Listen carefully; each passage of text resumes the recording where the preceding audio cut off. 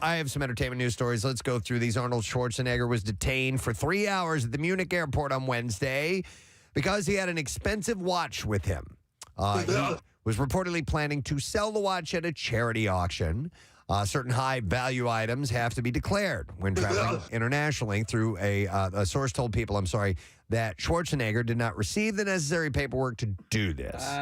The source said he cooperated at every step, even though it was an incompetent shakedown. Oh. A total comedy of errors. Snooty. That would make a very funny cop movie, they said. So I was seeing pictures of him surrounded by the authorities there, Preston, and you've always thought of Arnold as the Terminator and this huge, larger-than-life. Yeah. But he's just kind of a regular guy. Well, okay, so I assume that he has it in his luggage or something like that. Right. But do you have to declare it if it's on your wrist?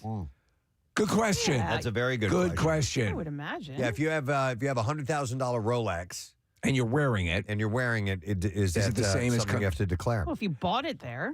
But if you... Well, he didn't buy it there. But if he He was didn't buy bringing it. it there to auction it off. Yeah, because you know what? Ladies, women might be traveling with very expensive jewelry. Do they have to declare that? That'd be similar to that, no, right? It has to do with buying and selling it. If you own it, you don't have to. So the question is, if he was wearing it going into flying to the airport, and yeah, this is a very tricky thing. Well, Kathy, they will ask you if you're traveling with over like $10,000 worth of cash.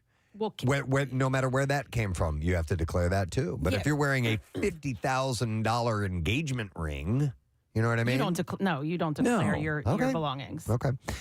So he prepaid potential taxes on the watch, but experienced delays in this process as well.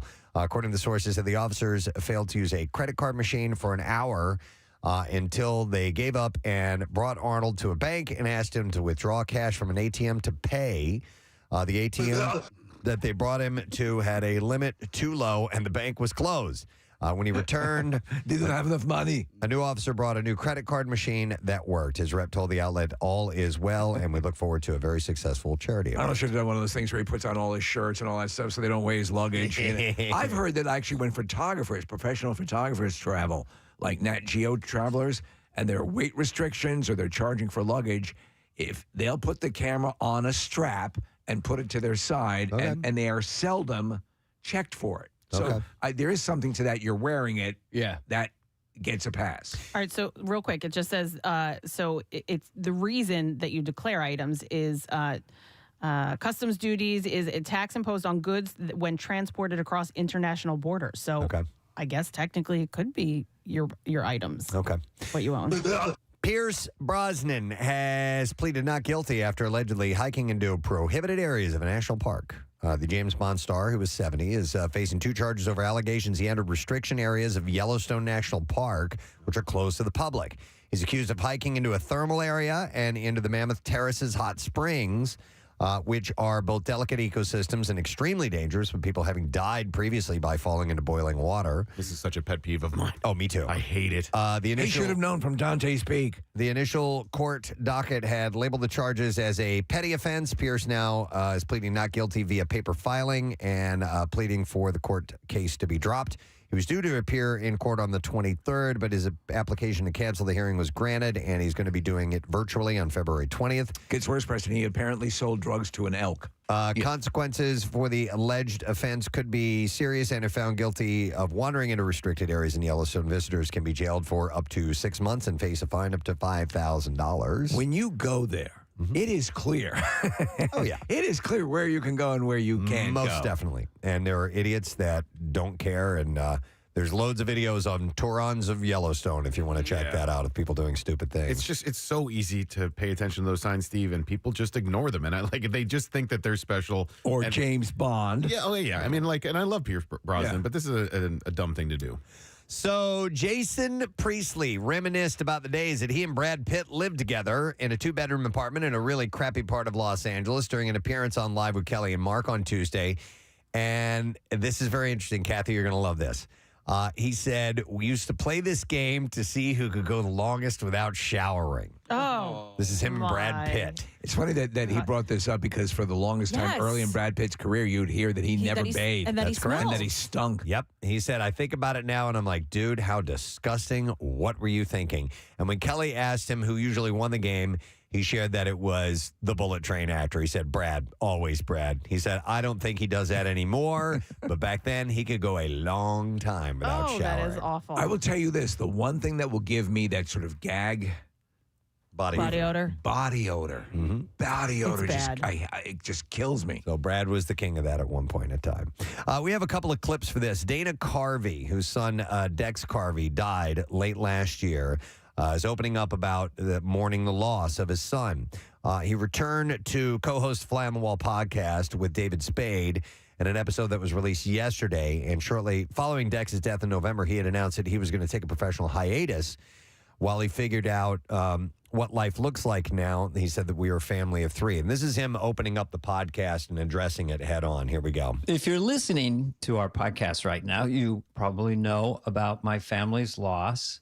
I thought about this over the holidays and I decided to come back to the podcast because I think, it's a long day where you're not working, you get in your head, and I think it's going to be a great break. And I think it's really cool to laugh. So with that, here I am with my old friend, David Spade, on with the show. And he says, a lot of people obviously naturally reached out to him to offer support. And this is what he says about that. I know it's very sweet. And if I could do anything, and you really can't, it's like me and my wife and our son's private journey, and we're all together and we do a lot of fun things. We really, we hike, go to church. You just want to make sure that you keep moving.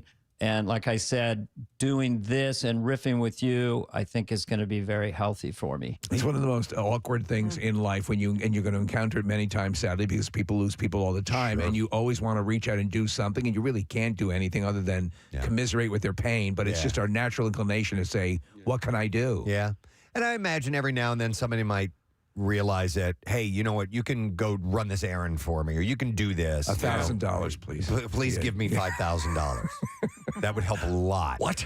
You are my good friend, right? Yeah. You just said it. You just said it. And he talks about, obviously, the pain associated with this type of horrific loss, losing a child. Because I'm kind of on the pain train, and with about millions of other people on this planet, and you don't know how long you're going to be on it, or when it'll stop, or when it will get better. But in the meantime, all this kind of stuff is very healthy. So He sounds in a good place. Yeah. For as good a place as you can be after something like that. He had a great relationship with his son, and then they did a lot of stuff together. So, but yeah, he's processing it well. But him talking about it will be helpful for other people. Yeah. Like him getting that out there and dealing with grief in a public forum. Somebody's going through that right now. Yeah. By the way, Steve, just for comic relief, I'm holding on to that $1,000 line. At some point when something terrible happens, Right, and yeah. somebody says, "Is there anything I can do for you?" $1,000, please. And once I get over the horribleness of whatever has happened in my life, I am going to say, "Well, $1,000 would be nice, cash, cash, if you would." Yeah. I'm gonna have to liquidate some assets. Moving on, People reports that Kate Middleton underwent a planned abdominal surgery at the London clinic on Tuesday. The surgery was successful, and as it is expected that she will remain in the hospital for 10 to 14 days, according to a statement.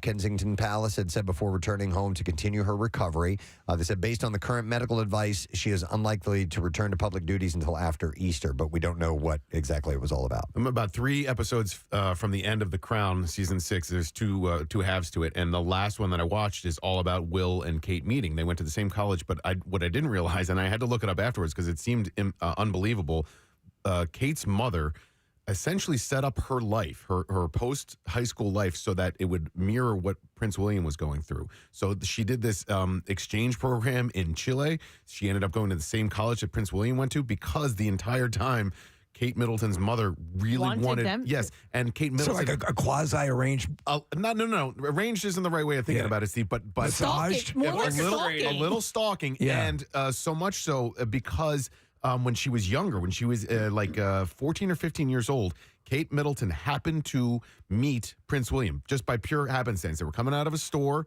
as she and her mom were shopping, and Diana, when she was still alive, was there with Prince William. Yeah. All of this is true, and it's documented in the show. And I was so fascinated by it. I was like, was this arranged the whole time? And it wasn't really arranged, and they fell in love and blah, blah, blah. But like they went to the same college for very specific reasons set up by Kate Middleton's mother. You'll find that with royal families throughout history, throughout the world. If you, God, I'm having a brain fart. The famous, the Habsburgs. Yeah. That was constantly, Yeah. they were always massaging relationships like that with their daughters for deals with other countries to avert war. Yeah. It's always part of the Where'd deal. they go to college? London County Community College? Yeah, they couldn't get into Edinburgh, so Yeah, they okay. went, See? the commuter school. No, they went to St. Andrews, which is in right near the golf course. Well, Nick, and also in The Crown, they cover, because I just started watching the final season, Okay. but that whole Mohammed Fayed and Dodi Yes. Fayed, that was all massaged and mirrored and very Yes. much intended. Yeah. So Mohammed essentially wanted to be a British citizen Exactly. and accepted by the royal family, and But the they way that he didn't. worked that was to get Dodi to date Diana. Yeah. Yeah. All right. Well, moving on to a couple other things. On Monday night, Io Adebiri had told her fellow Emmy winner Matthew McFadden, who's from Succession, plays Tom, and he was a winner as well, that she got grounded once for having a picture of him as Mr. Darcy from 2005's Pride and Prejudice as her screensaver. According to the People magazine, the Bear actor imitated her dad during their exchange, saying, "Who's this man? Who is this guy in that coat with the beautiful hair?" He later told reporters she was grounded because she had a screensaver of me as Mr. Darcy on her laptop. Good parenting. It's good parenting. I hadn't heard that, but that's good, he said. So they were having some fun with each other, which is great. She was funny when she got up to her for her speech. She talked about her parents who have immigrated to the United States, and she said, and they really worked hard to get to the United States. And what do you want to do? I want to do improv. And they're Yeah. like, yeah. So Josh Mall welcomed his first child with wife Audra Mari on January 11th. The couple announced it on Instagram. It was alongside a black and white photo of their baby's feet. Josh and the former Miss World America. I was just going to say, so who is he married to? Her name is Audra Mari. Mari is spelled Mari, I believe. And so, yeah, she's the former Miss World America. Jeez. Shared their child's name and wrote in the caption of the post, Shepard Lawrence Dumal. Shepherd. And, Interesting. Yeah, the little one joins Josh's 10-year-old son, Axel, who he shares with ex-wife Fergie. In fact, And then Mick Mars. Josh said that the newly minted older brother had the best reaction when he found out that Audra was expecting. He said, he's like, wait, what? Wait, you're still going to love me, right? And he said, I was like, of course I'm still going to love you. And he's like, I'm still going to be your firstborn son, though, right? And I'm like, yeah, you're the firstborn son.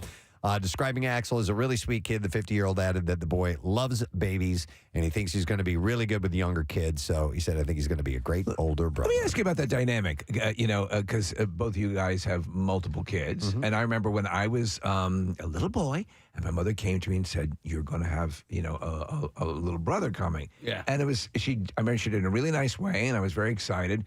But sometimes you see reactions where kids have that kind of reaction, like, well, what about me? Right. Ours didn't react that way. They were a little bit confused and because they were really young at the time. But we didn't get out. Okay. We didn't get No. It can't be! I was very excited because I was a little bit older. So Yeah. I was 11 when my youngest brother was born. So that was like, that was something exciting to look forward Something to. to torture. So Lorne Michaels spoke with Entertainment Tonight about his plans for SNL following the 50th anniversary show in 2025. He said, we're doing the 50th anniversary in February of 25, so I will definitely be there for that and definitely be there until that. And sometime before that, we'll figure out what we're going to do. And as for who could fill his shoes eventually, he said it could easily be Tina Fey. I think that would be a fantastic choice. She was head writer on the show for years. He said, but, there are a lot of people who are there now who are also, they could be good. And Tina's brilliant and great and everything. She's a very important person in my life, he said. So he's just kind of hinting at that, and you never know. But it's not happening yet. That might be in her future. Variety reports that Pauly Shore is officially portraying Richard Simmons in a new biopic. That is perfect. It could work. I watched a teaser of what was purported to be for this movie. Yeah. It looked a little cheap, and it really? has it debuting on, at least at the end of this teaser, as a YouTube movie. This says the film is in development at Warner Brothers. Okay.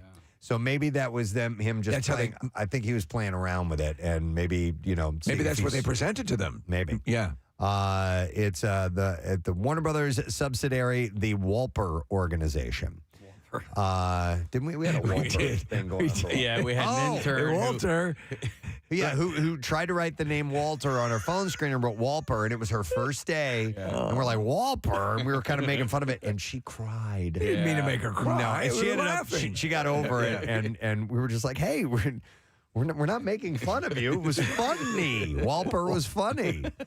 Anyhow, Simmons took to Facebook to address the news on Wednesday, explaining that he did not give his permission for the movie to be made. He said, "Hi, everybody. You may have heard that they may be doing a movie about me with Pauly Shore." He wrote, "I have never given my permission for this movie, so don't believe everything you read. I no longer have a manager, and I no longer have a publicist. I just try to live a quiet life and be peaceful. Thank you for all of your love and support." So legally, you can make a movie about somebody if you put in certain, caveats. And for example, there was that Jimi Hendrix movie that was not sanctioned by the Hendrix estate. That's correct. And they couldn't use any Hendrix music in it, Yep. that which is just correct. seems kind of wrong. Janis Jump or whatever. Janis Joplin. Yeah, from 30 Rock. 30 Rock. Yeah. But for the last decade or so, he's seemed pretty like he's Yeah. drawn back. He doesn't Reclusive. want people to know about him and whatever. I think what But- they're upset about, at least Simmons' family, is that it's kind of like the fifth Expendables movie, and that's the way they're going. It's going to be no, I'm kidding. But listen, if somebody deserves a movie about their life, He does. Richard Simmons. I know. Pop culture. Huge success story. But you'd wish I wish that he would Be a part of it. embrace Sanction it. and be a Yeah. part of it. I know. I agree. Holland Taylor and Sarah Paulson have been a couple for approximately 8 years, but the Chair actor doesn't see them working together in the future, except for maybe on a rarefied play. Taylor, she said, "I can't imagine. I don't like seeing couples doing things because I'm always aware of the coupledom." And she added that people have approached the pair with one or two projects. But the only thing that she could really see them doing together is a play called The Chalk Garden. Do you know this actress, right? She do. was the I know mom in both of them. yeah. Very talented. Yeah, absolutely. Both So of them. I didn't know that they were a couple, to be honest. Yeah, a couple. Yeah, they are. Are they a couple? Couple. Yeah, a couple. Yeah, a couple. There are many decades. I think there's like a 30-year age difference. There is. Yeah. There's definitely a big age difference. Yeah. Oh, she's from Philadelphia, Holland. Hey. Is she? Yeah, I didn't know that until just now. All right, I have two more stories. Sylvester Stallone treated fans. Ding, ding. My radar went out. I heard my name. I just heard. I normally tune out when he does Kardashians, but I heard my name. All right, so he treated fans to a rare glimpse behind the scenes This is of my nutsack. his most famous creation. Stallone famously turned down $265,000, which would be about $2.5 million in today's money, to let movie executives find someone else to play the Italian stallion. Yeah. Of course, it all worked out for him. It was the highest grossing box office hit of the year and earned 10 Academy Award nominations. Do you know for a while the movie company who they really wanted to play Rocky? Burt Reynolds. Yeah. Okay. Burt Reynolds. I could see that. Yeah, I mean, he was a big star Yeah, at the yeah. time. So anyhow, Rocky 2. Okay, so it ends. Spoiler alert. Yeah. Apollo Creed crashes to the floor and Rocky loses his balance. They fall down at the same time. They start the count. Right. And the referee gets to all the way to 9, and Rocky makes it to his feet. Creed does not. So it was one of the most famous scenes in that franchise's history. And after 44 years after it hit the big screen, Stallone has posted footage of him and Carl Weathers practicing it That in the is ring. awesome. Yeah, it's pretty cool. It's behind the scenes stuff. Love of this them stuff. working on the choreography. I couldn't find it's on Instagram. I didn't go to his Instagram account this morning, but I couldn't find the video online, but I saw some stills from it. But it's the two of them working out that very scene. And you can see people kind of the choreographers and the coaches watching them as they're doing it. But he captioned the post, practicing for the final fight in Rocky 2. Rare footage. Thought it would be fun to share. Keep punching. God, So- obviously we'd love to get him on the show, but he's spent so many years. Did you watch the documentary, the Netflix documentary on No. Stallone? It is sensational. There's tons of footage. He always had cameras rolling, especially when they were choreographing the fight scenes in the movies, especially for the fourth one with Dolph Lundgren, where Lundgren effed him up, like punched him so hard, like dislodged his heart. You know what's really funny about that? Because Arnold had his documentary, and they both kind of touch on the rivalry that they had in the 80s. And then they both released documentaries within like weeks of each other. Yeah, but now they're best bros. You remember there's that scene in Twins where he walks by the Rambo pole? Yeah. And there's a couple of them. There's, I think Stallone had some in one of his movies poking fun at Arnold. Well, and, the most hilarious thing is to hear Stallone talk about how Schwarzenegger manipulated him into taking the role, Stop or My Mom Will Shoot. Yeah. And how he had the agent say that Arnold was really hot on the role. Oh, no. It's hilarious. All right, one last thing. Universal Pictures has optioned rights to Anthony Kiedis's New York Times bestseller Scar Tissue. With a feature film project that is currently in early development at the studio. He will be one of the producers on it. Back off, movie child. The candid book profiles Kiedis, frontman, artist, addict, and ringleader. It features a deeply unconventional father and son story set against a substance-fueled 1970s and 80s LA punk scene and examines without judgment how Kiedis' experience shaped the music eventually embraced by millions. Back off, war child, seriously. Do you have the, that would be a waste of time. That would be a waste of time. That's Anthony in Point Break. So Universal in recent years has shown a knack for delivering the goods on biopic-based on musicians front. The NWA pick Straight Outta Compton was a massive box office hit and also earned an Oscar nomination for original screenplay. So they've been down that road Did you see before. that one? I did not. It's good. Yeah, it's what I very heard. good. I heard Yeah, it was great. All right, we're ready for clips. The chaotic comedy special Eric Andre Live near Broadway is loaded with guests and fan favorite appearances. Here, Eric Andre talks about keeping his composure while pranking a celebrity guest. Here we go. I'm not in like a sit back, relax, and laugh kind of mood. I feel like a tremendous amount of pressure. I've done so much work and so much prep has gone into bringing that prank into production that I don't want to be the one that blows it. I don't think I want to see it. Eric Andre Live near Broadway airs tonight, and that is on Adult Swim. Here's our next clip. Captain Olivia Benson and her squad return for a landmark 25th season of Law & Order SVU. In this clip, Mariska Hargitay talks about carrying on the tireless voice for the voiceless with TV's longest feminist story. 25 years ago, I started the show as, a new cop. Elliot Stabler was further along in his career, and I was sort of looking up to him, and he was leading it and trying to figure out and sort of where we were culturally again about female and male roles. And this is a character who has truly grown into herself and into her power. Translation, boring. Law & Order SVU, Season 25, premieres tonight on NBC. Season 25. It's unbelievable. Man, oh, man. All right, and there you go. That's what I have. Our entertainment report for this morning. We hope you're going to hang out for the duration of the show. We have several reasons for you to do that. One of them being we have a trip to Clearwater, Florida to join us for spring training, the Clearwater Word of the Day.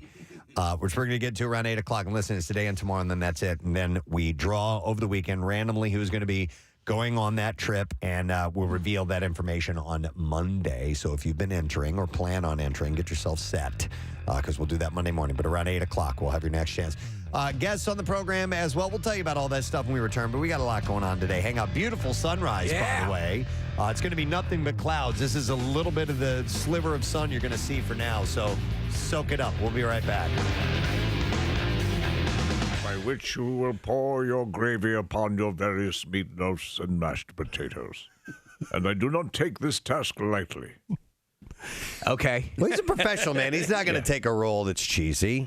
I understand If it is 1 degree colder, I have failed as a gravy boat, and I shall hurl myself off of the bureau.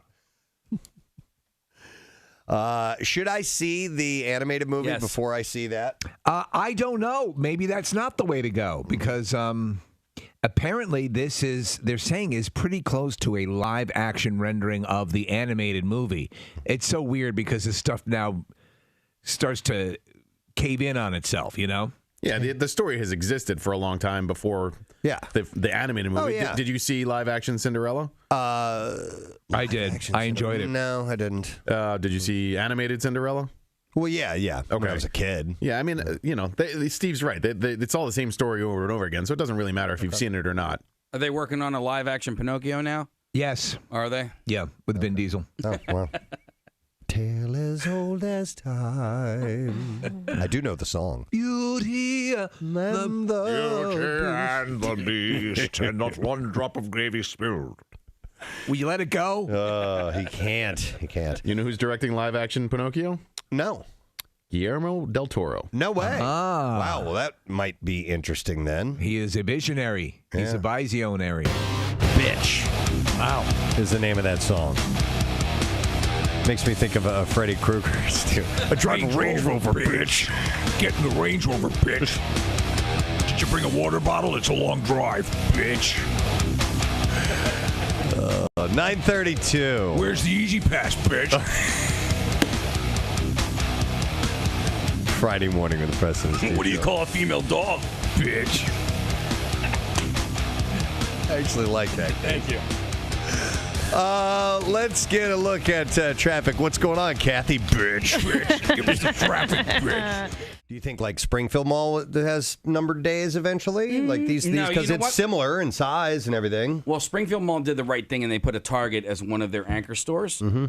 So that brings in a lot of traffic. It's always packed now. Sears and Boscov's have kind of. And What are the JCPenney's plans was for the those? other Are they going to remain in the area? Because I know they're putting in apartments. Are they not in condos? You know what? I don't know. It's going to be a town center, and there's going to be residences there as well. I don't know. Are they going to keep those stores though? Oh, those stores? I think so. That's why they're not down. Although Sears is closing a lot of their stores. But We've there's got great plans for the area, bitch.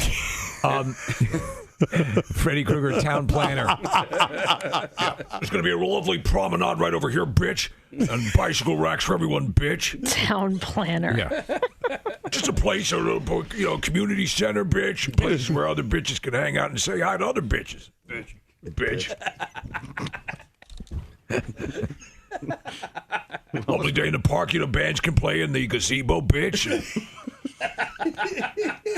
What about things for the kids? Things for the kids, face painting, all that stuff, bitch. It's become cordial. He's pointing with his razor gloves to all the areas around. Kind of a pond, or like a large koi pond, or something for the ducks, bitch. All green, though, bitch. All green. Environmentally friendly? Yeah. I'd love to see Freddy Krueger as a realtor. Great schools in the area, bitch. And here's a nice cupboard for, your little knickknacks, bitch.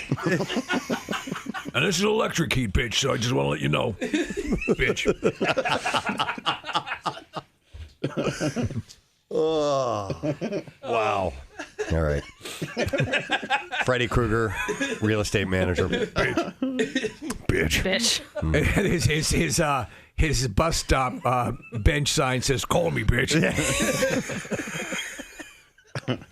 He's his face. Tom Skivington of the underworld. Right.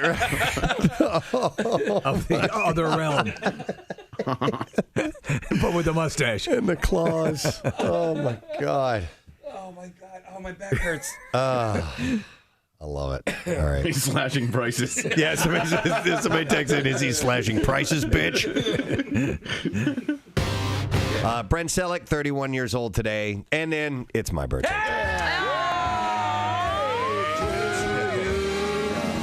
Happy birthday to you. Happy birthday, dear Preston. Happy birthday to you.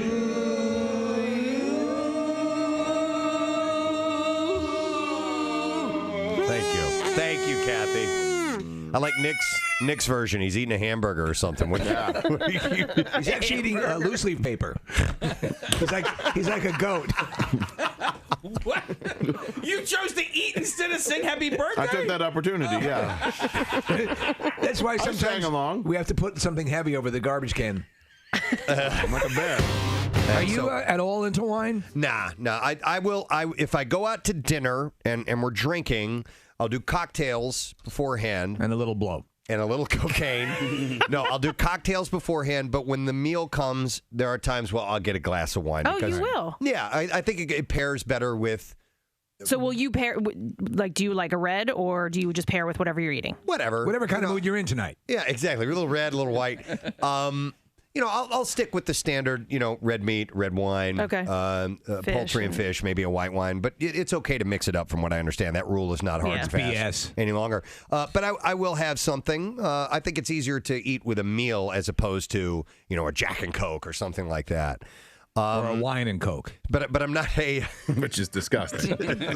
Well, have you ever tried it? Yes, I have. Did you put Pepsi in my wine? Of course I have. A wine and Coke? Was this in the early days? Yeah. It was When you put anything in Coke. Yeah. Well, Gin and root beer. Yeah. It's like, whatever. What can we mix with this? Cranberry juice and rum and called it crumb. That's not good.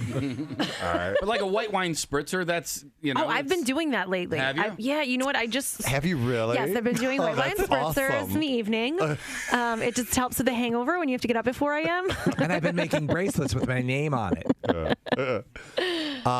So anyway, but I do drink wine, but I'm in no way, shape, or form do I have any room to speak on it. My wife is definitely, she's into wine, and is this volcanic thing actually piqued her interest. Okay. Casey, though, with the white wine spritzer, seriously, I won't take, it has to be a certain grade wine. Like, I'm not going to take something that's, mid to higher level and add, a spritz, spritz it up. Yeah. If it's called piss wine from the Piss Valley, I'll spritz that. Yeah. So you do like a Ernest and Julio Gallo or whatever. Right. I'll have a glass of piss from the Piss Valley, please. It's not going to taste good. This is a 78. But tasting a white wine from Santorini, Greece, Zabo described the wine as... I am Zabo. As salty, saline, and crunchy. Everybody, Zabo's here. Zabo. I am Zabo. Crunchy wine. Crunchy. Do they can they grow grapes hydroponically? Sure. And would that make They could do anything. Yeah, right? They made RoboCop. Yeah. The movie. They did. He's not wrong. No, technically he's not wrong. No. They can do anything. He also tasted red wine from Canary Islands in Spain and another from Italy, which he described as being wonderfully perfumed, savory, potpourri, floral, and substantial. Did he mention RoboCop? No. Not Zabo, what about RoboCop? What are you talking about? What? I know you guys think I'm crazy sometimes with my taste palette, but there are, if I look at a menu, a wine menu, I will know, I don't typically like, and it's a wide range, but any wines from California. I don't think I've... Yeah, and it can be anything. It doesn't have to be one specific wine. You but don't like them? Typically, anything that I've tasted, if it's from California, and I don't know, maybe it has something to do with the soil that the grapes grow in. You said you're not fond of Mexicans. Stop it. I never said that. I'm part Mexican. Oh, okay. Well, then why would you say that? That's crazy. No. There's some people... you might have a palate for it. That could absolutely be it. But I'm just wondering, maybe it does have something to do with where it's, where the grapes are grown. Yeah. I don't... There's a documentary a friend of mine recommended. I haven't seen it yet. It's about sommeliers, master wine tasters, and and I haven't seen it yet, but he said it's about Somalians. No, in the scene at pay attention. In a scene, some friends are talking to the guy. He's like, "Come on, do the thing, come on." And he's like, "I don't want to blah blah blah blah this and that." So he ends up giving in, and they pour him a bottle of wine. He does not know where it comes from, anything like that. He is able to sample it and has such a refined palate that he can not only tell you the type, he can narrow it down to the exact vineyard that it came from. Gosh, what? Some people have these incredibly sharp palates. They're basically the Michael Jordan of the wine world. I mean, it's this rare genetic ability to do something that you can be trained as a sommelier and make it to a level where you can work in a nice restaurant and know a lot about wine. But unless you have this innate ability, you're never going to be like this guy. It's like people with perfect pitch. Exactly. And there are people that can smell things as well and know exactly the origin of it, what it is. RoboCop has a gun in his thigh. Well, to reference a movie. Move along. Drink your wine and move along. There's a scene in one of the Hannibal Lecter films that he leaves a scent of a hand cream on a letter, and they bring in all these perfume people, and they're able to smell and find out exactly where it came from. And there are legitimately people that can do that. Same thing with wine. People who work in the perfume industry are paid many millions of dollars because of that ability. Yep. Not that I'm an expert, but I drink Sauvignon Blanc and from New Zealand. There are different wines from New Zealand that I really really love. But to some people, it's going to taste very similar. It's going to taste the same. So we did a taste test, and it was 4 different Sauvignon Blancs from New Zealand, and I picked out each one and which was which. Okay. Wow, you're like the RoboCop. Well, no, but it was like you're like the RoboCop in New Zealand. I'm from New Zealand. Lead me to your wine. No, you have a great nose and a really refined palate. And awesome boobs. And a pointy nose. I would not say a great nose, man. I can't take scents. Like it gives me a headache. Your nose has abilities. Yes, it does.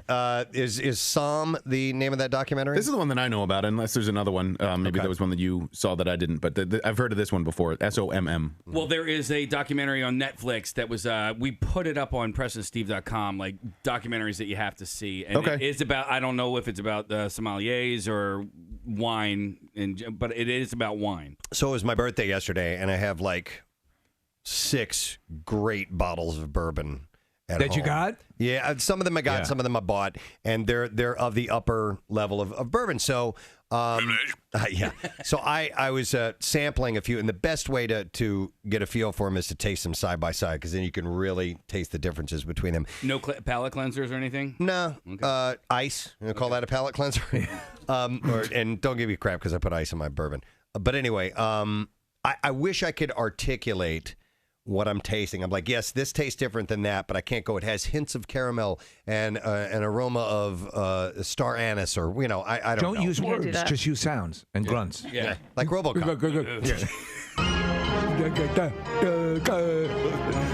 What about Bob Clip? All right, let's see if we can get the answer to this question. The poinsettia plant is indigenous to what country? 215-263-WMMR. I'm going to go to Mark for the answer. Hey, Mark, how you doing? Good morning. If I win, will this be enough to spray Kathy's bush? Yes. Yes. It very well might be. Yeah, Please, that's Mark, fine. give us the right answer. Is it Mexico? Mexico. You can spray her poinsettia. You are correct, Mark. On your fact sheet, does it say where the name came from? No. It derives its common English name from Joel Roberts Poinsett, who was the first United States minister to Mexico, and he introduced the plant to the United States in 1825. There you go. How about that? And I was just curious how it became associated with Christmas and why. Maybe just because it's red and Santa Claus, and I don't know. It was Jesus' favorite plant. Oh. Yeah. I had no idea. He visited Mexico. He did a little travel in his earlier years. Traffic on 93.3 WMMR. All right, later on this morning, Nasim Pedrad will be joining us talking about our comedy series, Chad, and we are also going to have Deanna Colon, the Jardiance commercial singer. So Casey loves her. We got a hold of her. She's going to be on the program later this morning.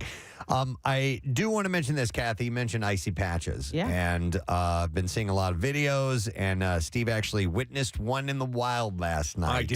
I did. Somebody slipping and falling on the ice and just getting their ass handed to them. So we were going to Bill Weston's retirement party at Positano Coast. And I parked in the parking lot of the building, just right around the corner. And I'm walking towards the restaurant, and I see someone nicely dressed walking across, and they hit a patch. And oh, no. I'm sorry. It's funny. It looks. I know. The legs went up. I know. Now, fortunately, the person was in some good padded coat. It was thick, so it wasn't like, nothing to protect.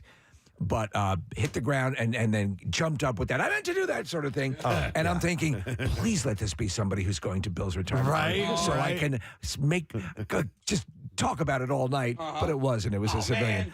But it's one of those things where, and then you feel lesser as a human being for finding it amusing, but you can't help it. I know. Our friend who was in here recently, Chef Brian Duffy, he posted a video not that long ago, like after one of these storms, from his Ring camera. He was walking down the steps from his house to go to his car, and he slipped, he fell. No. I mean, he slid, and you can hear him. He's like, F, like just, and he's like, oh, come on, like, did I need to start my morning out like this? But I mean, he posted it, so obviously he was okay with it, but I must have watched it 10 times because it was so funny. So from the storm the other day, our driveway is not completely cleared. So we get home from the event last night. Kathy and I drove into the city together, and I get home, drop Kathy off, and I go back to my house, and Steve, I get out of the car, and it, like, over the last day and a half, 2 days, there's been so much melting and refreezing, and it was so damn cold yesterday. And there's a lot of, like, black ice. There's black ice, and it was, I don't know, maybe like 9:45 or whatever when I get home, and all I want to do is carry my stuff into the car, from the car into the house, and as soon as I get out of the car, my left foot slips out from underneath me, and I start to fall, but I caught myself on the car door, and then, Preston, to get into the house, it was little slide steps, baby steps to get in because I was terrified I was going to you're lose suddenly it. in a Busby Berkeley musical where you're going sideways. Right. I just I was trying to think of my own moments that I've had, and I just flashed back to a very special moment. And I thought we were having a good time. It was me and Marissa, and we were. She's already laughing. We were in Cardboard Classic. What's the restaurant we would go to afterwards? Louis Prime? Louis Prime. Yeah. Prime. We're walking through the parking lot, and my feet just went out from under me. I hit the ground. Oh, my God. She, busted out laughing. concerned by my well-being, is dying laughing. She is always good for a hand. And she always good for that. A helping hand. I hit the ground. Oh, my God. It was Did you get hurt? No, I mean... You were in winter clothes. Didn't feel good. Right. Yeah, but there's a difference. I wasn't hurt. To be fair, I've done the same thing to even family members. I was having lunch with my mom at Ponzio's. This must have been 15 years ago. I walked to the side of the car, the passenger side. She walked to the driver's side. And she just disappeared. It's hilarious. You cannot. It's like a fart. It's inherently funny. Yeah. So you can't deny the humor of that classic slip and fall. But I can't. I don't. If somebody hits their head, I can't. I hate that. Well, yeah. There's no. You know what I mean? Like, I have to just make sure that they didn't bonk their head, because there's the news footage of this couple that they love to run in the snow. They're snow runners, and so the person interviews them, and they're just talking about how it's great, and then they run off, and the chick, she falls and she smacks the back of her head, and I was like, oh man, I hate that. If she didn't hit her head, I'd be laughing my ass off. So, listen, what I love, Preston, is, and I've done it. It's happened to me where you're like, okay, I'm going to play this. I've got that patch. I'm going to do that sort of cat stepping in and around, and I have my strategic plan, and then you hit a patch of ice and you just go down. So you look like you're gonna win, and you lose. A series of videos have been falling into my Instagram feed, and it's people not just slipping and falling, but slipping and then sliding all the way down their driveway. Yes. Those are a scream, man. Oh, we're watching. Nick just pulled up the video of what Casey was describing, the snow runners. Yeah, we run in the snow. Whee! And you can see the slick spot, and boom, she does hit her head. But the people who slide all the way down their driveway, because you're just... There's nothing you can do. It's just momentum, and when it's over, it's over. You just got to hang on for the ride, man. When somebody's on a slanted driveway, I just saw a video last night. It was on my Instagram feed. The dude, and it was just so funny the way he did it, because he slipped and fell, and he was kind of laying on his on the side of his leg, and then his hand was down. So it was kind of like he was posing like on a beach or whatever, and he just kind of like just slid sliding. off. He's like, I got to ride this out. The first one that I got was a guy walking out of his front door down the steps, and so he's off. He's going down a stoop, and there's a handrail. Yeah. Oh, dude. I saw that. And he falls, and he catches the handrail, and he weighs too much for it. The handrail snaps off. It's like a wrought iron handrail, right? Yeah, it's wrought iron. It snaps off. He rolls down the front of the lawn. The lawn is all iced over, and it's just It's wonderful. Once you get momentum on ice and you're moving, and I remember I told you guys this story about the 100 steps when I lived in Manhattan. And I did not realize that a thin layer of ice had formed over the water. And I'm going down for my hike. And, there's stairs and then a landing and then stairs and then a landing. They redid the 100 stairs for that very purpose, for idiots like me. And I hit that first step, Preston, and I all the way down, look like an idiot. This isn't ice, and we'll take your slip and fall calls if you like, 215-263-WMMR. This isn't ice, but Caroline and I went to Maine, and we went to Bar Harbor, and we stayed right there on the water. And the tide would go out. And when the tide would go out, it was just these exposed rocks. Cool. And you could walk out there, and it was really cool. You had like yards and yards, like a good 50 yards or so. Yeah. And I remember looking at it going, I'm like, that looks kind of slick, but I don't think we should venture out there. But we took a couple steps out, and I'm like, oh, this ain't so bad. Yeah. They're not so bad. Now you have the confidence. And I'm walking around by myself with a camera because it was the off season. There wasn't hardly anybody out there, but there was a few people here and there. And Caroline wasn't with me, and I got on this rock and just legs up, boom, hit my back. Thankfully, not my head. Yeah. You know what the first thing I did was? Did anybody see that? Oh, yeah. Immediately. I'm I'm whipping my head around. I'm like, oh, thank God. That will override everything. Yeah. Then sensation 2 was, oh, God, that hurt. But first and foremost was, did anybody see that? When I shot down those stairs, that's the first. Please, no. Yeah. Yep. And then you're, okay, how much pain, and then will I ever be able to walk again? All those things. Yes. But the first thing is, who saw that? Did anybody see that? Nick, I think it's Hawk Mountain, where the top of the hiking trail, it's all giant boulders and you're bouldering and stuff. And I slipped and I fell off of one. And thank God I was wearing a giant camelback. It was not only a camelback, but also a backpack, because I fell, I don't even know, 4 feet backwards. And it's awkward falling. And I fell completely onto my back, which, dude, I had stuff in there, water, and so I ended up not hitting. No, it ended up saving me. Right. I mean, I probably would have had to have been carried out. Please understand that what I mean. I would have loved to have seen that, knowing that you weren't hurt, but to fall backwards on your backpack would be pretty funny. I was, Case, I was playing golf. I was walking, so I was carrying my bag, and I was walking across a bridge, and it was a wooden bridge, and and it was wet. It had rained a little bit, but I'm wearing my spikes. I think I'm fine, right? And no, sure enough, boom, both legs go out from underneath me. I fall straight back. But I landed on my bag. Oh, thank God. And otherwise, I probably would have hit my head. Oh, yeah. Most definitely. And of course, first thing I do is look around.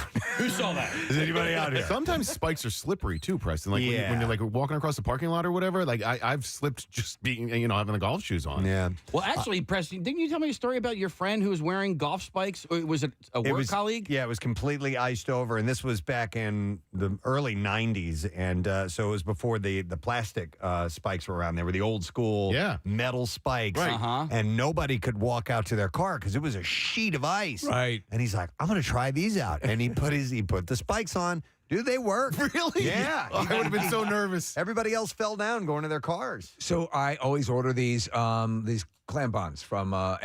Yes. Crampons? They're just rubber, and they go right over the bottom of your shoes, and they've got the little metal spikies, Spikes. and they really do give traction. Or there's the ones with the coils too. Yeah, you know what? Those annoy me because as you're standing on them, you feel like you're on a tightrope. But those, Kathy, these things just pull over quickly, and just that little bit of metallic stuff to dig in helps. By the way, I like this, and I think that this is this should be like a pass that you could use. This texter says, if I fall down my driveway, I'm just going to go back in and call today and start over tomorrow. There was footage. That's a good idea. Footage, Preston, you talk about this slide when you have, and maybe it's the kind of pavement that we have these days that seems to accelerate, that happening. But this guy goes down his steps, slides down, and then when he hits the bottom, he's basically sitting hunched over with his legs sticking out, and he slides backwards. He just slowly. You can hear it on the sliding. ring camera, and then he hits just gently nudges against the chain link fence at the bottom of the thing, but he goes the entire distance, and the look on his face is like, F it. Yeah. There's an NBA player, DeAndre Ayton. I think he plays for Portland. He couldn't make it to the game last night because it was iced over. Oh, no kidding. Yeah. So he couldn't get out of his neighborhood. I guess maybe, he's not used to driving in the ice or whatever. And so people from the team came to get, and they couldn't get him out. Oh, my God. And so he just missed the game last night. Our Xfinity mobile guest line has someone on there. Oh, yeah. It's Chef Brian Duffy. Yes. Kathy saw the video, so let's go to our good friend, Chef Brian Duffy. Hey, Brian, morning. Good morning, everybody. Brian, I'm sorry. I watched it like 10 times. I laughed every time because it's not just one like slip and fall. There's like multiple. You go over like a little bed of flowers and like behind your car. Yeah, it was really, it made me very happy that I walked out on the front step and then I just slipped. And I don't know what happened, but I had 3 cups of stuff in my hand. Oh, no. Oh, this isn't, by the way, this isn't recent, like in the ice and the snow. There's no snow or ice on the ground. No. What the hell did you it's slip just on? ice. It was ice. ice. It was a couple weeks ago. Okay. Yeah, and it just happened. I always have like a 32-ounce like Nalgene bottle, and then I have my athletic greens, and then I have my mushroom coffee, and I didn't spill a drop of anything. Nice. But I sat on the ground, and I just kind of looked around and thought, I hope nobody saw this. Do you know that, Brian? I was so defeated. Yeah. Well, and then I got up and walked over and I salted the steps so it doesn't happen to anybody. Well, the bane of existence these days is virtually everyone has some sort of Ring camera or some camera that's always rolling when there's motion. Yeah. So all this stuff is memorialized, and is that how we got your footage? Yeah, exactly. Yeah. And I didn't even think about it until a couple of days later, and I was like, "All right, that's got it." Yeah. And you know what, Brian? I think it's a victory. This is the fact that you didn't spill anything. I think pretty amazing. Yeah, that's really amazing. Oh, yeah. You've seen the footage of the guy walking out of his house with a crock pot full of chili. Oh my Dude, God, it's so good. Or when I posted it, everybody came back to me with the poor guy who walked out and slipped down the steps and ripped his railing out of it. Yeah, that's one of the best. It's the best. It's one of the best. Yeah. Well, thank you for sharing that because there was plenty of entertainment to be had with that. I'll bring you guys some food soon. All right. Thanks, Awesome. Brian. Appreciate it, man. Right now. Take care, bud. All right. Let me get some calls. We got a bunch of people calling in. Jen was our first. She's been on hold for a while. Hi, Jen. Good morning. Good morning, bitches. Good morning, you bitch. What's up? Listen, I look like a bitch when I slipped and fell in the parking lot. I'll tell you that much. When did this happen? It was literally the very first day of my job. I cool up. I got my bags and everything. I get out of the car, little icy. It was in January, and I ate it. I slipped. I fell. My feet went above my head. It was a mess. Oh, my First goodness. thing I did, I looked around. I'm like, oh, did anybody see me? Yes. Nope. Yeah. I was like, there's nobody here. There was like 2 or 3 cars in the parking lot. I ended up leaving that job about 3 years later, and one of my coworkers said, reminiscing, do you remember your first day at work? Sad to see you go. I'm like, yeah. He's like, do you remember when you slipped and fell in the parking lot? And I looked at him. I was like, oh. I was like, nobody saw me. He said, I watched the entire thing from my 6th floor office. Oh, my God. That's the best. Because the entire building would have known, but he did me a solid, and he did not tell anybody. Oh, my goodness. Thank you so much. Yeah, right now, like in my house Jen. alone, I have so many cameras. If anybody within a couple of block range around my house bites it, I've got it. Yeah. You know what you do? You do feel so defeated, though. I remember once I fell and I got up and I started to pout. I was like, oh. I've been walking for years. Yeah. My friend had a restaurant. It was on Brookline Boulevard in Havertown, and I don't think it's there anymore. But we were having kind of a mini high school reunion fundraiser, and we were outside having a cigarette. And our friend walks out and press. It was one of those things where the step down was kind of a half step, and that messes people up. It throws off your cadence. It really does. And this girl comes out, and she's mid-late talking. She's like, "Hey guys." Dude. Falls it was so funny, and me and my friend Katie, we were crying laughing. so hard. And we didn't. Bill never shared that footage because he had the security footage and he never shared it with me. I wanted to see that again because it was just the best. So what are the? And just quickly, I think you said, is it 6 hours from the end of snowfall to the time you're responsible for your sidewalk to be cleared? Yes, legally. In the city of Philadelphia, 6 hours. Okay. When it stops. Right. Yeah, you have 6 hours to clear it. All right, I'm going to go to Tony. Hi, Tony. Good morning. Hey, good morning, Preston. Sorry to bother you on my way to work. No, we're happy. What's up, man? I was the bulletin paper boy who was hanging upside down the fence the other week. Oh, yeah. I remember that. So, all right. So anyway, it's a birthday dinner in January. We're out. We have multiple bottles of wine. We come back to the house. We decide we're going to go in the hot tub. Me, my wife, my best friend, and his wife, Amy. A few more bottles of wine later, Amy decides it's time to get out of the hot tub. Okay, now the hot tub is on the deck, but the deck's enclosed. Okay, but it's all wet around it. She's a very petite woman. She gets out of the hot tub, hits the ground, and disappears instantaneously. Oh, man. We're all focused on the TV remote, which is now up in the air. We're in time compression now. We're watching it. Yes. None of us can reach it. It drops into the hot tub. Oh, no. She's on the ground. We're too concerned about fishing the remote out of the hot tub. Nobody even thinks about poor Amy. Yeah, those remotes are expensive. Oh, yeah. It's like $50. So we finally get the remote out. I'm like, where's Amy? we look over the edge of the hot tub. She's still on the floor. She's laughing in tears. Oh, good. Let me ask Preston. Go ahead. Just Preston. He had it enclosed. If yours is outside, correct? Yep. Do you? If you're out and about, I mean, Turns to ice very quickly. Yeah. Once you get out of the tub and you're wet, and we make our way back to the house, you can guarantee there's going to be very slick ice within seconds sometimes, and you walking back is a precarious situation. So. I appreciate you taking the call today, guys. And Press, my advice to you is put the hot tub indoors. All right, thanks, Tony. No, I love it outside, actually. We're looking at a video of Casey. Or was that me? No, that's me. But I consider this a victory because I didn't smash my head on the ground. This is Casey at the Cardboard Classic pushing one of the sleds, and right when he gets to the edge, it actually looks like you're on a kick line. It's very impressive. He slips and falls. I mean, but the crazy thing about that is, all right, so the initial thing happens, you fall, and then you have to do a quick diagnostic. Okay, did I hurt anything? But then the next day, the whiplash that you feel. Oh, yeah. Catches up with you. Mm-hmm. I want to go to Cheryl. Hi there, Cheryl. Good morning. Good morning. Good to see you. You too. What's up, Cheryl? So this is, I'm from Delco, Havertown, Casey. Woo. So, wow. Woo. At the end of January, right before COVID hit, I decided to go outside and get a soda across the street. All winter long, the thinnest layer of ice.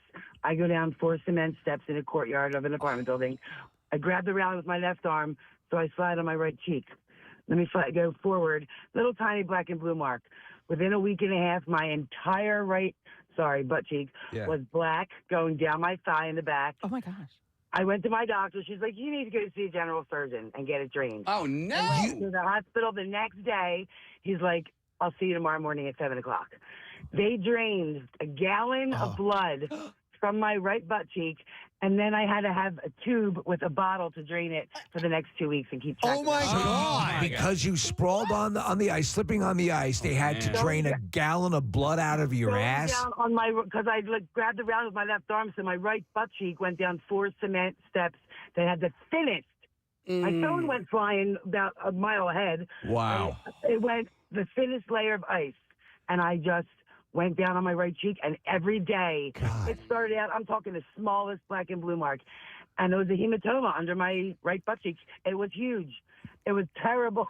So you must be, so if there's any sort of icy condition because you live through that hell of the perpetually bleeding ass, you must be mortified to go outside in any sort of inclement weather. I got a brand new pair of boots yesterday at Kohl's, and they are wonderful, and I take baby steps. I don't care. I'm 54.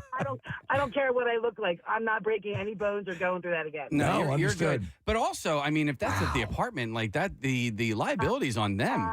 I called the attorneys. I didn't want to. People kept saying do it.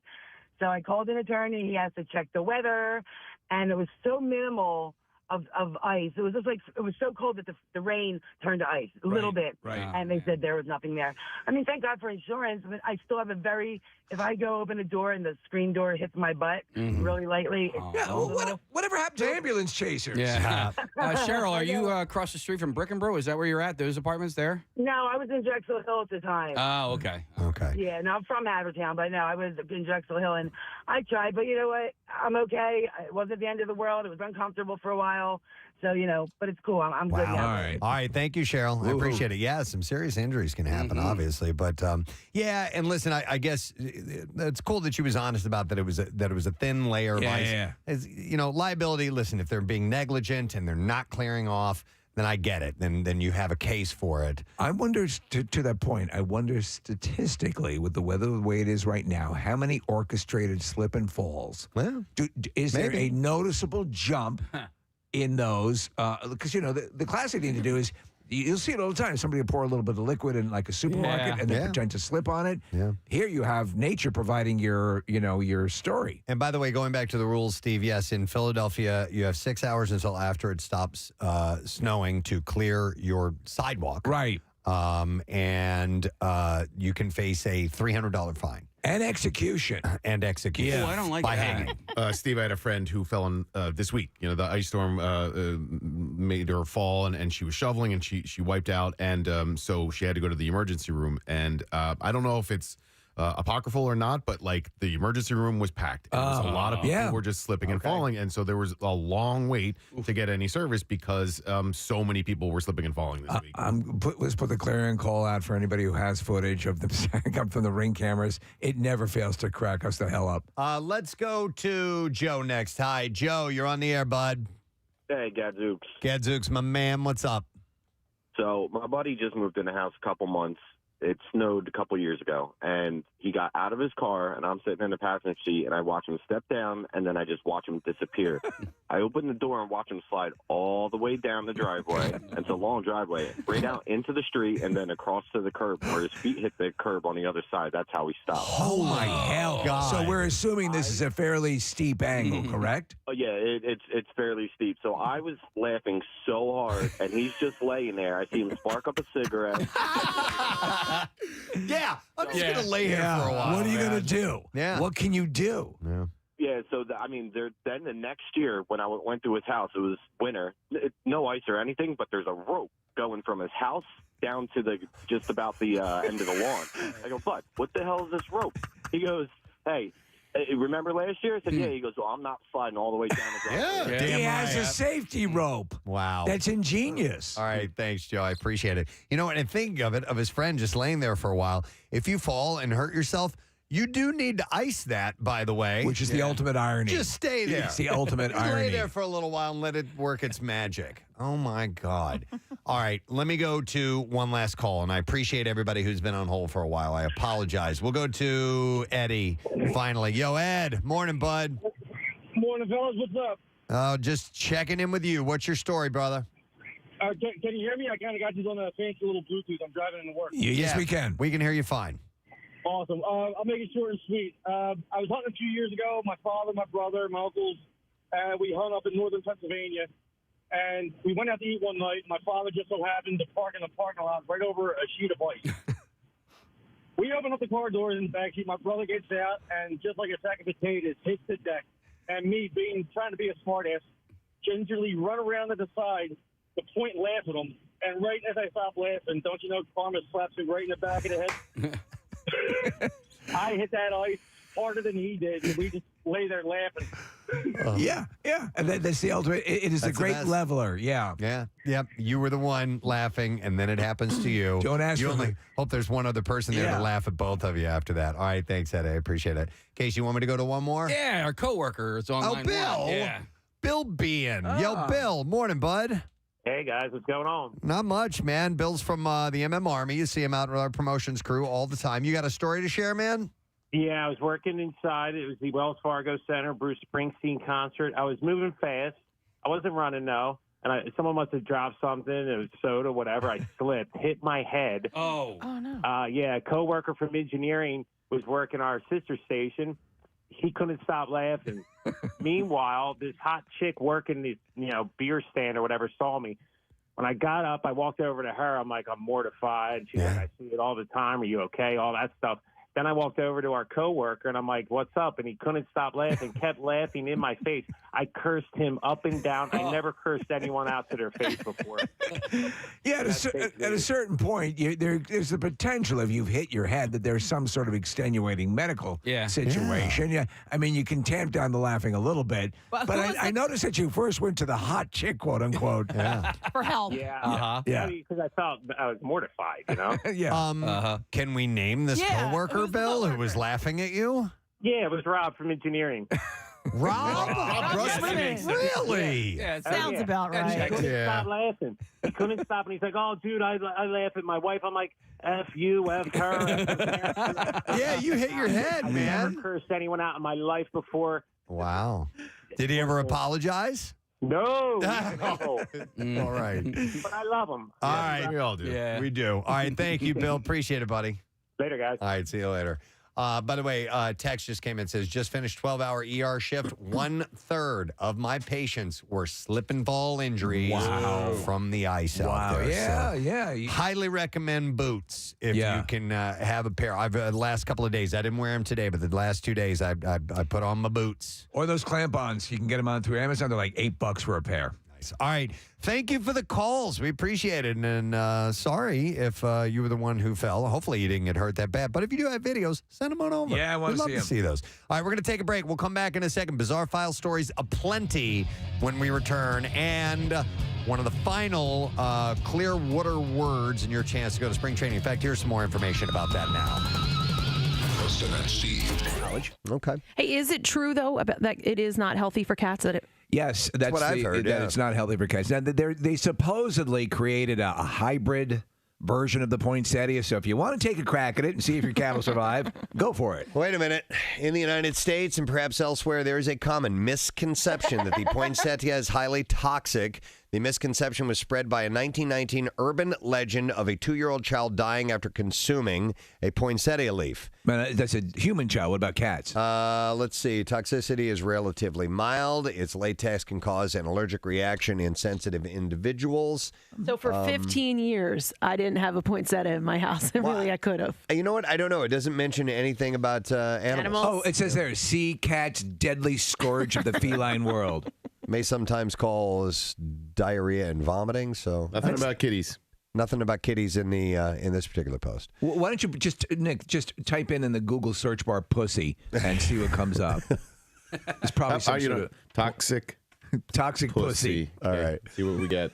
All right. Only $19.95 a minute. I will move along. Get back to me if you find anything, Nick. Paula Patton. Oh, Yes. dude. What? I'm doing what Steve said. Take it off. May I just make... So he typed in toxic pussy, but he had it on images. No, you don't want to see that. It's standard stuff. Go to videos. Maybe there's cats in that. Now we know it's bad for your cat. Go to videos. Put up the videos. What about Oh, shopping? Toxic Pussy is a band. Oh, that's a good band name. Yeah, it is. All right. Okay. What's your next story? Dan Rather announced a new social media page in the midst of January's flying fake news and alternative facts. It's called Shart.com. Shart.com. Okay. Now join on Snapchat where I show a sexy new way to work out. I love your dad, rather. He said, I got into news in the first place to be a part of something noble and bigger than myself. For those reasons, I am starting a second Facebook page called News and Guts, a digital news feed of sorts. He said the goal is to inform, innovate, and inspire. He said this Facebook page will be under the stewardship of a very talented group of reporters who work at my company. These are men and women who know real news. Check it out at toxicpussy.com. It was the only domain name available. Yeah. Unfortunately, Shart.com is taken. Ah, son of a bitch. I know. They make T-shirts. Which actually should have been ours, right? Yeah. They reported. We always have great ideas years after other people have had them. He said they've reported with me. Again, that's toxicpussy.com. About cats. Yes. Right? Yeah. And the reaction to poinsettias, which can be toxic and lethal, hence toxic pussy. I don't know why I didn't bring this up earlier when I was talking about accidentally drinking last night. Yeah. But the tourism, and you guys know I'm a bourbon and whiskey fan. The tourism is way up in Kentucky. Because of this? The Kentucky Bourbon Trail. Wow. What is the Kentucky Bourbon Trail? Well, they've got loads of distilleries. So it used to be, and it isn't as much anymore, when... I assume it's not a straight line. No, to call a spirit bourbon... Yes. Part of the requirement is it had to be distilled in Kentucky. All right. There's another requirement. It has to be 51% corn, I believe. But now there are other... now people are labeling bourbon even though if it's not made in Kentucky. So they're actually... There's a local bourbon. It's called Kinsey.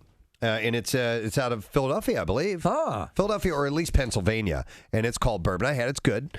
But anyhow, so Kentucky has a bourbon trail. So all of these distilleries, my dad and I went and visited the Maker's Mark distillery a few years back, which was really, really cool. And there's, Jim Beam and Wild Turkey and Woodford Reserve and just all of these different ones, Four Roses, Evan Williams.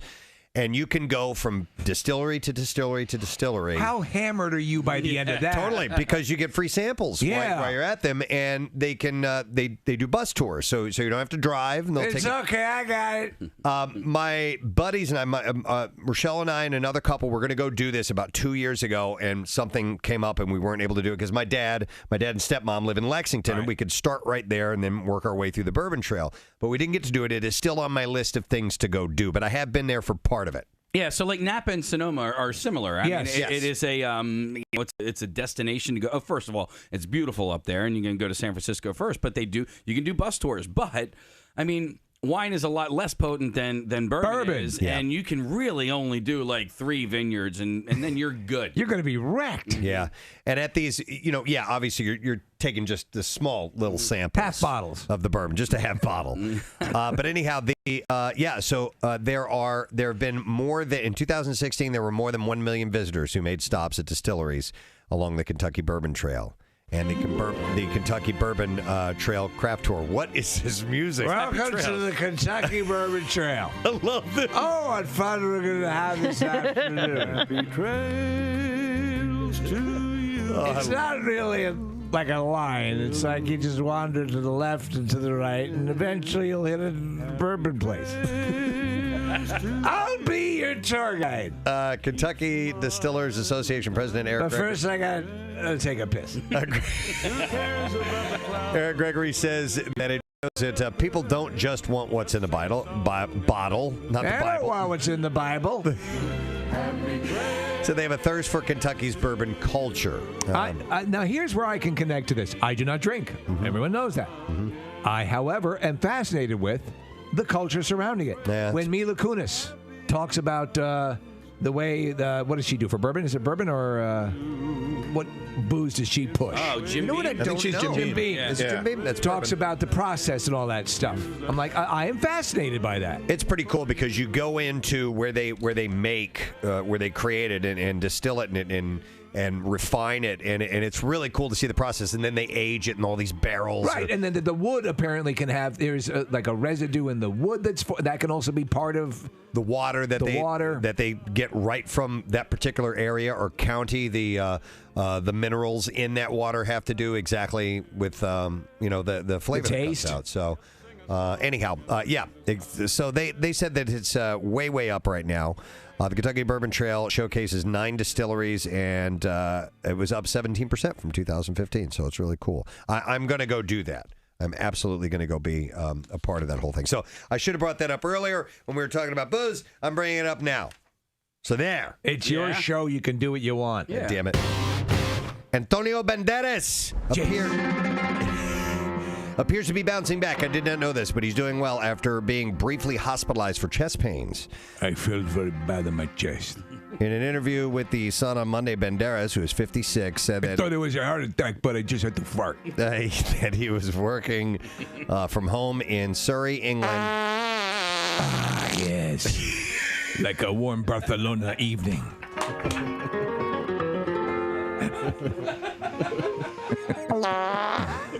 I miss my home.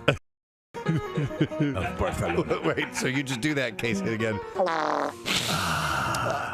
The streets of Barcelona. Did you have to waft that up to your face? They what you call a Barcelona oven. So you can see the streets now, and the little children's playing in the street. And you know what? I wonder if people have to. I'll bet you people talk to us. Via their radio. They're probably screaming, "No, you're wrong." Most of that the has time. to be the most common thing uttered at the radio when we're on. That information's incorrect. Yeah. In fact, I had jotted down a note not that long ago. I think I have it right here. Yeah. Why have you yelled at us? Oh, really? Yeah. See it right here? Oh, I love that. Why have you actually yelled out loud, audibly in your car at us? I don't know if I want to hear this or not. I do. Okay. Do you think who ranks higher in the yelling department, lawyers or doctors? Probably. Well, that's let's put it this way: anybody with a degree or even a basic level of intelligence is going to be absolutely irate listening to us. It's funny because you get bits and pieces of information, and then you kind of put make up the other puzzle pieces together, and it must be like A plus B must equal C, I think. Every state has a Springfield. Right. But, and it sounds theoretically. Well, I heard that somewhere. But every now and then we venture into territory where we have absolutely no expertise in it at all, and obviously we have a wide range of people that listen to this show, and some people are experts. Yeah. And when we start to tread into their waters, it's got to be infuriating. But the truth of the matter is, part of the mechanics of the show is we enjoy having you set us straight. Here, I have some examples. I yell when you pronounce towns in Massachusetts wrong. Okay. Mechanics, you're almost 100% wrong when you're talking about anything car related. Yeah, it sounds about right. Yeah. My boyfriend and I pretty much only yell at Kathy. Let me go to Kyle. Hey, Kyle, how you doing? Hey, what's up, Gadzooks? Gadzooks. I thought you were going to sing Hey, Hey, Paula for a second. When do you yell at us? What's that? When do you yell at us, Kyle? All right, yeah. So, no. Earlier in the show, a couple weeks ago, you guys. There might be a gas leak in your house, Carl. People are yelling right now. Right now. At you, Kyle. My cat's sleeping. No. A couple weeks ago, you guys were talking about like bank robberies. Yes. You guys were talking about like, it's funny. People are calling in about like super crazy. I think they were calling about bank robberies. You guys want to know all the secrets about banking? Yes, we did want to know all the secrets about banking. All right, look, you know what? And I was listening at that, and like all like the tellers, everything, and I was hearing like TD tellers calling in about all.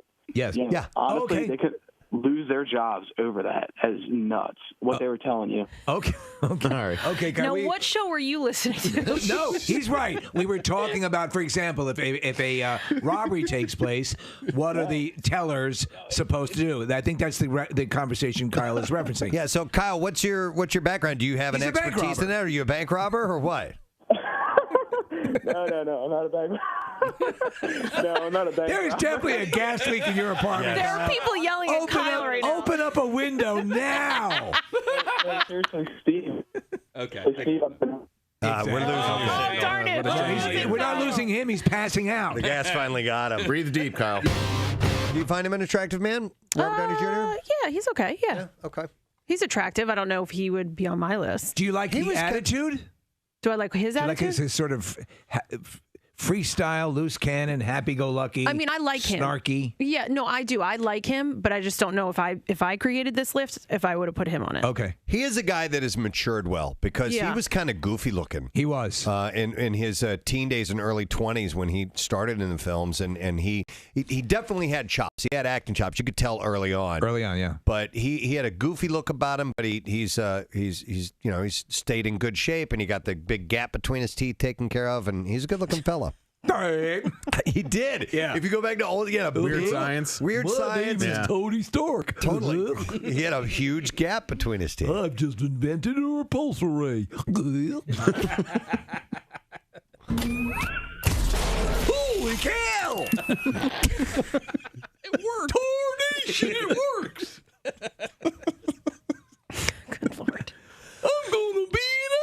man. A man what's made of iron. Number 3 is Denzel Washington. I want to hear more Dumb Iron Man. I know. I'm going to fire. It's cold up here.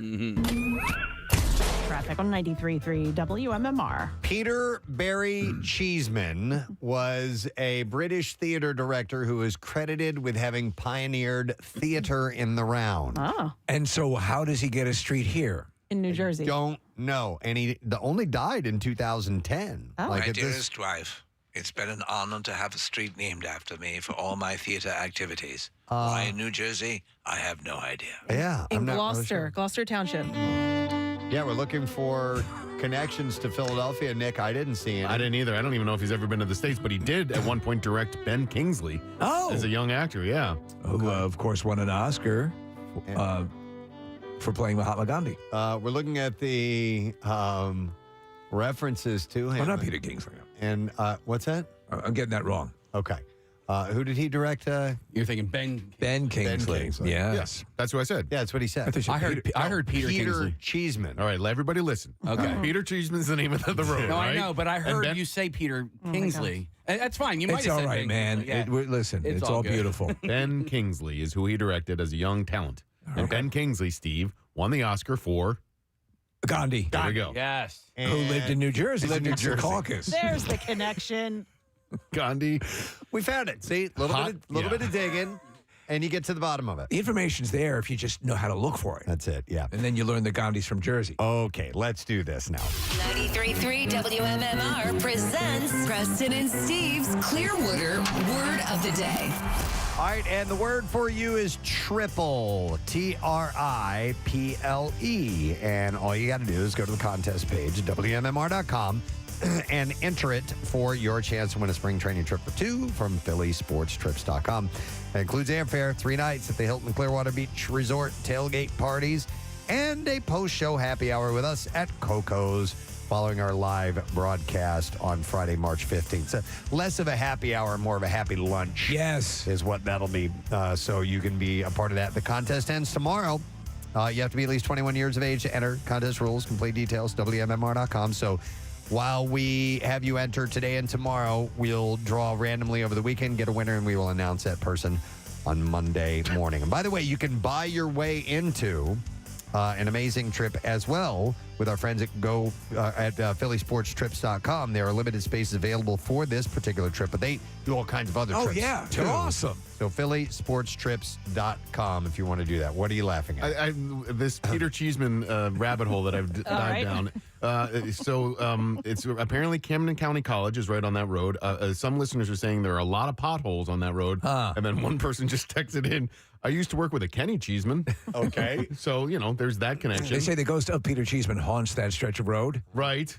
And at night, he wanders looking for where Gandhi's home. All right, somebody texts in Peter C. Cheeseman from the 1700s. Oh, That a different guy. There might Yeah. be a different Peter Cheeseman out there that we're not familiar There's with. more than one. Nick, why don't you look that up while we do the bizarre file? Then maybe we'll have. Okay. I'm going to listen to the bizarre file while Nick searches up the old orders of Peter Cheeseman. All right. WMMR presents Preston and Steve's Bizarre File. All right, brought to you this morning by me. Oh! All right, we're going to start with this story out of Grand Junction, Colorado. Authorities are investigating a possible homicide after a human head was found in a deep freezer in a front yard. Are they sure it was a murder? Deputies responded to reports of a suspicious incident. New homeowners were cleaning out various leftover belongings at a recently sold house. Anybody gonna eat this head? And discovered a bag with possible human remains inside. No, Steve, the other way around. The people that moved is like, I told you. Yeah. Grab the head. Of course. Of all the things you left.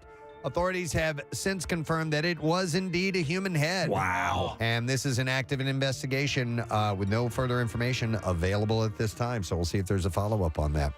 A people smuggler has been jailed for trying to sneak a Vietnamese woman into the UK by cramming her into the dashboard of his car.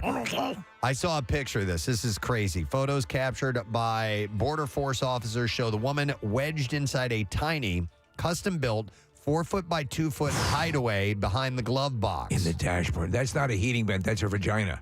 Joseph Balog, a Slovakian, was jailed for 2.5 years for assisting unlawful immigration.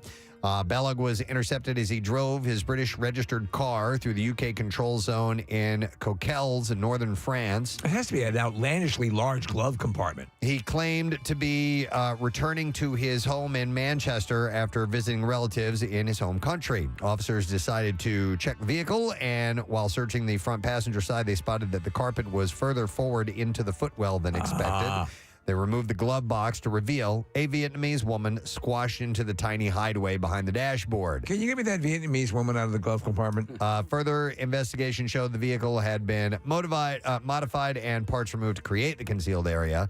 The Vietnamese woman was identified, deemed to be an illegal entrant, and served with the requisite paperwork to face deportation. Do you remember the dude who was actually sewn into the car chair? Yeah. Yeah. Yeah, the seat. Yep. Yeah. It's amazing. A Patterson man was arrested Monday for allegedly, listen to this, trapping squirrels and then spray painting them red.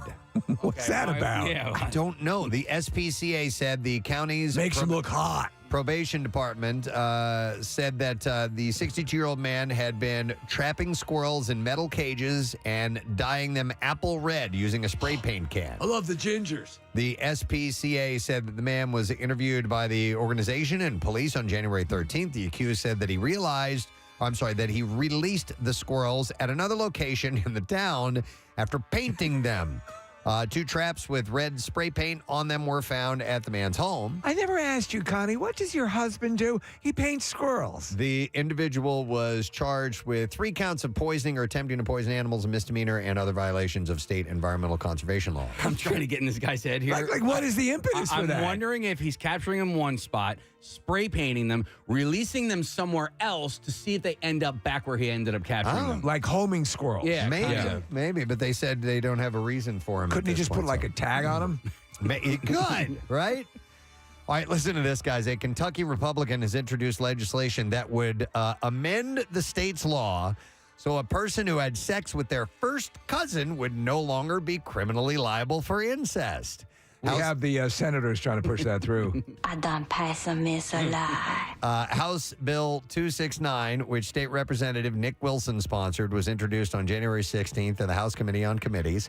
It would strike first cousin from the list of familial relationships defined as unlawful incest in the state. The amendment would also reduce the designation of incest by contact to a Class D felony for some cases unless it's committed with a person who is less than 12 years of age, which in that case it is Class C.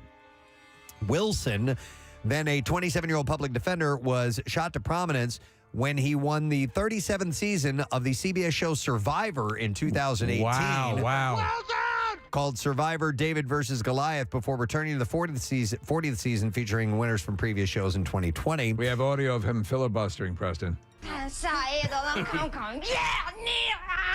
In November 2022, Wilson ran unopposed for the 82nd District of the Kentucky House after Republican incumbent Regina Huff had retired.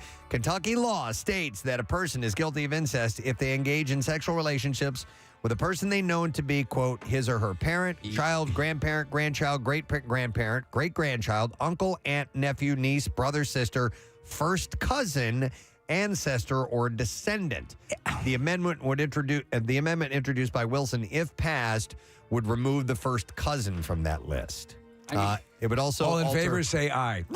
Now, it would also alter Kentucky law on parole for violent offenders to include a person who has been convicted of incest by sexual contact within the definition. So they would now be, they wouldn't be liable for that. Correct me if I'm wrong, but there is sort of scientific and genetic proof that is a dicey thing to have going on. I'm not sure. Probably. I thought it was. A New York public defender, Eliza Orleans, who was also a contestant on Survivor, said Wilson's bill is, quote, truly insane. No mincing words. All right, one more story, and then we will wrap it up. Oh, this is hilarious, and you guys have to see the pictures of this. This woman named Jess Porter Langson had mourned her pet hamster when he passed away. and she decided to taxidermy little Hamilton to immortalize him. However, Porter Langston had an odd request. She wanted to turn Hammy into a stripper. And Hammy is destined to forever dance around a pole while wearing a pink thong. It's like dinner for schmucks. Yeah, exactly. Yeah. Exactly. Miniature bills adorn his reflective stage as well. There's the little dollar bills. Wow. The setup costs about $200. She keeps her dancing hamster beside her bed. She said, I thought what is more iconic than a hamster on a stripper pole hustling for money? We needed something special. She has the same plans for her grandmother. Yeah.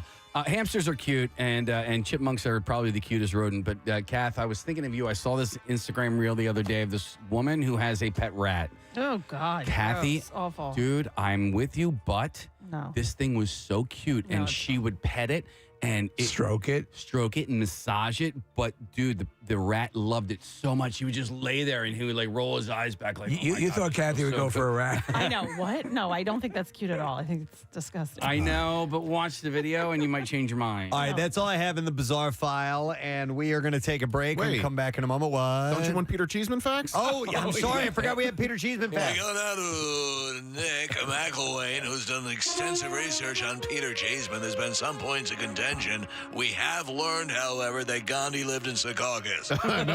No, Gandhi, I don't know if he ever I'm made sorry, it. Nick, you're disproving that theory? No, and he was never in New Jersey. But I like when we learn stuff on the show. Turnersville, New Jersey is located within Washington Township and Gloucester County. Among the pioneer settlers in this place were John Turner, after whom the town is named, Peter Cheeseman, Henry Herf, and John Williams. There is an old stone gristmill near Turnersville, and that was built by Peter Cheeseman sometime previous to 1800. So it wasn't the showman. Right. Yeah. Not the guy that directed Ben Kingsley. In August of 1753, Peter Cheeseman purchased 350 acres, originally owned by another guy, and so this area in Turnersville was named after that guy, Peter Cheeseman, from the 1700s. He was a Quaker who came to the United States. That makes more sense. So he owned the property and probably exactly where that road is. Yes, in Turnersville, named after John Turner. Right. There we go. Interesting. There are some, streets and areas that are like, why? Why is that named that? And especially if it's a person's name, and it's pretty cool to find out. You know what I do? When I just go and knock on a random house and say, why is your street named Peter Cheeseman Avenue? Usually get a good answer? Yeah, pretty much like, get out of here. Oh, that will do too. That's usually the answer. All right, thank you, Nick, for the Peter Cheeseman facts this morning on the Preston and Steve Show. We're going to take a break. Don't forget that the clear... What the hell happened? What's happening? Nothing. I thought it would restart that. All right, anyway. The Clearwater word is triple. So you need to enter that now, WMMR.com. Just make sure that you get it in at some point today, and we'll get a winner over the weekend because tomorrow is the last word that we're going to hand out. And we'll reveal that name on Monday, by the way. Take a break and be right back. Stay with us. We're not to fly too high.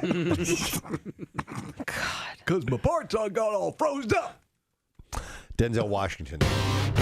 We are getting ready for the festivities, so let us now go live to a small area of the WMMR parking lot known as Knob Gobbler, Pennsylvania, where our own Nick McElwain and Catherine Mono anxiously await the appearance of the ground slob, Gary Lauer, our slobnosticator. So we're here to observe a ritual as old as late yesterday afternoon when we first thought about it, and I'm so excited that we're here to observe that ritual. The arrival of the ground slob, Gary Lauer, and his prediction for a longer or shorter winter. That's what we're here for today, Nick. Yeah. I don't know if you guys can tell or see from the video feed, but it does appear that there's a little bit of rustling going on inside this POS. Is there a way that we can kind of listen in and see? Let me put the microphone up to the door. Okay. I don't know if you guys can hear anything. I'll turn it up a little bit. Okay, all right. Can't get it open. Who the hell's out there? For Christ's sake. Can't a man take a piss? This morning boner's so freaking hard to piss in the morning. Give me a thumb up here, for Christ's sake. Can you guys hear that? Can you hear the rustling? Amazing. He's just starting to stir. Give me that damn beer. saying something. Tell everybody, I think we're going to be in for another 6 more months of winter. Oh, you should smell it from down here, guys. Can you see him in there? No, I can't. really. All I can hear is some rustling going on. I can't see anything yet, Steve. It's not very well lit inside. Who's he talking to? That hooker I don't think forgot her anybody, damn Casey. I think he's talking to himself. I heard something about a hooker. Yeah, he's attempting to. It seems like he's almost attempting to read I wrote for him, but not being able to do it. He's almost missing every single line. That is shocking. What was her name? I knew it. That damn hooker left her glass eye here again. Darn it. Preston, you gotta help me out here, man. Personal best. I had 16 freaking skid marks in my underwear. Okay, all right. This is exciting. This is magical. It's just beautiful. Okay, Magical. Yeah. So, Kathy's gonna knock 3 times on the door. Knock 3 times on the door. Wait. Hello. Okay. And now the moment we've all been waiting for a good 5 or 6 minutes. Hear ye, on this, the 2nd of February, in the year our Lord 2017, our ground slob, Gary Lauer, working his way out of the RV, drinking a beer, terrified of the sun. Beer cans and bottles aplenty. I need help. We need help. There's a bottle of Admiral Nelson's rum. We could not afford Captain Morgan's, but I wish we could have another groundhog here I could share my time with. You know? Yeah, sure, whatever that was. All right. He's got toilet paper draped out of his robe. He's wearing a robe. Is there a hole out of his bed? Is his I think jam? there's going to be 6 more weeks of winter, children. Boys and girls of all ages. Well, we haven't asked you if you saw your show. Well, you heard it here. 6 more weeks. Oh my God! He's walking around. He's absolutely aimless. He's going to the back of the RV. Hey, look in there and see if there's a meth lab. Gary, come on over here. There's a lot in there. Here, Gary. All right, do the official thing, Nick, just to make sure. Hello, boys and girls. Kid of all ages. Kid of all ages. Kid of all ages. Good morning, everyone. Is that one of the lines you wrote, Steve? Kid of all ages. I don't even recognize it, but yeah. Gary, Gary, I have to actually ask you a question before you announce it, okay? That's how this works. Because this is tradition and a ritual going back to yesterday. Absolutely. Do you, Absolutely.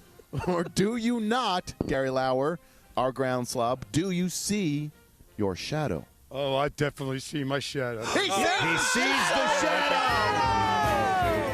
I mean, it's in there. How not at all anticlimactic. Well, does that not mean 6 weeks more of winter? yeah. Yes, Sadly. and that's what he said. Oh. You could understand that? Not Wait, really. I think did. it was written down. I speak Gary, and I understood that. And yes, he said 6 more weeks. And Gary, Gary looks like an fisting. Amber Alert in the making. he sure does, Steve. Unbelievable. We have some more invites to our Painfully Single Mixer. It's coming up on Thursday, and we are headed to Maggie's Waterfront Cafe in Northeast Philly. I think that's everyone is very excited that it's going to be there, by the way. It's a great location for this. And this, of course, the most important mixer of the year. The view is supposed to be beautiful and romantic, which is perfect for what we're doing. So let's take another 8 callers, 215-263. WMMR. Bill hates it when I do 10, so I'm going to do 8. 10's a weird number. 215. It looks like a skinny guy standing next to a fat guy.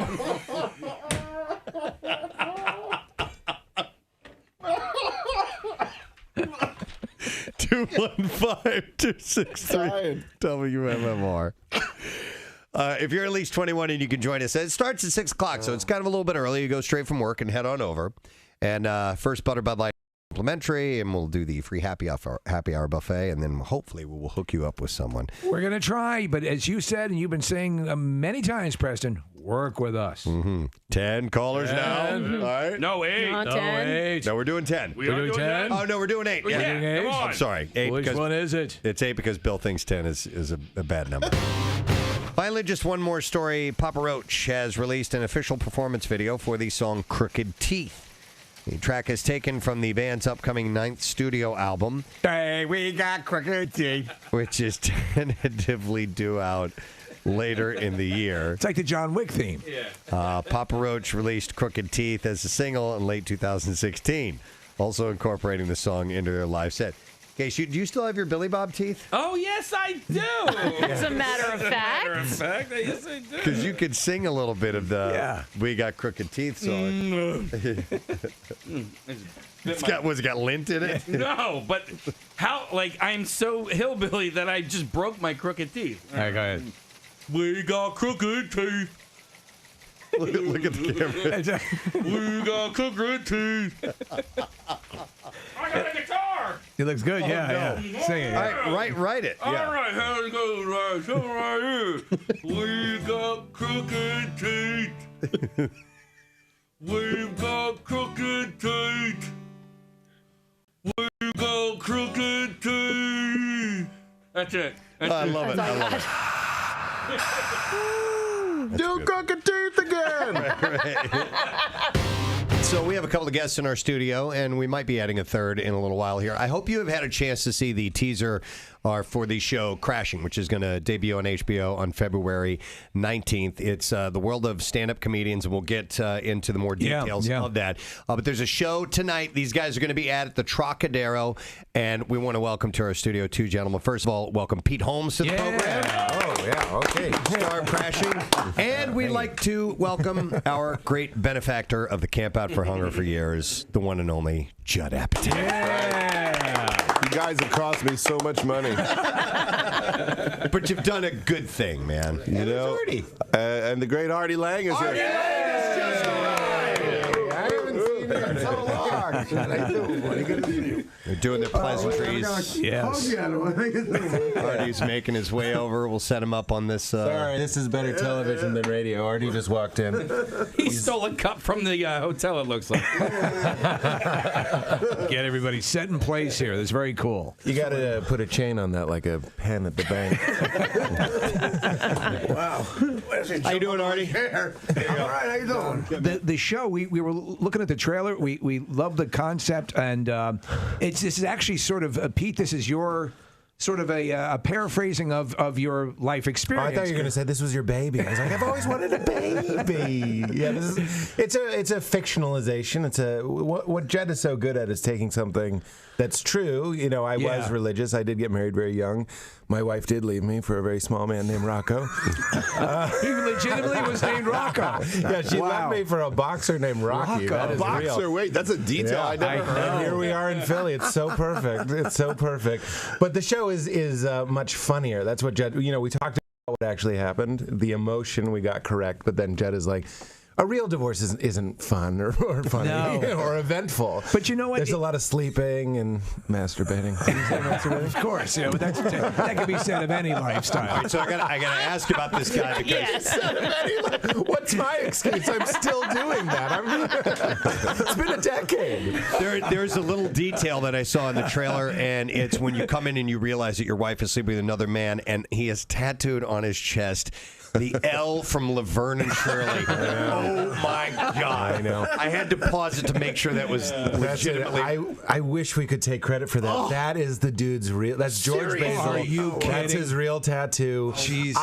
He's a friend of mine. He's hilarious. Because the character's name is Leaf. I thought he put the L on his chest to be show. funny in the audition. Wow. And he was like, "No, that's my daughter's name. Starts with an L." And I was like, "All right, well, everyone's going to be making fun of you on the radio." Oh, well, it's funny because we like to go behind the curtain on stand-up comedy and all of that. And this, Judd, correct me if I'm wrong, but this is catching the process in the open mic stages, which is almost never explored. But it's when a comedian who's finding themselves is the most vulnerable. Yeah, and you're vulnerable in your own personal experience to begin with because of finding the Laverne and Shirley guy. How dare you? And then you're trying to you're starting out in comedy. My question is, you're a hilarious comedian.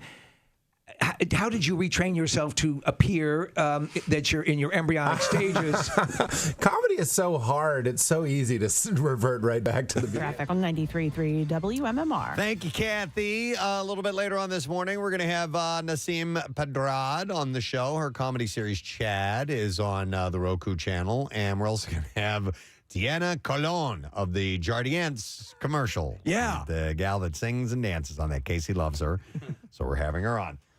Steve, sorry. Oh, drop this. Steve sent me a pretty interesting article. I assume this is from the Inquirer. From the Inquirer, yeah. So it's really cool. And the title is Rocky and the 49 Other Best Philly Movies. And it's a pretty cool little list, just a glance at films that were either filmed here or based story-wise here or have moments in Philadelphia. Right, connections. Yeah. And I thought it was kind of clever the way they did it. So not everything is that this is shot on, Chestnut Street.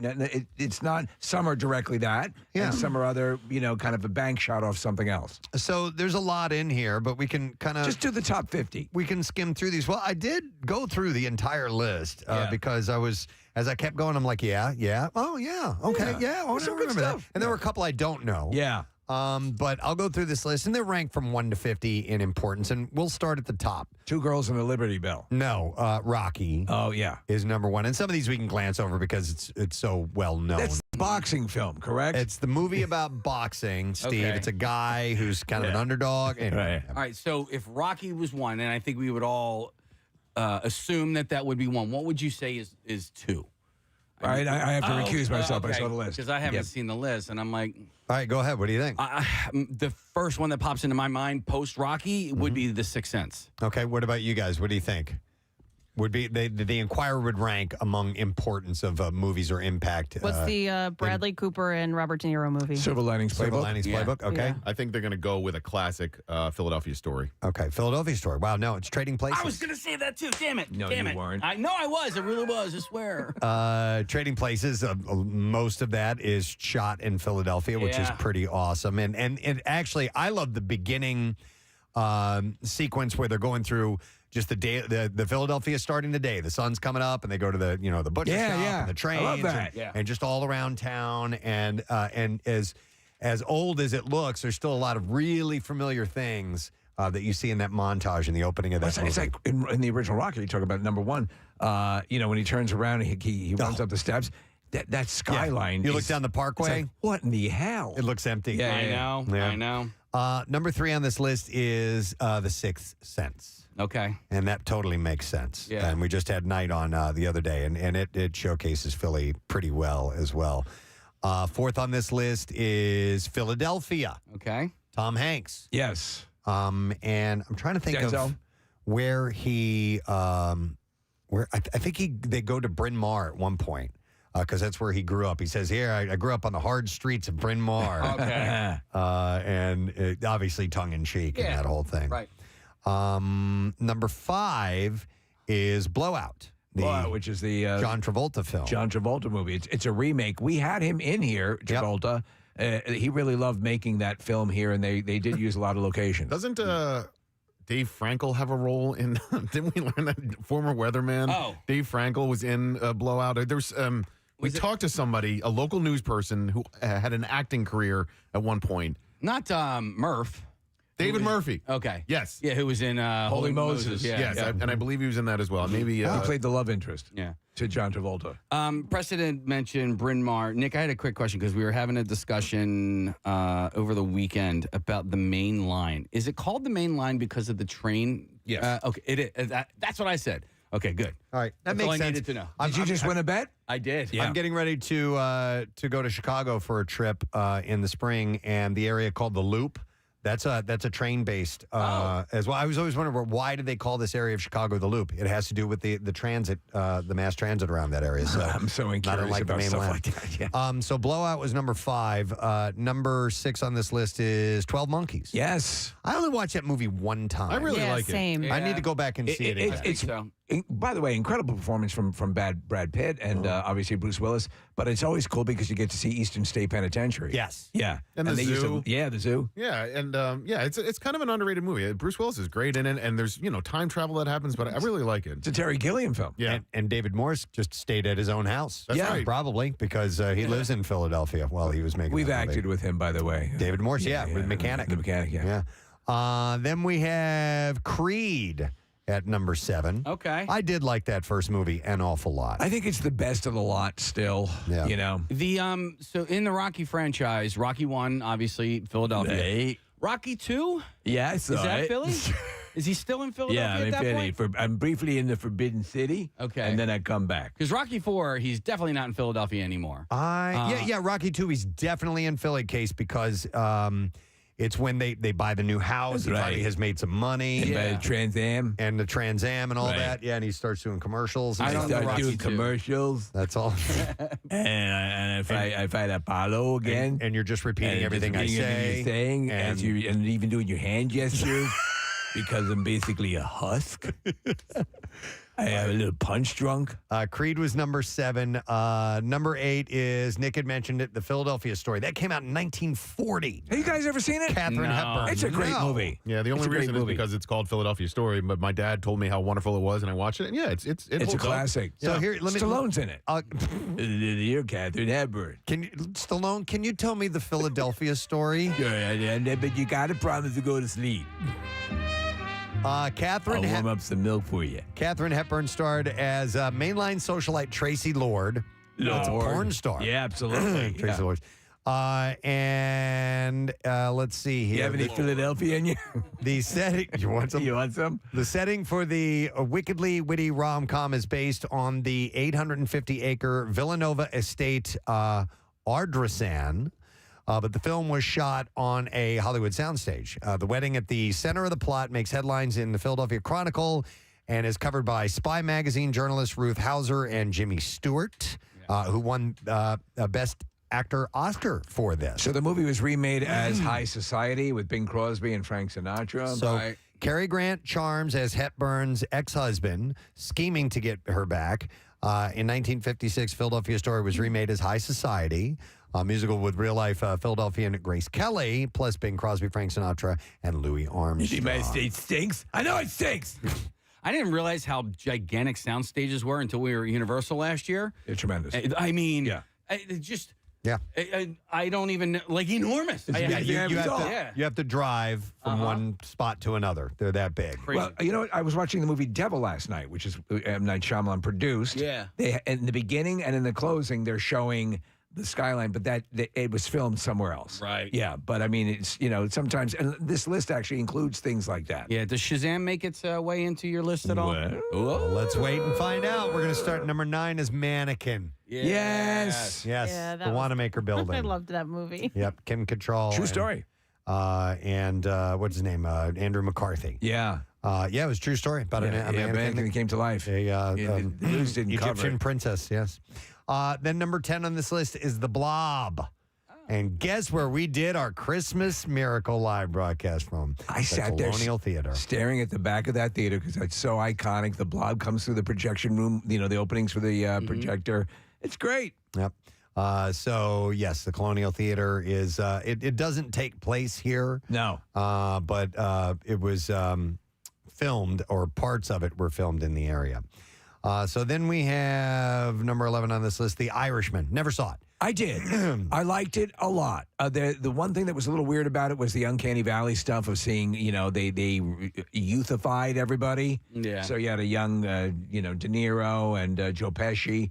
But otherwise than that, it's nothing you haven't seen before from Martin Scorsese, but he does it better than everyone. So I guess Joe Pesci's character is the head of the Northeastern Pennsylvania crime family. Yeah, I believe that's the case. I saw it when it came out. It's about 4.5 hours long. Then you have number 12, Silver Linings Playbook, as Kathy had mentioned. So my best friend Steve, his daughter, Naomi, her all-time favorite movie is Silver Linings Playbook. So wow. When several years ago they came in town for a visit, and so I looked up online all the local locations where things were shot. Oh, funny. And we went, we had lunch at the Lantern Diner. I talked them into selling us a coffee mug from there. They didn't have any of that. I'm like, can I buy one of these? So, we didn't sit, and somebody was already sitting in the actual booth that Bradley and Jennifer were in, where he eats the Raisin Bran and everything. Right. But we went by the movie theater where she starts yelling rape and everything. We went by the houses that they actually That they building used? in. I was able to find all that stuff online. Yeah. She loved it. Oh, that's awesome. Yeah. Is that a favorite of yours, that movie? No, I don't. I didn't get what the big deal was about it. And I appreciate that people liked it a lot. It just wasn't for me. Didn't speak to you. Yeah. My wife and oldest just watched it on Saturday night, and I walked in as on one of the scenes, and it's I was like, okay, you know what? I gotta revisit this again. It was just really funny. It was basically when Bradley Cooper and Jennifer Lawrence like kind of first meet, and he's just the sitting- awkward exchange. Yeah, and he's like, you're mean. Yeah. I mean, it's got a great heart to it. Yeah. These two unlikely people who are having a little off traumas in their life and have found each other, and that's always a wonderful thing when that. Did you like it, Kathy? Yes. Oh, yeah, I loved it. Also on the list, number 13 is Hustle. I enjoyed that movie. Oh, yes. I was thinking of Hustlers. And I was like, the basketball movie with I did like that. Adam Sandler. That was well done. Yeah. A lot of Sixers love. Yeah. I mean, like in a good way. And a lot of Manny-Unk. I only saw it one time, so that's another one I need to go back and watch. This one I don't know. The Watermelon Woman. It came out in 1996. So there was a movie made years ago called The Watermelon Man, and I don't know if this has anything to do with it. And they're calling it a mockumentary. The description says this underrated black lesbian classic provides a time capsule of the 90s queer scene in and around Philly through the lens of Cheryl Dunye, the Liberia-born actor-director who graduated from Mary Mercy Academy. Oh, that's where my daughter's going. The razor-sharp mockumentary, the first narrative feature film by an out black lesbian. She plays a version of herself working as a video store clerk and aspiring filmmaker. Okay, so no, I have not seen that. So, but it ranks high on this list, number 14. After that, these, by the way, this is a list on the Enquirer called Rocky and the 49 Other Best Philly Movies. Stay tuned for more. Number 15 is Fantasia. Oh, the Philadelphia Orchestra. Yes, they conducted that's it. That's the connection. Yeah. 10 points for Gryffindor. Thank you. Professor Stallone. Yeah, but I know some magic. Yeah. So now look, I got your nose. I did that.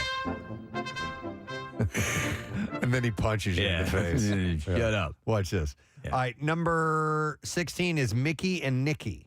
It's a movie from 1976. Don't know it. A lot of people love this movie. I think I've seen it once, but it's become kind of this culty thing. I think it got a Criterion treatment. You know, the company that really releases these loving 4K and Blu-ray discs on these movies. So it's definitely big. It's Peter Falk and John Cassavetes. Yeah, two heavy hitters in the movie. Okay. Number 17 is Witness. Love Witness. It's a great movie. Primarily takes place out in Lancaster. It does, but the crime happens in Philadelphia. 33rd Station. Yeah. And the whole beginning of the movie is shot here. Does it hold up? Because I've never seen it. It does. I just watched it recently. You've never seen it? No. Oh, I think you'd like it. I've seen pieces of it. Yeah, Danny Glover is such a badass. my God. He's terrifying. And what's fun too is Viggo Mortensen is like a bit player. Yeah. Like he was young, and you just see him in the background. He has a couple of quick lines, and that's it. Stallone was one of the Amish too. He was. I am very plain. You look plain, Book. Thank you. I try to be plain. I'm not like a plane because I have to have like a big prop on my nose and I can't fly. I'm going on. Can you make a sound like an airplane? Well, listen to this. Thank you for flying Amish Airlines. We know you had a number of choices today, and we appreciate your patronage. Amish Airlines? Yeah. Very plain. Planes don't go very far. Yeah. They just kind of sit there. They're horse-drawn. Yeah, horse-drawn planes. Mm-hmm. It's got a big orange triangle on the back of it. Number 18 on this list is Best in Show. There you go. And Best in Show, we got the great the dog show that occurs after every on Thanksgiving. Yep. They didn't film Great it here, American though. Dog Show. And like even the exterior shots, there's not many real shots of Philadelphia. And then always it bugs me. I hate that bait and switch. I know. Film that whole goddamn thing here. Yeah. I love the Eugene Levy's character when he's talking about them coming to Philadelphia. He's like, we're going to see the Bell. We're going to go where they make the cream cheese. yeah, we're definitely doing the cream cheese. When he's describing the drive up, he's like, and, still cloudy. Yeah. Just bland as all get out. So Best in Show is 18. Then you had 19 is Invincible. We just had Dov Davidoff in, and he plays one of the friends in the movie. Listen, it is. It's not a masterpiece, but I love it every time it's on. I think Elizabeth Banks and Wahlberg have a good chemistry, and I like that sort. And Greg Kinnear Yeah. That's terrific in it as well. Yep. 20th on this list is National Treasure. That movie was a huge hit when it first. was, With the sequel, not so good, but the first one was really good. That was fun. It's a I'm good looking movie. for the Declaration of Independence. So they shoot in front of. I think I can help you. The Franklin Institute, Reading Terminal Market, Head House Square, Independence Mall. Independence Mall, yeah. Urban Outfitters. Lou Turks. Lou Turks. I think it's in here. That's one of those. Really? I think. Yeah, go with it. That's one of the movies where it kind of bugs me a little bit. And this is The geography? Yes, they leave like Reading Terminal Market, and they're there in a quarter of a second. They blink and they're outside of Independence Hall. The same thing in the I Silver know. Linings Playbook. It happens all the Yeah. time. And Rocky, I mean, the Rocky run, he does. Shut up. Yeah, that's like 100 miles, right?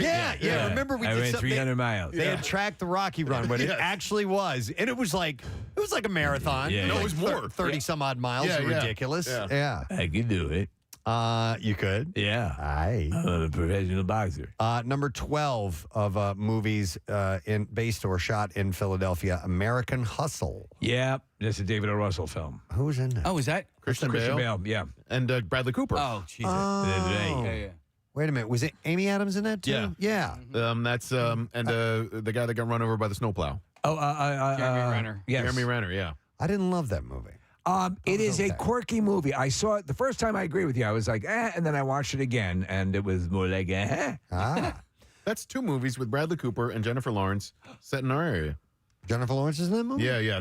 Jennifer Lawrence and She got Amy nominated Adams, for that. The Jennifer Lawrence and Amy Adams are both incredibly sexy in that movie. Okay. It's really good. 22 on this list of movies in Philadelphia, Concrete Cowboy. Yes, I know the name. Idris Elba, where he's the cowboy in the city. I saw It came out that. just about 4 years ago, 3-4 years ago. I did watch that. It's was a well good done. movie. He kind of mentors, through the equine sort of therapy, and it's very cool. I remember a scene where somebody gets shot in a parking lot, and it just like shocked the hell out of me the way they depicted it in the movie, if I recall correctly. But yeah, that was a good one. And that was based on real people. Yes, it was. That it have is. horses in Center City. Oh, dude, I mean, or at least in South, maybe South Philly. I think it I'm was not sure. West Philly. West Philly, yes. But also, when I was West Philly horses are hot.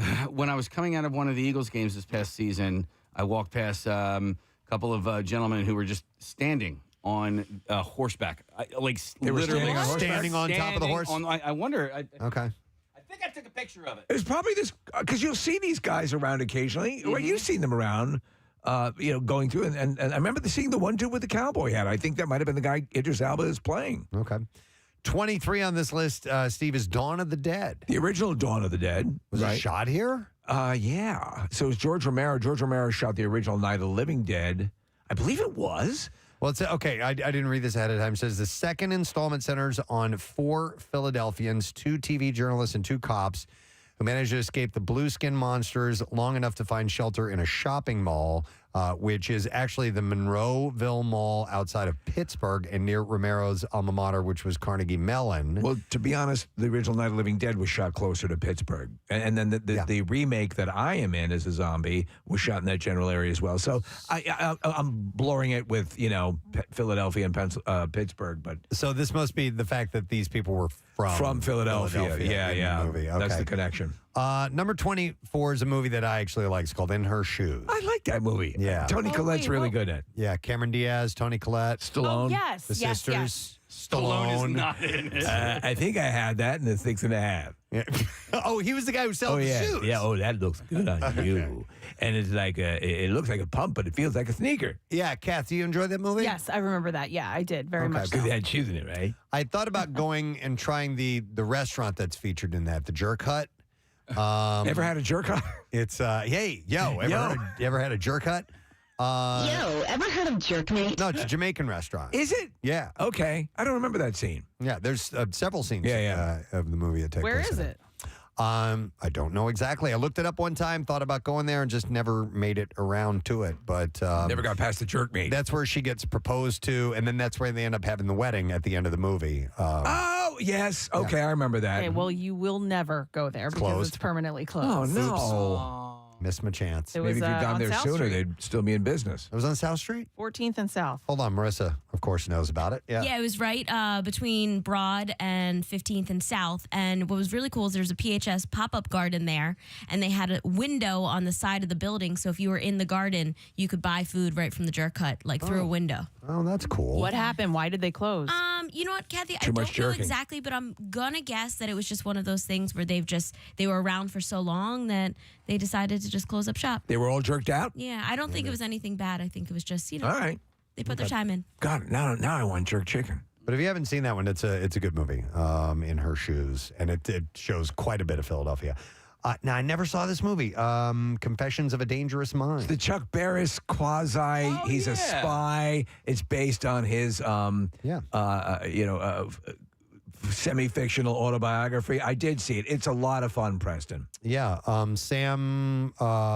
Yes, you're right. Great actor. God Almighty. Come on. He was in the way. Rockwell. Sam Rockwell, thank you. Plays the main character. Plays Chuck Barris. So apparently, Chuck Barris went to Drexel. And the film is based on his autobiography, and I guess maybe they shot some of it here in Philadelphia. They did. That's the word. And Clooney was the director, was he not? Yes, correct. Yeah. It says, just when you thought you meet every kind of man from Philly, along comes Chuck Barris. All right, next movie on this list, and we're halfway through. Halfway through. Yeah, halfway through. We may not get. Yeah, we can probably get to all of it. Really well. Marnie. You ever see Marnie? It's an Alfred Hitchcock film. No, I never saw it. Yeah, it's a great movie. It's one of Hitchcock's lessers, but I love it because it's Sean Connery and Tippi Hedren, and she's sort of a sociopath who was abused as a kid, and she commits this theft, and Connery's trying to. It's almost like the Thomas Crown Affair in a way, but it's well done. She apparently said Hitchcock sexually assaulted and abused her on the set. Oh, fun! Isn't that fun? Yeah. You should stop doing that. Number 27, Harriet. That's the Harriet Tubman. Oh, yeah, and I haven't seen the whole thing, but Tubman arrived in Philadelphia in 1848, Old City. That's right.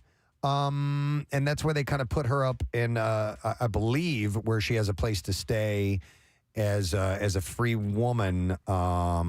There's a sign. There's one of those Philly historic signs, right? Okay. Yeah. Yeah. So that's where she met Larry Fine. That's number 27. I think there was different ages. Not an overlap. Have you ever looked? It's a fascinating story, the Underground Railroad, and the different the different paths and the different ways, because it spans so many states. But it's an amazing story. Yeah. Then you have Marley and Me. Oh, God, that'll kill you. You just watched it, didn't you? Number 28, yeah. The author is from Philly. Yeah, Grogan. He is David Grogan. John Grogan. No, we spoke to him. We had him in studio. Yeah, super nice guy. And I read his second book called The Long Drive Home. Yeah. Or was it Long Drive Home, I think. He was a reporter, right? I mean, He was a reporter for the Inquirer, and so in the latter part of the film, they moved to Philadelphia or the suburbs, and he works in Philly at the Inquirer. It has one of the coda to the film, him with his dog, knowing that it's with Marley in the twilight. I'm gonna tear up now, dude. And the book, the second book he wrote was a big time tearjerker. It's about his father. Passing away, and him driving home, and thinking about he had to take this long drive because his dad was entering into the end stages of his life, and it's him just contemplating all these things throughout his life and his dad. It's a time for reflection. It's a well done book, but it's extremely. Doesn't he feed him to his dog? No, he does not feed him to Marley. It's called The Longest Trip Home. The Longest Trip Home. Thank you. See that? I saw a different movie. Nick, and I read that, and what I told him was I read it exclusively in the bathroom. Here. Yeah. I had it here, and I would I would just go, every time I went to go take a dump, I would take it with me, and I read the entire book that way. Now, he knows how to tug at the heartstrings. Was there any point where you were pooping and crying? Yes. Yeah, same. What's that like? Do you get high off of that? No. Kind of hurts. Yeah. To be honest. All right, number 29 on Wipe this those turds away. list is Law Abiding Citizen. I enjoy that movie. I know it's kind of junk foody, but it's completely absurd, dude, but it's a lot of fun. There's a scene where Eminence Front is playing, and he's eating a T-bone from Del Frisco's. It is Turned you on. No. It's very, very visceral, but I thoroughly enjoy it. One thing, you remember that, so he's locked in a cell, and yet this is Jamie Foxx, and yet he's he's doing these acts of terrorism around the area, and they can't figure out how he's doing it. Right. So he, his family is killed, and the courts don't. So what's the connection here? Yeah, exactly. Then we have number 31, David and Lisa, a movie from 1962. Not familiar with that one. No, me either. No. So we'll scoot right along to the next one. Number 32, State Property. I don't know that. That came out in 2002. State? Philly rapper Beanie Siegel? Philly movie in the sense that Philly rapper Beanie Siegel plays a Philly gang leader named Beans who aspires to be a big-time crime boss. Hey, Steve, real quick on David and Lisa, it stars one of your favorite actors, Keir Dullea. Oh, love Keir Dullea. Yeah. He was in the studio. I got him to sign my Blu-ray of 2001: A Space Odyssey. I don't know anything else about that movie, though. Number 33 on this list is Up Close and Personal. Oh, with the Redford and... Paul. Yeah. I'm sorry. I almost said Paul Newman, but Robert Redford, yeah. That's a Philadelphia. Yeah, she's a Philadelphia news reporter. Yeah. And our buddy Brett Hamilton played a cameraman. No kidding. Yeah. Oh, that's funny. He used to get a lot of, bit parts. Yep. He would go up on these auditions. He's also an Unbreakable. Kathy was in a bunch of movies. Where is Brett? He's Brett works QVC. for QVC. He's their tech guy. I had dinner with him not that long ago. Oh, no, wait. He's a host. He's their on-air tech guy. If there's stuff coming out, and he is excellent. He does a great job. Yep. Hi, Brett Hamilton. Hey, Brett. Hi, Brett Hamilton. Next, Rocky says hi. Yeah, I bought an Alexa from you.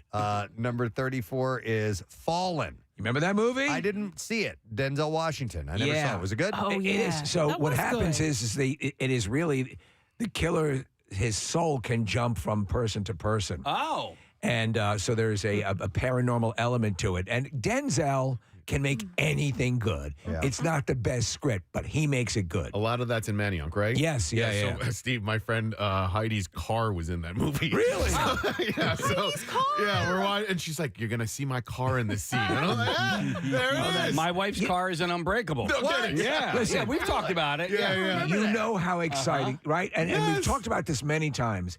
I don't care. Obviously, we meet these people. We talk to these celebrities. But the truth of the matter is, I know that lamp. Yes. It's just very exciting. All right, so besides, I almost called you Rocky. That's right. And people often do. Besides Sylvester Stallone, which actor or actress has filmed the most movies? Because you just did Denzel. That's two, because he did Philadelphia. I was going to say Wahlberg. Wahlberg has been in Invincible. Shooter. Well, we mentioned Was it Shooter shot here? we mentioned Bradley Cooper in a couple, 3 of these. Right. Bruce Willis. The Marky Mark story. I need to keep moving along. Yeah, you move because along. Let me go through these. come on, man. Shut up. We're at number 35. I'm trying to get to 50. Number 35 is Next Day Air. Don't know that movie. We don't care. That's now. Came out in 2009. Yeah, do they? Okay, it's not Operation like Dumbo Drop, but it's kind of like that, isn't it? They picked the elephant up. Don't know. Okay. Number 36, though, I do know. Shazam. Which is a bit of a ripoff. Sorry about what Nick said, because it was not. So there's a couple of establishing shots in Philadelphia, but the rest was shot where? Upstate or New York or something, or Probably Canada. Don't know. The Shazam 2 has a scene that they end up, there's like a battle in Citizens Bank Park, which is pretty wild. yeah, that is cool. Yeah, they do show some of the, they show the buildings and the skyline and all that stuff, but I thought Shazam was a very fun movie. Number 37 is Clean and Sober. That's a good movie, man. Michael Keaton movie. Yeah, dealing with sobriety. He's a Philadelphia real estate agent. Then you have number 38, Downtown. It came out in 1990. Not familiar with that one. Me either. It acts as though it mentions Brent Maher. It's a buddy cop movie with Anthony Edwards and Forrest Whitaker. I remember this movie. It wasn't that good, but I do remember that movie. It stinks. No, it was okay. Yeah, I mean, it was just it's fairly forgettable, but I remember it. Listen, if there's go halfway on a buddy cop movie, and I'm good. Just give me a little bit, and they're usually fun. Number 39, Kathy's favorite movie, A History of Violence. I didn't know that was here. Well, Maria Bello. They're a Philadelphia mobster family. Yeah. So he's in Nebraska. Viggo Mortensen is in Nebraska. William Hurt is in Philadelphia. Oh, okay. And so he drives all the way back to Philadelphia for that end thing that happens at the mansion, all stuff. That's in Philadelphia. Now, I doubt they shot it here, but it's supposed to take place in Philly. I hated it by that point, so I probably wasn't paying attention. I tell you what, I get that you may not like it, but I love it. And it is it's just a solid story. I like that stretch in the airport where all of those posters are hanging from all these movies that have been shot. And every one of them that you mentioned, Preston, I think there's a poster of that, and some of them I've seen, some I haven't. But it's a cool stretch in the airport. Yes, I agree. It's between the A and B terminal. Yeah, if I those recall. are letters. It's you're on the people Good walker, job, and as Rob. you go by, every single posters from a movie. Including like the one night movie that he is like, oh, The one God, that one of his first that he shot with Rosie O'Donnell, right? No, I thought it was an animated film. Okay. You know what I'm Stuart talking Little. about? I do, but I can't remember. Is it Stuart Little? I know he was. No, he behind wrote the that. script for Stuart Little, but he didn't direct it. But I think that's it, and he was like, "That's the movie Oh, they really? put up there." Is Unbreakable on this list? Not so far. Maybe. We're going to keep going. Number 40 is Foxcatcher. Good movie. Steve Carell. Yeah, it was. I was hoping for something a little bit better, but there were no foxes. It's really interesting. Then have number 41 is The Night Catches Us. Not familiar. Yeah, 2010. I don't really know. Has Anthony Mackie's in it though. Yeah. Which is cool. He comes back to Philadelphia. He's a member of the Black Panther Party. We love Anthony Mackie. He was a really cool guy. Number 42 is Pride. It came out in 2007. Kathy, yeah. that's the swimming coach movie. Which one? Do you remember that? Yeah, it was the African American swimming team. Terrence Howard plays the lead in that. I thought you were. I thought that was one that you went after as Is that well. the one you were a hooker I guess in? not. Or? Oh no, that I was in. No. I don't thought- even know what that is. Okay. Number 43 is Pride of the Marines. Yes. 1945. I've actually seen that. It's with John Garfield. Number 44 is The Young Philadelphians, 1959. Haven't seen that. When that came out. Number 45 is Twin Peaks. Now, Firewalk with Me. I saw that movie, and I did not realize that there was a Philadelphia connection to that because Twin Peaks itself was Seattle. Yeah, but David Lynch lived here for a while. That's Eraserhead. Eraserhead was motivated to write and film one of the most effed up movies you've ever seen in your life, Eraserhead, and he got he lived not too far from the art museum, I believe, but at the time it was a bit different when he lived here, and that urban drone, that's what Eraserhead is. What motivated him to create that movie was Philadelphia. It is meant to be a nightmare, and it was Philadelphia that inspired him to create a cinematic nightmare. Number 46 is 10th and Wolf. I don't know that one. Oh, yeah. Yeah, Tony Luke? Tony Luke's in that one. Yeah. Oh. That's wait. Are you a hooker in that, Kathy? Is that the one? No. I think I was the mom in that one. They shot that in Pittsburgh, but 10th and Wolf is an address in Philadelphia, and that's Okay. that's where they got the name of that. And Oh, wait, Giovanni so- Ribisi played Joey Morlino in that. Yeah. I saw it because it was set in Philadelphia. I didn't really care for it that much. Wait, Nick. So they didn't shoot that one in Philadelphia? Correct. Okay, you're then that wasn't. That isn't it? Is it like the chain or what's No. it? What is it? The nail. The nail. I don't That's even it. know my Yep. credits. It was the nail. And I was a All right. mother and lost my child. Just a few more here. Number 47 is Money for Nothing, 1993. Don't know that movie. Number 48 is Baby Mama. That's the one with Tina Fey and Amy Poehler. That's correct. Yeah, it's a bawdy comedy. I always thought that took place in Steve New York. Martin's in that too, right? Yeah, no, Steve, it takes place in Philadelphia, exclusively shot in New York. Well, that sucks. Yeah. It was Suck it. If I remember, it was just okay. And number 49 is Christmas on Division Street. Came out in 1991. And then the last one is Rustin. That movie came out this year. Last year. That's not. It was nominated for a whole bunch of awards. Coleman Domingo plays Rustin. And the high school in Westchester, Bill Rustin. The high school in Westchester is named after him. Yeah, we talked about that. Yes. Yeah. Okay. You know what? Unbreakable is not on here. What? That's a bunch of crap. Oh, In fact, completely. the only night movie is Sixth Sense. Split was shot here. At the zoo. Signs. Yeah. Signs in Bucks County. Don't worry. All of them are here. The Village. Well, not all of them. Yeah, The Village. Mark Wahlberg Old shot The Happening. wasn't. Yeah. The Happening. Yeah. What the? What the? Maybe they were What's the You could've best done- one we can put on yeah. this list? We can't put all of his movies on. And also, they only put the first Rocky movie on here. That's right. So come on, it's splitting hairs. And the first Creed movie. Right. So they picked. I've got an airline to run. Yeah, like Rocky Balboa. Come on, guys. I mean, That really? movie, we love it. Steve and I love that movie. It's one of our absolute favorites. Thank you, boys. Yeah. All right. I just thought that was kind of cool. It is kind of cool. It reminds you of the joy and excitement you get when these films are shot here, or at least look like they were shot here. Yeah, or based here, or whatever the storyline. And I had forgotten the variety and amount that has been featured here in Philadelphia. So I thought that was kind of cool. So thank you, Inquirer, for writing that article. Thank you. All right, we're going to take a break because we have a guest coming up. Wait, no, that's later on. That's an hour from now, right? No, we have one actually, coming up. Nasim Pedrad is going to join us when we get back. So we'll be back in just a moment. Stay with us. Preston and Steve. But Jed, you would have us do the same material more than once for the same audience, which would manufacture. wouldn't you say? We would just bore the people who were watching us tape. So I would just say, Pete, do your act. And he's like, well, how do I bomb? I'm like, just do it and then do it again. And by the third time, they're just going to naturally not like you. They hate you. They're so mad. So I would do bits that I've written recently and bits. It was nice to do jokes that I wrote in my early stages as well. But I like origin stories. You know what I mean? Like when how Batman becomes Batman, because there's more risk that he's going to get beat up. There's more stakes. You're more worried for him.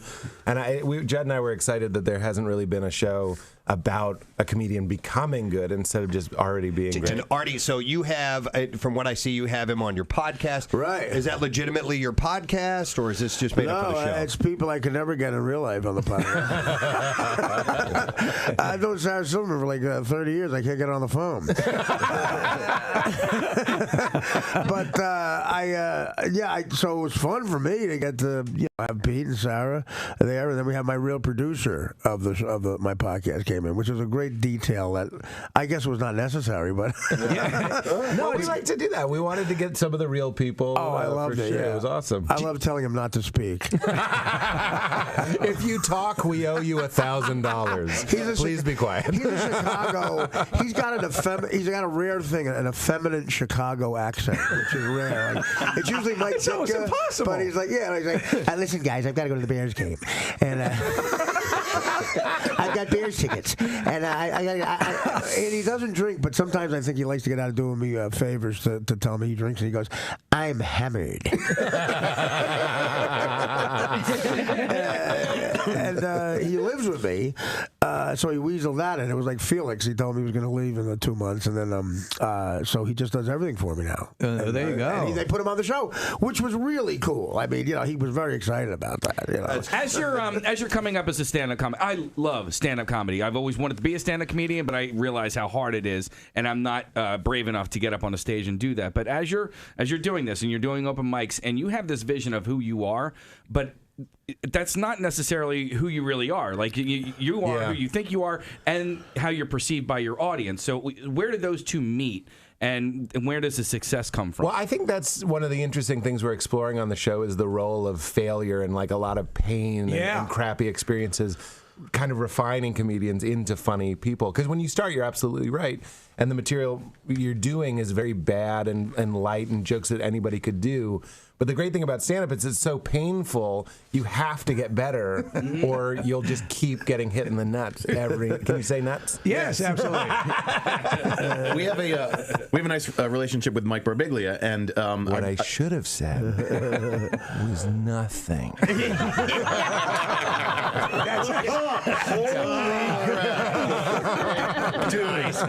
That was so good. And you were in Don't Think Twice, and Judd, you have a relationship with Mike as well, obviously. He was a consultant on the show. Okay, yeah. So that you look like Mike Birbiglia. I do? A little bit. Wow, that's a compliment. I just think whoever you're talking about, you look like that. I'll take it as a compliment because he's talented. But I love Don't Think Twice, and I loved it because of what it seems to me is sort of mirrored in this show. There's the pay attention to the art of the craft, and we're all fans of that. So how do you do that without getting too far away from actually being funny and entertaining?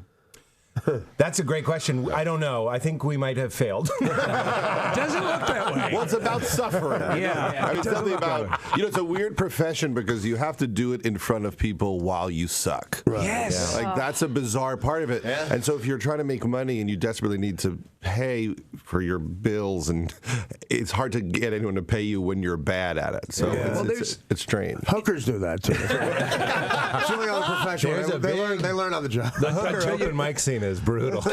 Don't do it. It sounds great. It's like a free haircut. I think that's what you said. Well, it's good to have Judd because you trust somebody. Like he knows how to get it right. So if you figure you just throw a bunch of stuff out there, and he'll know what he's doing in the editing room. That's true. If not, it's like I'm clearly the bad luck charm in his career. Well, don't you have to be on Howard? If the ratings book came out and he was number 7, I'd be like, he'd look around the room and go, "What's different?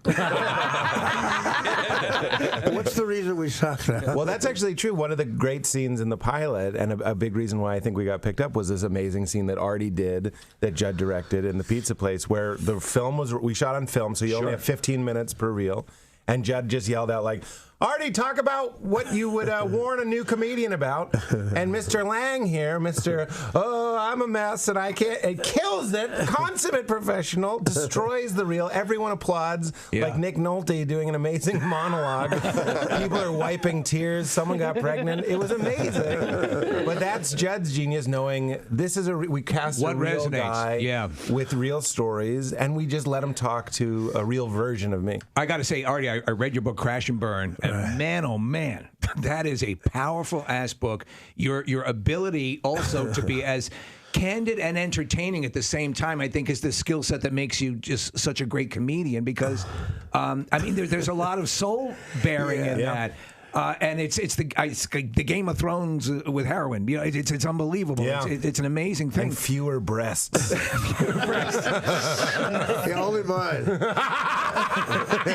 I'll say this though, I think you have a real solid dramatic capability. I know you're a Godfather savant. Why haven't you been? Does that entice you at all, the idea of perhaps dramatic acting? Because I think you possess that ability. I've done it before, where people cast me and stuff, where they just say, I know you can do this. Like a director will say, "I know you can do this. Don't worry." But this guy cast me in a movie called The Fourth Floor. Yeah. In like 1998. And I told my agent, the guy had seen me on Man TV, and he said, "No, I know Artie can do this." It was playing the murderer in this movie, and opposite Juliette Lewis and William Hurt. Right. And I said, "Listen, I can't go to the Yankee Padre World Series if I take this part." And it was being shot in Nova Scotia. And I said, "So I'm going to have like 30 grand on something I'm not watching on television." And it's my team, so... You're Robin Williams in Good Will Hunting if he didn't meet his wife. I don't have to go see About a Girl. That's the riff of the year, I think. I'm more like Goodwill Forte. That's what I think of Will. Goodwill Forte. So he agreed to let me do it. I agreed to do it. Oh, you did do it. I did do it. It's called The Fourth Floor. And the director was wrong. Yeah. No, I think it was. I did a good job, but it's so funny. Juliette Lewis and me have scenes together the whole time, and I was used to acting with people like Norm Macdonald, comedians who were trying to act. And in the first scene, I'm supposed to yell at her, and I yell, and she goes, "Ugh," and then I thought I really scared her, so I went, "Whoa, I'm sorry." And the director said, "No, she's acting." And I genuinely thought, but she was so sweet and got me through it. And I think I did all right, but I don't know.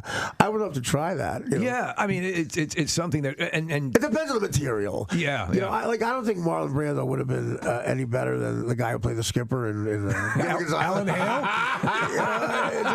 It's just crappy material. Alan Hale in The Godfather would have been fantastic. That would have been bad. That's the thing. You can call Luca Brasi little buddy. That's I remember I was talking to Norm Macdonald. I was trying to get him to act in this thing, and that's always easy. And at some point we said, "Norm, you know what? We're not going to have you do it." He's like, "Oh, good, because I don't know how to act."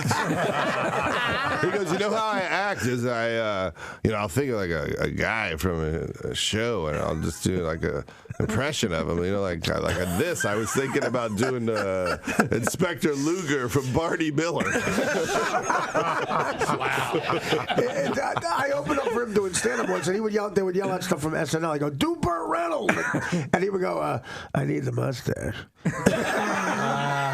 I never saw a comic just say no to something. He's a method actor. Excellent. Well, good luck to you guys, and enjoy the evening in Philadelphia. So, Judd Apatow, Pete Holmes, Artie Lang, thank you guys for crashing. I love it. We're going to take a break, and we'll be back in just a second. Stay with us. Police are searching for a suspect who allegedly opened fire outside a nightclub in the Philadelphia section of Port Richmond. It happened at 11:15 last night at the Penthouse Club in the 3000 block of Castor Ave. Witnesses told police a gunman got out of the vehicle and opened fire into the crowd. The patrons then ran for cover, but they say it appeared 2 of the 3 men were the intended targets. Those men, after getting shot out, ran back into the club and eventually got into a vehicle without contacting the police. So there were 15 shots. They were shooting at 3 guys, and no one was hit. They don't believe anybody was Were hit. they stormtroopers? Many of the witnesses Guys can't hit anything. Yeah. say they hid for 30 minutes, fearing they would be hurt. Police found no blood or evidence that anyone was hurt at the scene. They've checked area hospitals, but so far no one has come forward. Investigators found strike marks from the bullets and at least 15 shell casings. One of the bullets hit a nearby car and a neighboring building. They walked single file to hide their numbers. Hide the numbers, yes. And those shots, you can see in the marks that were too accurate to be sand people. Police say the suspect was last seen running down Castor Ave. So far, there's no word on a motive for the shooting. We go down to Obi-Wan Kenobi at the Penthouse Club. As you can see, these marks are too accurate for sand people. They always march single file to hide their numbers. Back to you. He's a field reporter. Yes, well. And that's your traffic on 93.3 WMMR. All right, thank you very much, Kathy. Our next guest show, the second season, has found a new home at the Roku channel. I'm thrilled about this. Yeah, season 1 is currently available to stream, and there's never before seen season 2 available tomorrow. Nice. For the whole thing. All right, the I'm on show board. is called Chad, and she stars, writes, and executive produces, and is a 14-year-old boy in the show. It's great. Please welcome Nasim Pedrad to the show this morning. Nasim, good morning.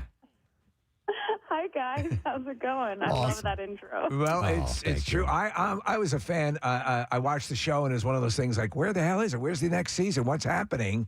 I'm so glad to hear that this came down, but it took one of those bizarre trajectories that shows like this can take. Explain what happened.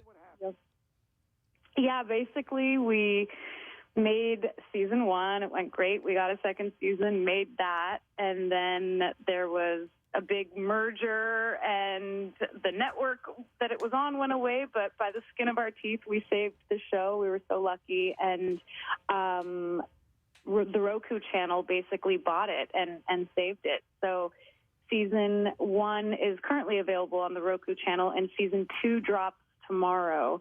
And what I love about Roku, honestly, is there are so many shows out there nowadays and so many different streaming platforms you have to pay for, and Roku is totally free. Yeah. Most smart TVs have a Roku device, and if you don't have a smart TV, you could just go to the RokuChannel.com and watch the show for free. And if you have a Roku set, you've got it automatically, which is cool. And then they released that Weird Al movie that was terrific. They were the first ones out with that. What I love about Chad, I'm going to tell you this, and I think it's great because, and tell me if I'm assessing this correctly. Chad is he's a 14-year-old boy. You play Chad.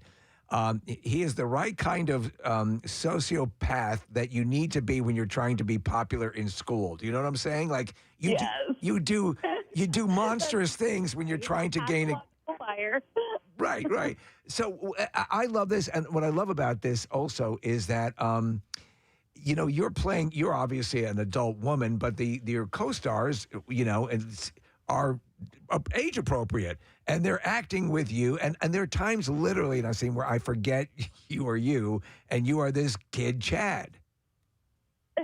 Well, that's awesome. That makes me feel like the hair and makeup department pulled off their job, because, yeah, I love writing about the awkwardness of adolescence, and I wanted to tell a coming-of-age story, but I thought you could just push the comedy so much further if you had an adult who has perspective on why teenagers are so funny playing the teenager.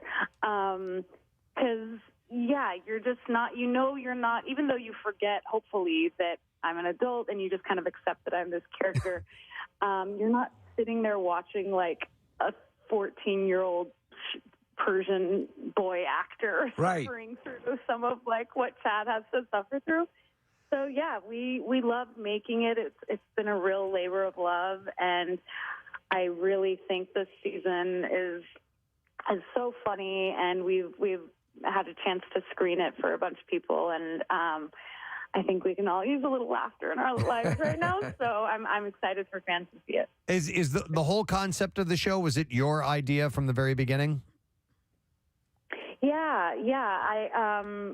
I had like trafficked in playing boys before on SNL, but this was an entirely separate thing that I just thought, okay, if I want to leave SNL and create my own show, what do I want to make? Yeah. And I had a really awkward, childhood. I remember feeling like so desperate to fit in. And yeah, Chad is for sure like an extreme version of what I was in childhood. And people ask like, oh, well, why are you doing a boy? Why not a girl? And I really just felt like I could disappear into the character more because of his posture and his eyebrows and the wig. Like I felt like I could just get the furthest away from looking like myself if I were to play. It completely works because with that you can get away like calling your sister like a whore, or these things that you do that are that may not be appropriate. But you and there's a lovable quality to Chad. But it has, and I'll let people know this, there is an edge to it that I think transcends a lot of that stuff. I love his friend who is Peter, is also equal, as awkward. And then there's this guy, Thomas Babuska, is that his name? Yes. Yeah. Yes, he plays like the cool kid. He's great. He was on a show called The Mick with Caitlin Olsen, and terrific. Yeah. He's so great, and yeah, so he's kind of the popular kid Chad is trying to befriend, who he looks up to, but that's the thing, like Chad, it's not a show where Chad is even getting like bullied by anyone. He's the one that gets in his own way more than anyone else. Like even the popular kids on the show are pretty nice and pretty chill, but Chad is so hell-bent on becoming popular, he's willing to get there at all costs. And that often means throwing people under the bus, humiliating himself, but it's coming from such a desperate place of feeling like an outsider that, hopefully you could just laugh at him. And yeah, this season we take it. We actually give him a love interest this season, so that'll be interesting. That's cool because in season 1 he kind of creates sort of a faux sexual history for himself that ends up for an incredibly awkward episode. So when you're working with, would you lose yourself in the character? I mean, with the cast where you were doing it, would they occasionally forget it was you and think you're this boy? It was such a weird, there was a lot of vacillating going on because I was also, the showrunner, and I, in between takes, would be giving people notes. And you're like watching this 14-year-old boy kind of like relay notes about the next scene to people. Or, for example, I was kind of remodeling my parents' house during production on the second season, and we had 30 minutes, for our lunch break. And I would run across to the tile slab yard to help fix the tile. And I would be dressed as Chad going to shop marble. It was.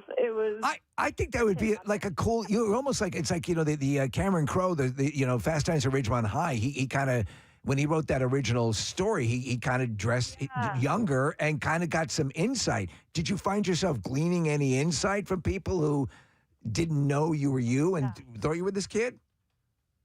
It was fascinating. People were like, "Why is this teenager shopping for marble?" And and yeah, I would run errands as Chad, again, not by choice, not for fun, but if I had to on break.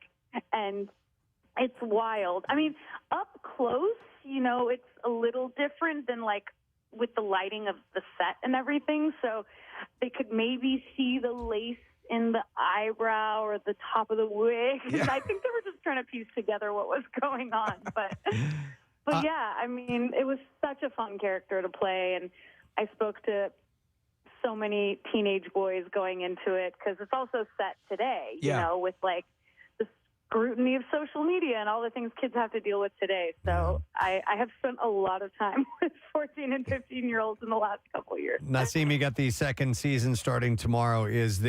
Are you waiting to hear about a third at this point? Or I don't know how that all works. If there's a time frame when they say, yes, it's a go, or are you to and through, or what do you think? Well, you never know, but what's funny is that to your point about the other kids being actual teenagers, now that this took so long to get to a different network, and we're so lucky that it did, I feel like the kids might all look way too old. Like, it would be so weird if Chad kind of looked the same, but then everyone else is like looking like they're entering their 20s. Right, yeah. But, you know, maybe we do, don't want to like give any spoilers, but Chad does end up in another country, so maybe he could start at a new school. You never know. Okay, there you go. Yeah, like it. Listen, this again. I will stress to people, it is sharply written. It has a sociopathic edge to it that I find very funny, and but it is also, I think everyone can connect to being Chad at some point in their lives. Yeah. That means so much to me. What you said is what I set out to make, and I can't wait for people to see it. Thank you so Excellent. much. Well, tomorrow, Roku channel. That's where you'll be able to catch it. Thank you so much, Nasim. We appreciate you coming on this morning. Good luck with everything. Thanks, guys. Nasim Pedrad. She's adorable, man. I love her. And she does, you can forget that that's her. You can. So she did it. She As did that character. I remember when the first season was coming out, they had a thing where they did her as Chad interviewing herself. Okay. And again, it's one of those things like Tom Hardy in that movie Legend, where you're like, it's the same person. You forget, you know? Steve, you know what's kind of stunning is that, you see commercials for Chad and you watch her dressed and playing this 14-year-old boy, and then you pull up her Instagram account. Yeah. She's beautiful. And she's like gorgeous she's knockout. hot, And you're like, how is that the same damn person? Yep. Hey, I wanted to mention this. This little blurb was passed along to me. Our good friend, Steven Singer, has made an offer to Travis Kelce. And it is free for him if he wants a $1 million engagement ring to propose to Taylor Swift with. That is brilliant marketing right there. Hey, that's what I said. Yeah, because listen, I can't imagine. Look, I got this for free. You want to marry me? Yeah. That ain't gonna fly. Yeah. But I think it's a cool concept. He said, I recognize that the most renowned couple globally has an abundance of options when it comes to choosing engagement rings, should they decide to tie the knot.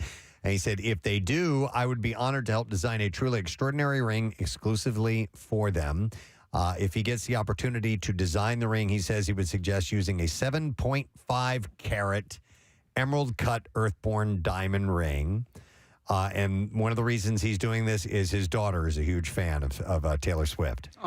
He said, my daughter's an avid fan of Taylor Swift, and we admire not only her, but also the values she champions. Perhaps by presenting them with the ring of their dreams, it might make securing concert tickets for her tour a tad easier. That's a smart move. I would say if Travis wants the ring, but he insists on paying for it, Steven said he will donate the cost of the ring to their charity of choice. Well, that's a win-win all the way around. Backing it up. How about this? $1 million gold rose, Preston. Yes. Right, okay. You could do that. A $1 million Absolutely. diamond-encrusted gold rose.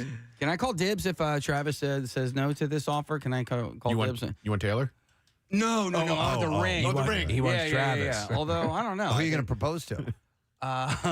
Nobody? See, I would imagine it comes with a proposal. No, I'm not going to propose to Nick. Then I wouldn't have the ring anymore. Deanna Cologne. Yeah. Yeah. You could have her. We're going to have on a little while. The Jardins commercial gal. It's a smart move. It's a very smart move. Have you guys, Mr. Singer? Have you ever been there? I went shopping at. I had a bag of dog poop in my jacket last time I was there. But what I was going to ask was, have you ever been there when the diamonds have arrived? Yes. No. They're still hot. I was shopping there one time, and a gentleman came down from New York because a lot of the diamond imports are brought into New York City, and then they'll bring them down to Philly from there. And it was pretty remarkable. This guy just walked in with like a bag of, I don't know what it was worth, but I would conservatively estimate $1 million, maybe $1.5 million. So there was a story, and I don't remember if it was out of New York or if it was out of Philadelphia. It may have been in New York, but they have a jewelry district on that like Jewelers Row, huge in Philadelphia. And the story was about this one guy, but I don't know. There's multiple people that do it, but essentially, he just walks up and down the street and just kind of looks at the ground. And every now and then, Are you serious? he will find a loose diamond. Wow. Oh, Or other precious gems. I'm so glad. And has been able to. And that's nothing, you're not going to get like a 5-carat diamond ring or anything like that, but small little diamonds, and they eventually. Where does he do this? And I think it's in New York. It's the Diamond District in New York, and he's right. It is a sprawling area, and just there is so much activity that used to go on. I don't know how robust it is right now, but it used to go on. That I remember the story, Preston, and the guy, as you said, he wasn't getting hard baseball-sized diamonds, but he was getting enough. Yeah, it pays to keep your head down, I guess. And I wonder how many just pieces of glass he's picked up in his life, thinking that it was a diamond. No, I think the guy knows what he's looking for. Nick, I saw once actually at Steven Singer, a guy came in with like a rolling suitcase, and they told me and he went in the back, and I was like, oh, that's what that incredible. was. Yeah, I got a tour of the vault one time downstairs too. Steven let me go down and see that, and I think that essentially they built the entire building around this massive vault. Almost the entire basement is a vault. Yeah, it's really incredible. And there used to be a couple of desks in there. There are people that do work in there. In the vault, which is pretty wild. Now, it's not a diamond, but I did find something on the ground today on my way into work this morning. Was it still steaming? No, but I feel like all of you guys would have picked this up. Now, it's not a diamond, but I found this little thingy here, Steve, and I picked it up, and you're like, I don't know what this is. No, I do not know. I know exactly what that is. It's for your Yeti cup. Coffee cup at the top. It's the little magnetic slide that slides back and forth over the hole. I still have mine on mine. Yeah. All right. And so I saw it on the ground, and I'm like, oh, boy.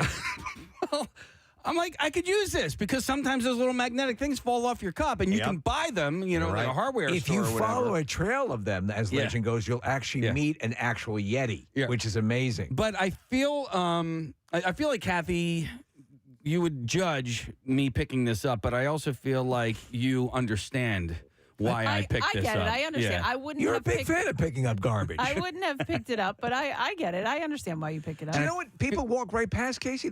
I find the condoms on the pavement. You can clean those out. You can clean them right out, man, and they're already pre-unrolled and everything. Yeah, you're ready to go. But I feel like you probably respect me a little bit more because the first thing I did when I came into the office is I cleaned it in the sink with dish soap and everything. Okay. I felt, it's not a diamond. But it's a little bonus. Yeah. Well, are you going to offer that something? Offer that to Travis Kelce? No. This one is mine. All right. You don't want to offer that to Travis Kelce? No. Well, I mean, what would I get in return? Nothing. Exactly. I mean, Steven Singer's offering up $1 million diamond engagement ring. Wow. I think you should offer up the little magnetic slidey thing from the Yeti cup. You want paint? How superficial? Yeah. All right. Well, you know what I do want to try one of these days is like one of those things where you trade and you keep trading up. Like a swap shop. Yeah. We were going to do that for a while, Preston. The, what are they, Tradio? Yeah. My son does that in one of his clubs at school. And oh, really? Inevitably, he's really good at it. Like the way that they trade up from something that with zero value, and ultimately, like the winning prize is probably worth $60 or $70 or whatever. He's done a really good job. I'm impressed by it. In radio, it almost always a small market thing where you have people calling in doing the Tradio thing, right, Preston? For years? Well, no, I think they're talking about a different thing. Okay, I'm thinking of where you start with a pencil. All right, who's going to trade me something for a pencil? And somebody calls in, they trade a pen for a pencil. And then the person who has the pen will trade the pen they'll upgrade, and it goes along. Yeah. And it can eventually lead to like a car or something like that. If you do it long enough, people will trade things back and forth like that. Trade this pen for a GIMP. You got to bring him out. Yeah, bring him out of the box. Oh, we don't? No. Oh, I thought we still had that one. We should have the GIMP on the show again. again. That guy was a fascinating interview. He was. We had the actual actor that was in the Gimp mask from Pulp Fiction. You're right. Hang on a second. I want to go to this call. I have Jack on the line. Hi, Jack. Good morning, buddy. Good morning. What's up, man? Yeah, I heard you talking about the Diamond District, and I worked down there. I worked in Manhattan for 25 years. I retired from Verizon as a splicer. Okay. And I saw some pretty interesting things down there, and one of them that you were talking about, it was a mother and son duo. Every Sunday they would go down there, or maybe it was Saturday morning, I don't remember. We were working 24-hour shifts because all their lines were out. Okay. And they were in hysteria. But anyway, this mother and son duo on Saturday or Sunday would get down on their hands and knees at like 6 o'clock in the morning and do the whole length of the block with like tweezers to get between the cracks and crevices and whatnot. And Yeah.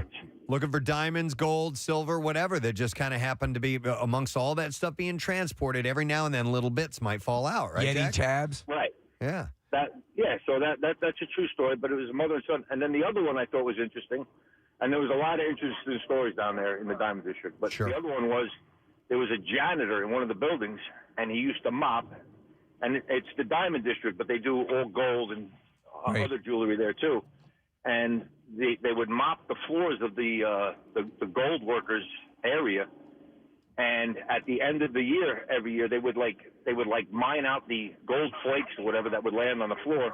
And at the end of the year, every year, they would have the Christmas party with what the gold was left over from the mop bucket. So they would use the gold dust that they mopped up to pay for the party. Right. So I don't know how much they would get, but say it's $2,000. I don't know. I have no idea how much they got, but it was enough to pay for the Christmas party. I believe it. All right. Thanks, Jack. Appreciate it, brother. You ever see Uncut Gems? Yeah. You haven't seen it? I did not. Uncut Gems. Yeah. No, I did not. It's a good depiction of that lifestyle. It's manic, man. It's is super manic. Yeah. I had a hard time with it. And That's what I heard. the That's way why I it haven't. ends is- That's why I haven't dived into it, because I heard it's kind of a tough watch. Well, okay, so just think of the that scene from The Bear, season 2, the Christmas night scene. Yep, that's the whole movie. I mean, it's that pace. Mm-hmm. Oh yeah, but I did hear it's a great movie. Yeah, there's a scene though where they're dancing on Bandstand, and that's pretty cool. Wait, dancing on Bandstand. Grease. Oh yeah. I forgot that was their show. So anyhow, we'll see if Travis Kelce takes up Steven Singer's offer. I kind of doubt it, but you never know. It's worth a shot. It's worked. The fact that he got it out there and this has got a press release and people are responding to it, mission accomplished. What can we offer them besides Casey's the slider for the lid? Is there something that we could offer? Do we have tickets? Do you have any? Travis Kelce and Taylor Swift.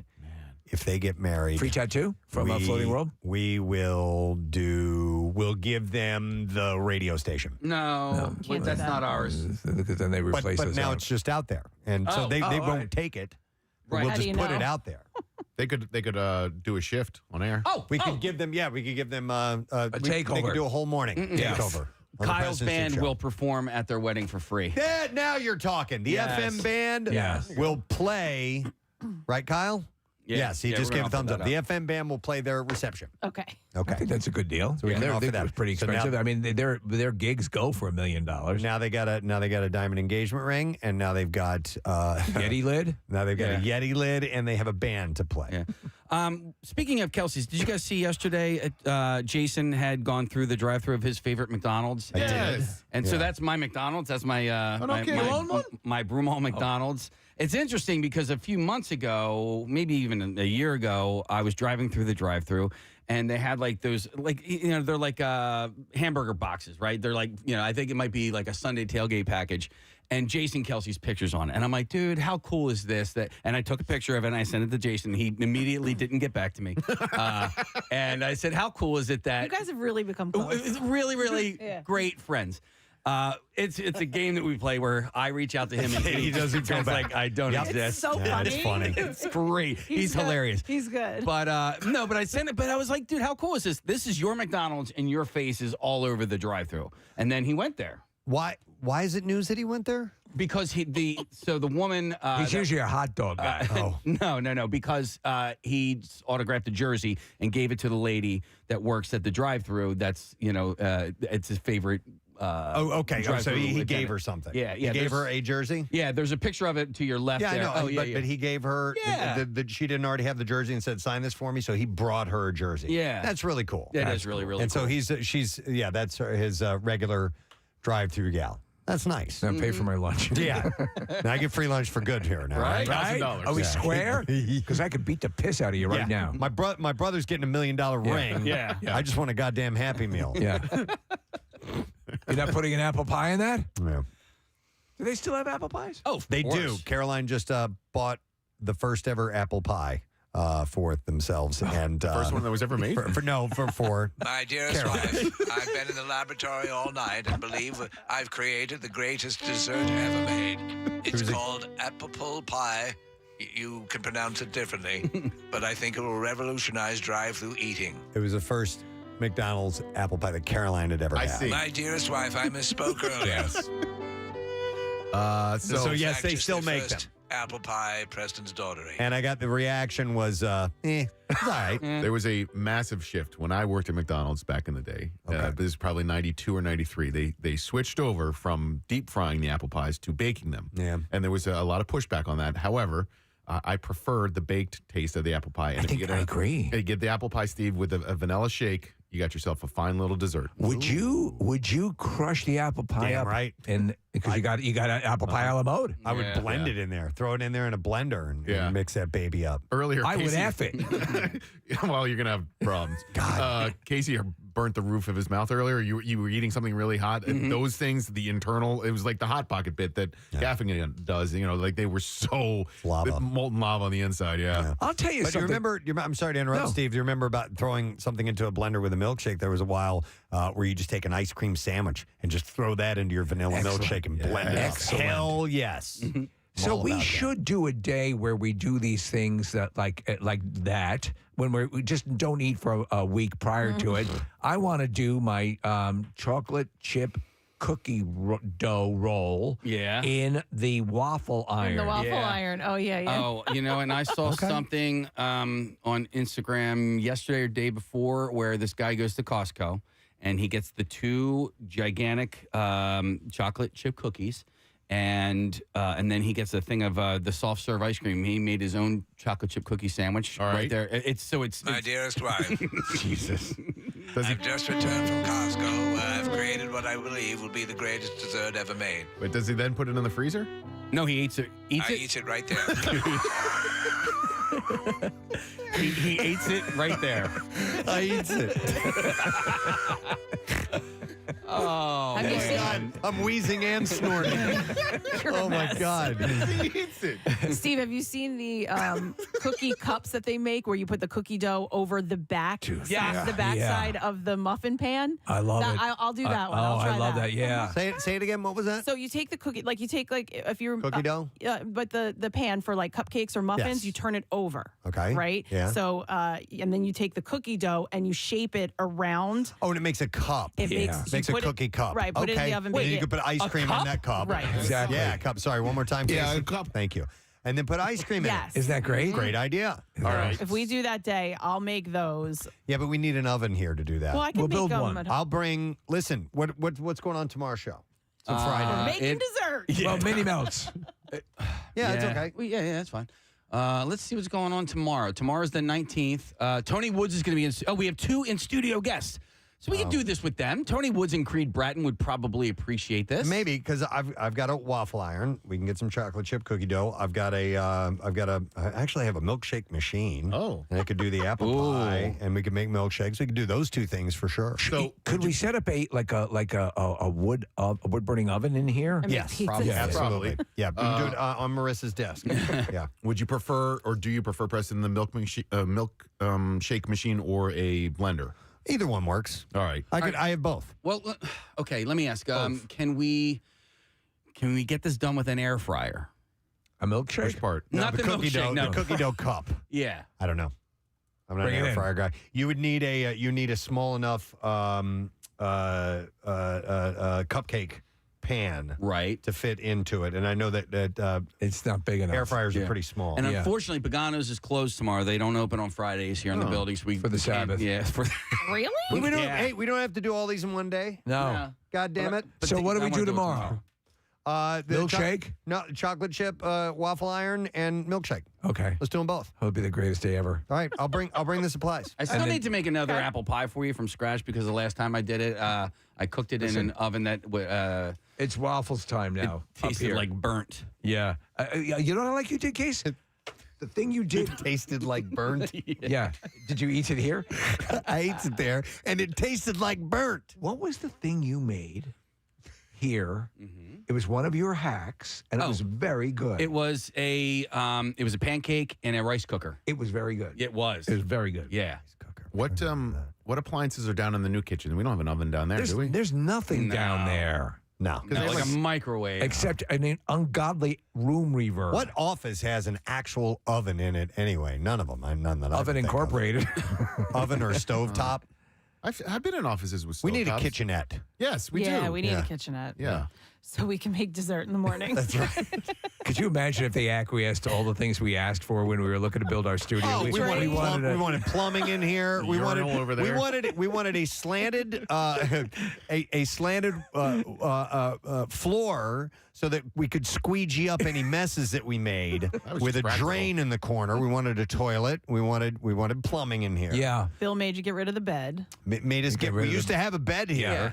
I would think that a wet bar would be kind of nice to Yeah. have. It'd be nice to have a shower. Right. A wet nurse. A wet nurse. But a kitchenette with an actual oven and What could go a wrong? stovetop. Hang on. Listen, man, we have tons of restaurants that come by here all the time, and they have to really go to great lengths to create what they do and bring it in and have it taste halfway decent because it's had to travel. So I have one of those propane, those pizza ovens that are all the rage. Oh. You know, but I don't think Rodney's, They don't want us burning Rodney's propane in there. Yeah. Man. Correct me if I'm wrong, because I might be completely misremembering this. Didn't we have a pretty nice kitchenette in the Y100 building in Conchi? Like with and there was a shower in the building? We actually did. In Conchi, there was, you talk about... in Conshohocken. Yeah. You'd have to go across the hall. There was actually a pretty big kitchen. Yeah. There was a shower? There was a shower there. I had to take a shower one time at the radio station for something that we did. Or There was a whatever. shower in media. But there's a I never worked in media. I only worked in Conchi, and there was a shower there. But I think that kitchen was like a fairly fully functional kitchen. Might have been. We had a balcony outside. Oh, man. That's where That we was shot awesome. Casey with 1,000 paintballs. Yeah. That was See a cool the trail, spot. the bike trail. You see the bike trail. yeah. The only thing that sucked was trying to get to that. To that building sucked, but once you got there, There it were was always great. dead hookers in the woods, and it would always flood. I mean, and that There really is was a dead porn star. wrapped in plastic Yep. right on the side of the road that we passed every day. And Every that day. is really Kathy the thought it only was an elk. thing I think of when I drive that. If I ever Really? drive that road or go back, that's Yeah. what I think of. All the I'm like, time. every day That for body for, sat there for like a month or yeah, more. for weeks we passed that poor thing. I know. It's terrible. The good old Let's days. talk about waffles and chocolate chip cookies. Let's take a break, actually, and come back and get into the bizarre file. But if we can make this happen, if we've got a hole in the schedule tomorrow, maybe we can do some creations. All right, and we're doing the connoisseur tomorrow anyway. So, all right, we're going to take a break. We'll be back in just a moment. So stay with us, please. Penthouse Club right now. I'm surveying the damage. This is clearly not the work of sand people. As you can see, the shots are too accurate. Well, I wish I got the humor. You guys look like you're having so much fun. I know. I was singing that. I was singing that too, Kenny. 4 people in the room are really enjoying themselves. No idea what we're talking about. Fifth one, God. slightly removed. Do they not have great aim or what's happening? I saw them. They came in from that direction. He's a witness on the scene. C-3PO. Thank you, All right, nerds. Let's do sports this morning. Should we do the letter? Yeah. Okay. I was going to give you another fact about Steamboat Willie. No, but- tell me. I believe that the technique that they used to make that when they would show that in the movie theaters, it had a certain frequency that it vibrated that the sound would make, and it actually would make people sick. Wow. Sick. I just saw Steamboat Willie. that it would make them physically ill in the theater. And it's like it's almost as if you have like a whoop, whoop, whoop, whoop, whoop, whoop type of sound in your ears. In the projector? Oh my God, I'm doing Randy Newman cars. Yeah, do it again.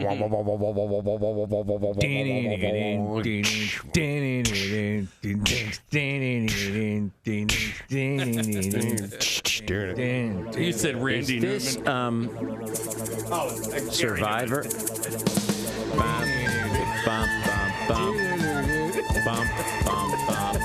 It's the eye of the tiger. Eye of the tiger. It's a survivor.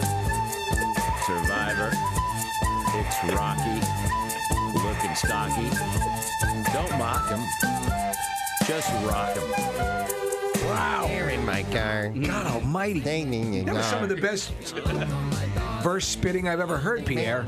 Rocky looks stocky. Rocky, well, looking stocky. Don't get too cocky. Now we can do the letter of the day. Fantastic. Here we go. Preston and Steve on 93.3 WMMR. Now, the Daily Letter. I'd actually like that to be on the Daily Rush. It was the very end of the show, but... Well, you started to do the sound, and I heard Gary Newman. That was fun. All right, the Preston and Steve show is brought to you today by the letter U, as in utility. All right, and we have a trip for you to L.A. for the premiere of Warner Brothers Pictures' Kong Skull Island. On March 18th, Kong Skull Island hits theaters nationwide on March 10th, mind you. So we'll give that away tomorrow. It's a very cool thing. How about the show today, Pierre? So we got more Philly Home and Garden Show tickets at the Expo Center Friday through Sunday, which will be fun.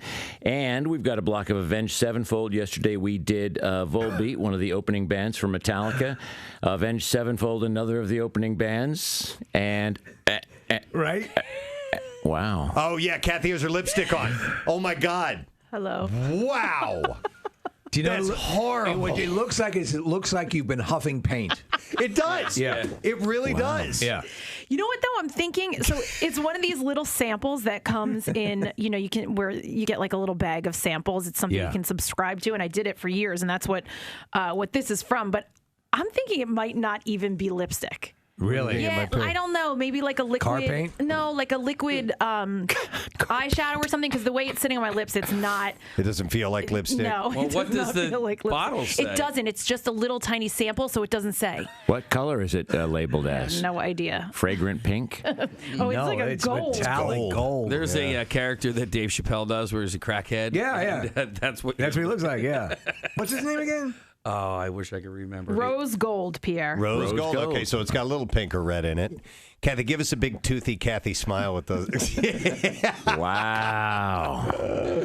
Hold on, I'm looking up. Thank you for doing that. No, that's beautiful. Time for the news. That was the thing that first attracted me to her. Here's the theme for her news. It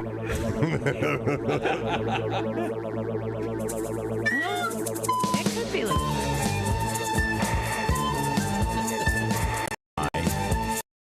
The tiger. Eye of the tiger. What rhymes with tiger? Liger. Have a lager because it's beer week. Okay. Don't be a freak. Honestly, if we don't sell those as albums, two separate albums. I think that's album worthy. All right, we shall see if we can get an answer to this question. What kind of a tower do we want named after us in Bristol? 215-263 WMMR. I will go to Dan. Let's see if Dan knows the answer. Hey, Dan, how you doing, bud? Yo, what's up? Yo, Dan, what kind of what kind of tower do we want in Bristol? What kind of tower? Milkshake. Yeah. He said it, milkshake. Hang on a second. He's using that vagina lipstick. Yeah, he's trying it out. Dan, hang on. We're going to get your information, and we are going to set you up with a 4-pack of tickets for the Progressive Atlantic City Boat Show. March 1st through the 5th at the Atlantic City Convention Center. And you can visit them at acboatshow.com, by the way. Boat show. Boat show. Going to the boat show. Lots of boats.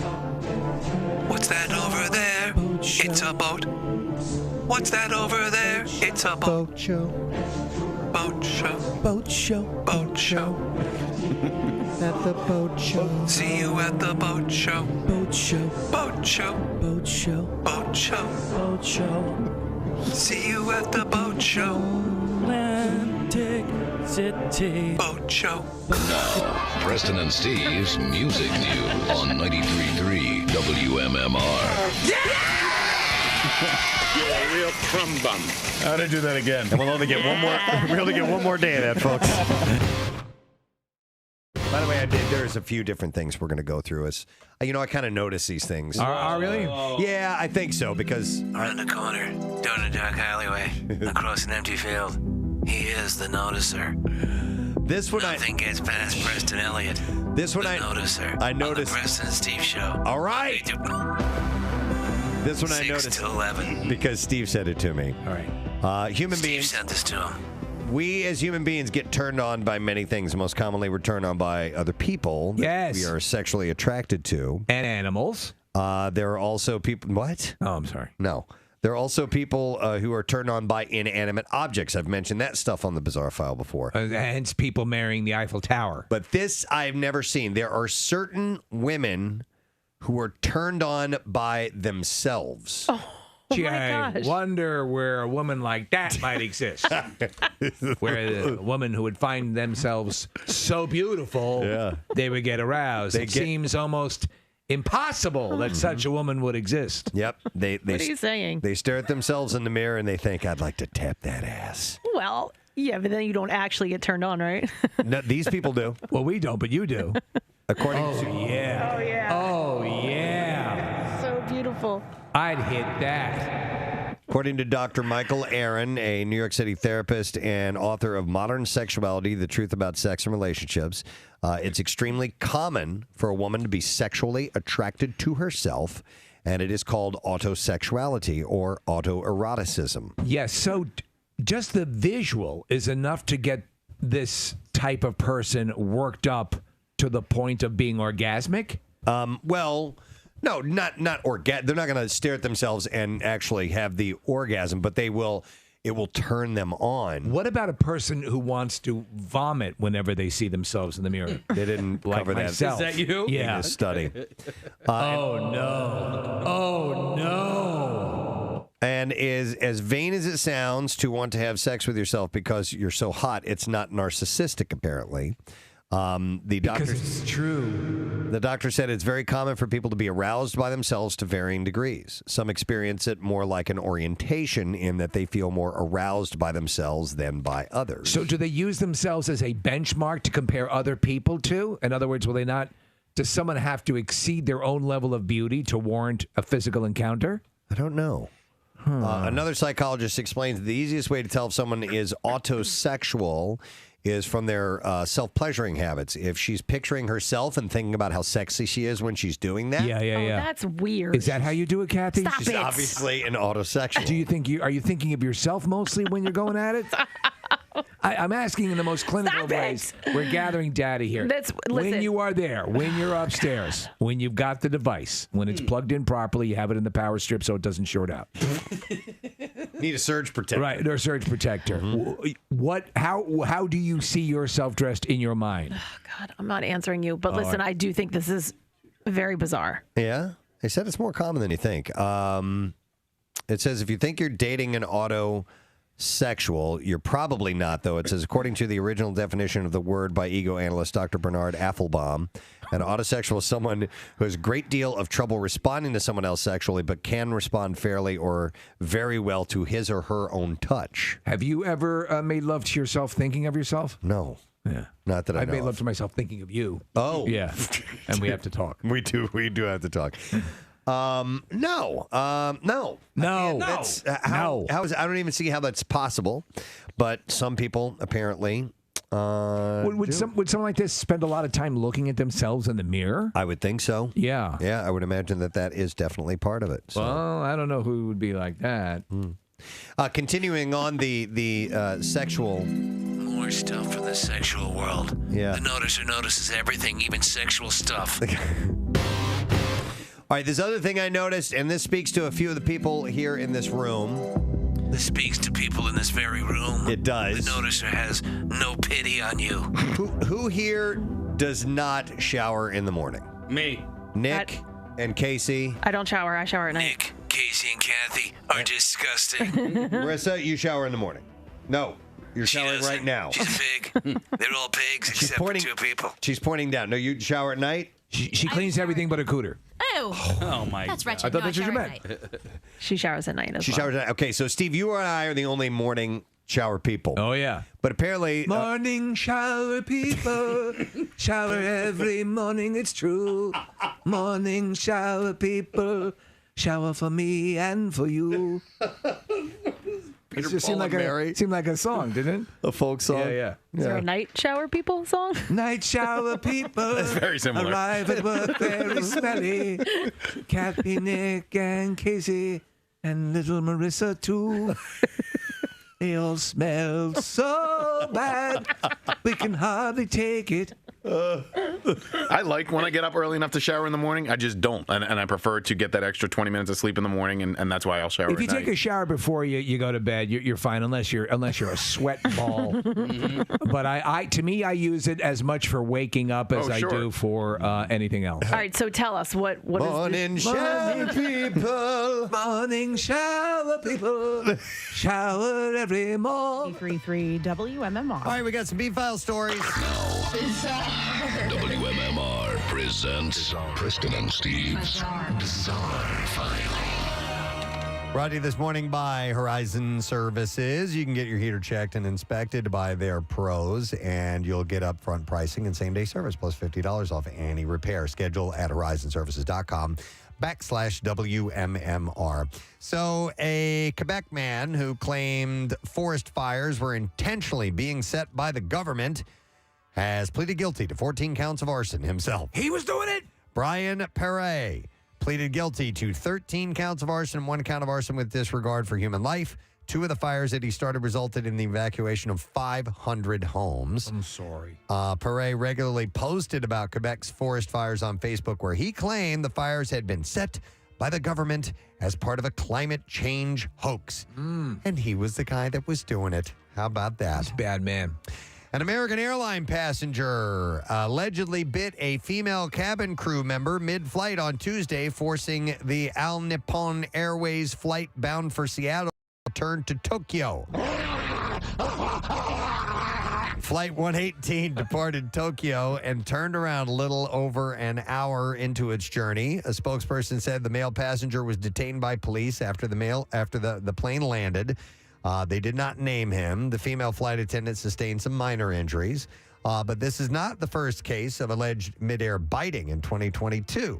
2 passengers were given hefty fines for hitting and biting crew and other passengers on separate flights with American Airlines and Delta Airlines. They were fined $81,000 and $77,000 respectively. It's getting ugly up there. Those are the 2 largest penalties ever levied by the Federal Aviation Administration against individual passengers for acting out on an aircraft. So this person's going to be facing something pretty heavy, too, for biting a flight attendant. Can't do that. No. A Florida man was taken into custody last week after he was spotted in someone's backyard wearing underwear around his neck. Wow. Police said they received a call about a prowler just before 10 p.m. The caller explained that someone was seen in their backyard near the dock wearing a gray hoodie, black shorts, and a dark mask on his face. Upon arrival, officers found the man identified as Troy Stewart in an empty lot. Stewart was discovered lying on his stomach between a tall hedge and thick brush near the seawall. I'm on patrol. Police said Stewart was wearing a gray hoodie, black shorts, and a dark blue pair of underwear around his neck. It's okay, officer. I've got this. Stewart told police that he was running along the canal for exercise due to its aesthetics. Now I'm pushing my penis into the dirt. And to avoid cars on the road, and the underwear was intended to protect his face from the cold. Of course. However, in Florida. Yeah. However, Stewart added that he had been confronted by 2 other men, so he ran away to hide. Police said that they spoke with the 2 men who confronted Stewart, and one told officers he saw a man in a gray hoodie and black shorts walk through his backyard and said he shouted and approached him. He was able to remove his hood to see who he was. He said his neighbor then escorted him to their front yard, and he ran away. This guy really can't see the holes in his story. Another neighbor told officers that they had reported 2 of their bonsai plants valued around $7,000, as stolen earlier in the month. Investigators added the suspect in the theft was seen on surveillance video on January 11th, walking toward additional bonsai plants at the same address before fleeing the area as if he was spooked. Afterwards, officers went to his home, found several bonsai plants, though they didn't match the exact description of the stolen plants. He faces a charge of loitering at this point. It wasn't like he was trying to keep quiet about everything, wandering around with his underwear on his head. Yeah. A Maryland man insists that he shot his roommate in self-defense, but admitted that he only called 911 after going back to sleep, going out and buying some marijuana, and communicating with some people who implored him to contact the authorities. I was just beat. Richard Benna was charged with manslaughter and assault and possession of a firearm, someone convicted of a violent felony. The family of the victim, Dominique Scott Hayes, said that they had seen him on his birthday. There were no indications of trouble. Benna allegedly claimed he was sleeping in the living room on the second floor around 2 a.m. when he woke up at 5:30 a.m. To Scott Hayes making a lot of noise. Several minutes later, Scott Hayes yelled for the TV remote.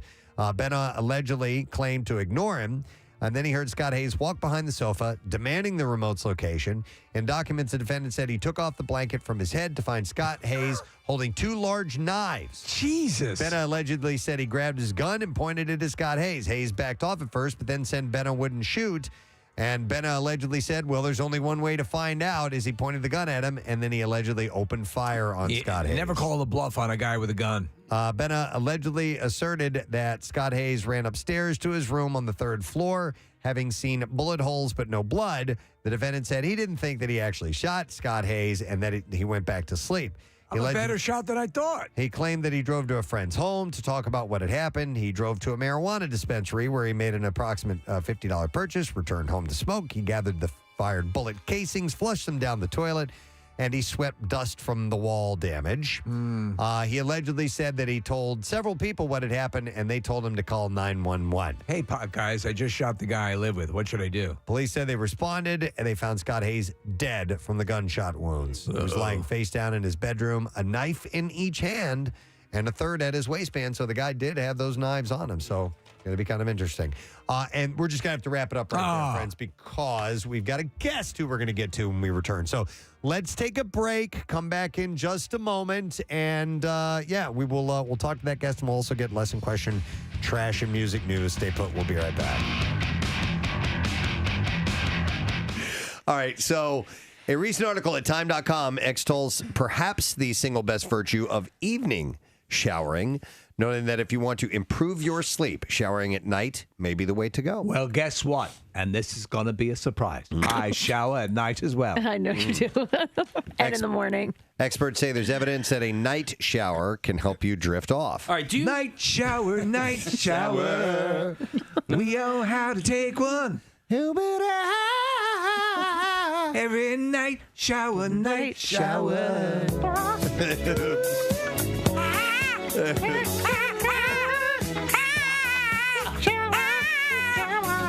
Grabbing for the loofah, getting in the shower.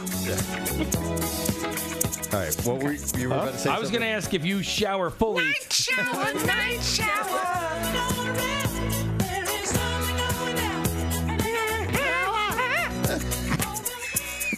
You do that better than anybody, Steve. Thank you. I got my higher end back. What were you going to say, Case? Do you fully shower both times? At night and I in the do morning. military showers. I have no hair. Yeah. That cuts down on a lot of it. However, I at night I take a hot shower, a quick hot shower. In the morning I take a wake up shower. Okay. I don't know why I just enjoyed you saying, I have no hair. It's the goddamn truth. I just have In case no you haven't hair. noticed, the same way Kathy pleasures herself to herself. Oh my God. I have no hair. Do you guys ever wash your pubes with shampoo? Oh my God. Every day. Why? With shampoo you do? Yeah. Okay. No. Not I do soap? No. Toothpaste. When I'm washing my hair, You then go downstairs. I have soap in my hand, so Right. use it on your pubes. He's got soap in his hands. Use For it his on the nags, tubes. he's got soap in his hands. For his nags. This is getting ridiculous. We had 3 hours of sleep last night. And there are real musicians in the green room listening to this. They probably have I don't think they're listening. We may be inspiring a new song from Dorothy. Bedazzled Shimmer Takes Time. La La Land star Emma Stone was the belle of the ball at the Oscars, winning Best Actress, and she's absolutely looking the part. You go back and see the photos, thanks to some seriously hardworking fashion folk.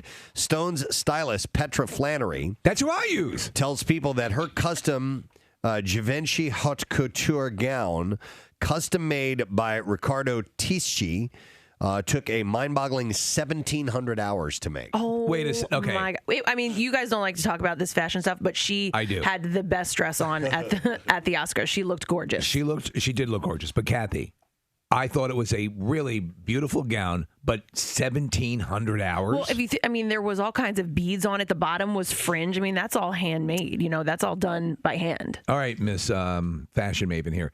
She also had a lot of the of glitter. It appeared glitter in her makeup. Mm-hmm. Did you notice, like, around the eyes and stuff like that? Yeah. Is that stripper glitter thing still happening? Well, I think that she did it a little bit more glamorously, not so I wouldn't Not call like it stripper glitter. But she looked great. Whatever she did, she looked gorgeous. Do you think she's I mean, because Preston, that's your style there. Yeah, porcelain skin, red hair. I think she is pretty. I think once again, some people make her to be this stunning goddess. I just think she's very pretty. Yeah, I agree. Yeah, and she looked good. Ricardo Tisci says it took over 1,700 hours and a team of 11 from the Givenchy atelier.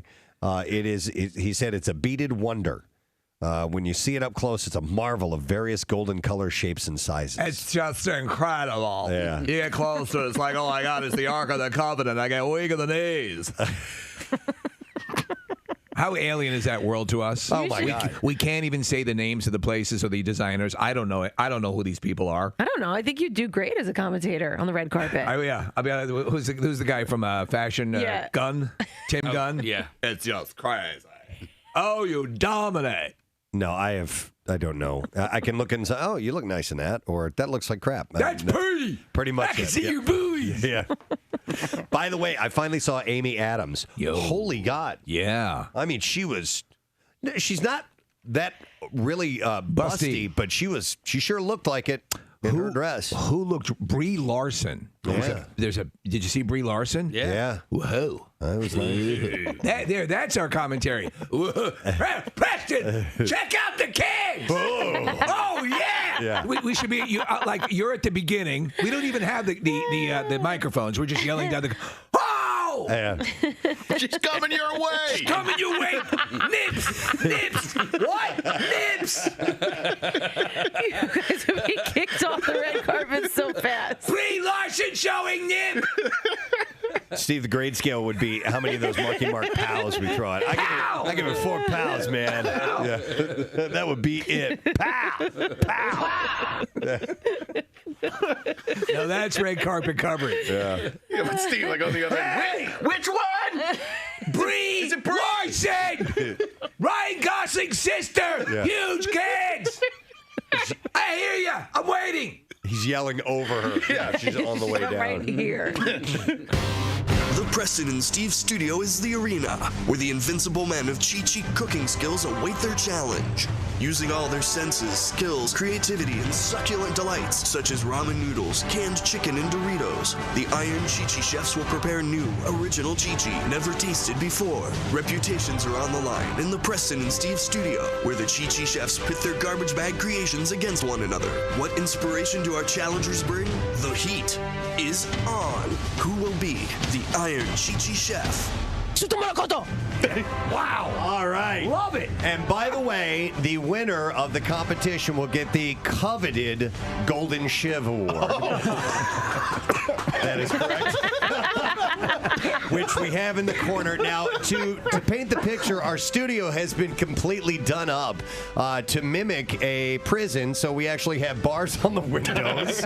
We have our various cell blocks, which are numbered and lettered. And we also have what you can and cannot do. There are some rules on the walls as well. In fact, it says privileges. You are entitled to food, clothing, shelter, and medical attention. Anything else that you get is a privilege. Yes. And we also have our prison commissary set up, which is being guarded by a full-size Hannibal Lecter statue that we have in the corner. And he is holding the Golden Shiv Award. Yes. And listen, guys, just to be nice, we're also going to throw in a couple of other things. We have some toilet wine that we have over there in the corner. We have an actual toilet in the corner with a jug of wine in it. You'll win that too. And we'll also give you a $100 Visa gift card. So we have our three judges. We have Nick, Michael, and Joe. Let's now meet our contestants this morning, okay? And their intros are short as well. Let's welcome Iron Chi-Chi Tim to the program. Hey, what's going on, guys? How are you, Tim? Good. How are you? Very, very good. Now, we're not going to go into the specifics of everybody's background and how they ended up, where they ended up, but how long were you incarcerated? 3 months. 3 months. Okay, so a little bit of time, not a whole lot. No, but you make a couple Chi-Chis a day, so. Okay. So a couple of days. Now, Tim was assuring me, he said, emphatically said, don't dismiss this, basically. You're going to love the way this stuff tastes. Really? Correct, Tim? I actually emailed Casey and I said I'd like to place a bet with everybody about them liking it because it is top notch, guaranteed. All right. Yes. Do you still make it, even though you're Not recently. When I first came home, I was making it like every day still. You kind of get used to it and the flavor. And you miss it. Yeah. I got it. Okay. So. All right. Well, that's Tim. Let's meet our next contestant, the second Iron Chi-Chi. Welcome, Chris, to the studio this morning. Thank you. Chris, how are you? Doing well. You? Doing well. And for how long were you behind bars? 24 months to the day. Wow. To the day? To the day. Wow. So you didn't get out for good behavior then? Nope. Okay. But how's your Chi-Chi? It might be a little rusty. It's been a few years since I've been away on vacation, but it's all still here. Vacation. No, Chris, the fact that you stepped away from it might breed a little bit more creativity and improvisation. A little bit. I have been a cook for about 20 years. That was my main profession. And then, So you're bringing that wealth of knowledge into your Chi-Chi preparation? A little bit. Okay. All right. Fair enough. All right. Well, good luck to you. And let's go over to our final Iron Chi-Chi. This is Mike, everyone. Let's hear from Mike. Hey, how's it going, guys? Good, man. How are you, By the way, sorry for bothering you at work. Oh, it's good. All right, Sorry to bother you on parole. That's been going for a long time now. So. Mike's actually wearing a prison T-shirt, by the way. I don't know if you guys noticed or not. Mike, if you can turn around.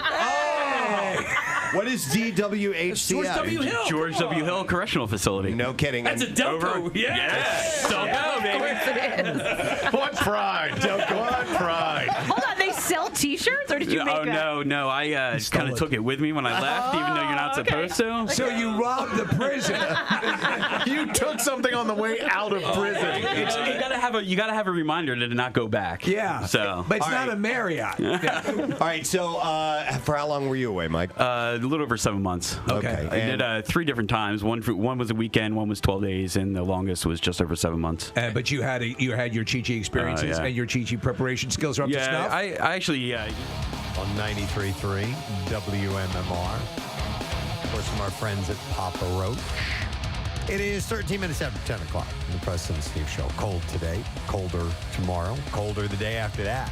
Our high on Saturday is 24 degrees. And we're getting snow all day tomorrow. 1 to 3 inches, though. Not a lot of snow, but it's going to be like this steady, light snow that's going to be happening throughout the course of the morning. So get yourself set for that. All right, we have a guest who is ready to go. There you are. Okay. This is Casey. This is the reason we have our next guest on is because of Casey. He loves this commercial. I do. Are we going to play a little clip of it? Yeah. You should. Yeah. You ready? Yes. All right, here we go.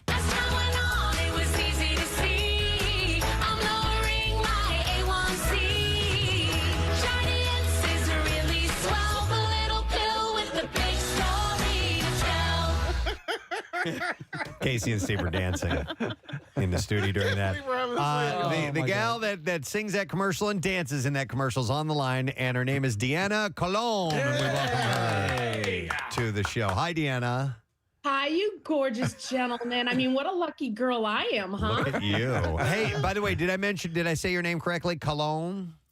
Yes, please just don't call me colon. That's been a problem since I married my Puerto Rican husband. Yes. Yeah, without the accent mark, it looks like colon, but Right. colon. Hi. I'm just a big colon. Yeah. Okay, so let me get this. I'm sure you've been told the reason we're having you on today is Casey sees your commercials all the time, and he's got like a tiny little crush on you, and so he wanted to have you on. We're both married, Casey, so Casey, same. Yeah. Casey, when I saw the video, I have to tell you, you were the rock. I was like, who is this adorable guy? Wow.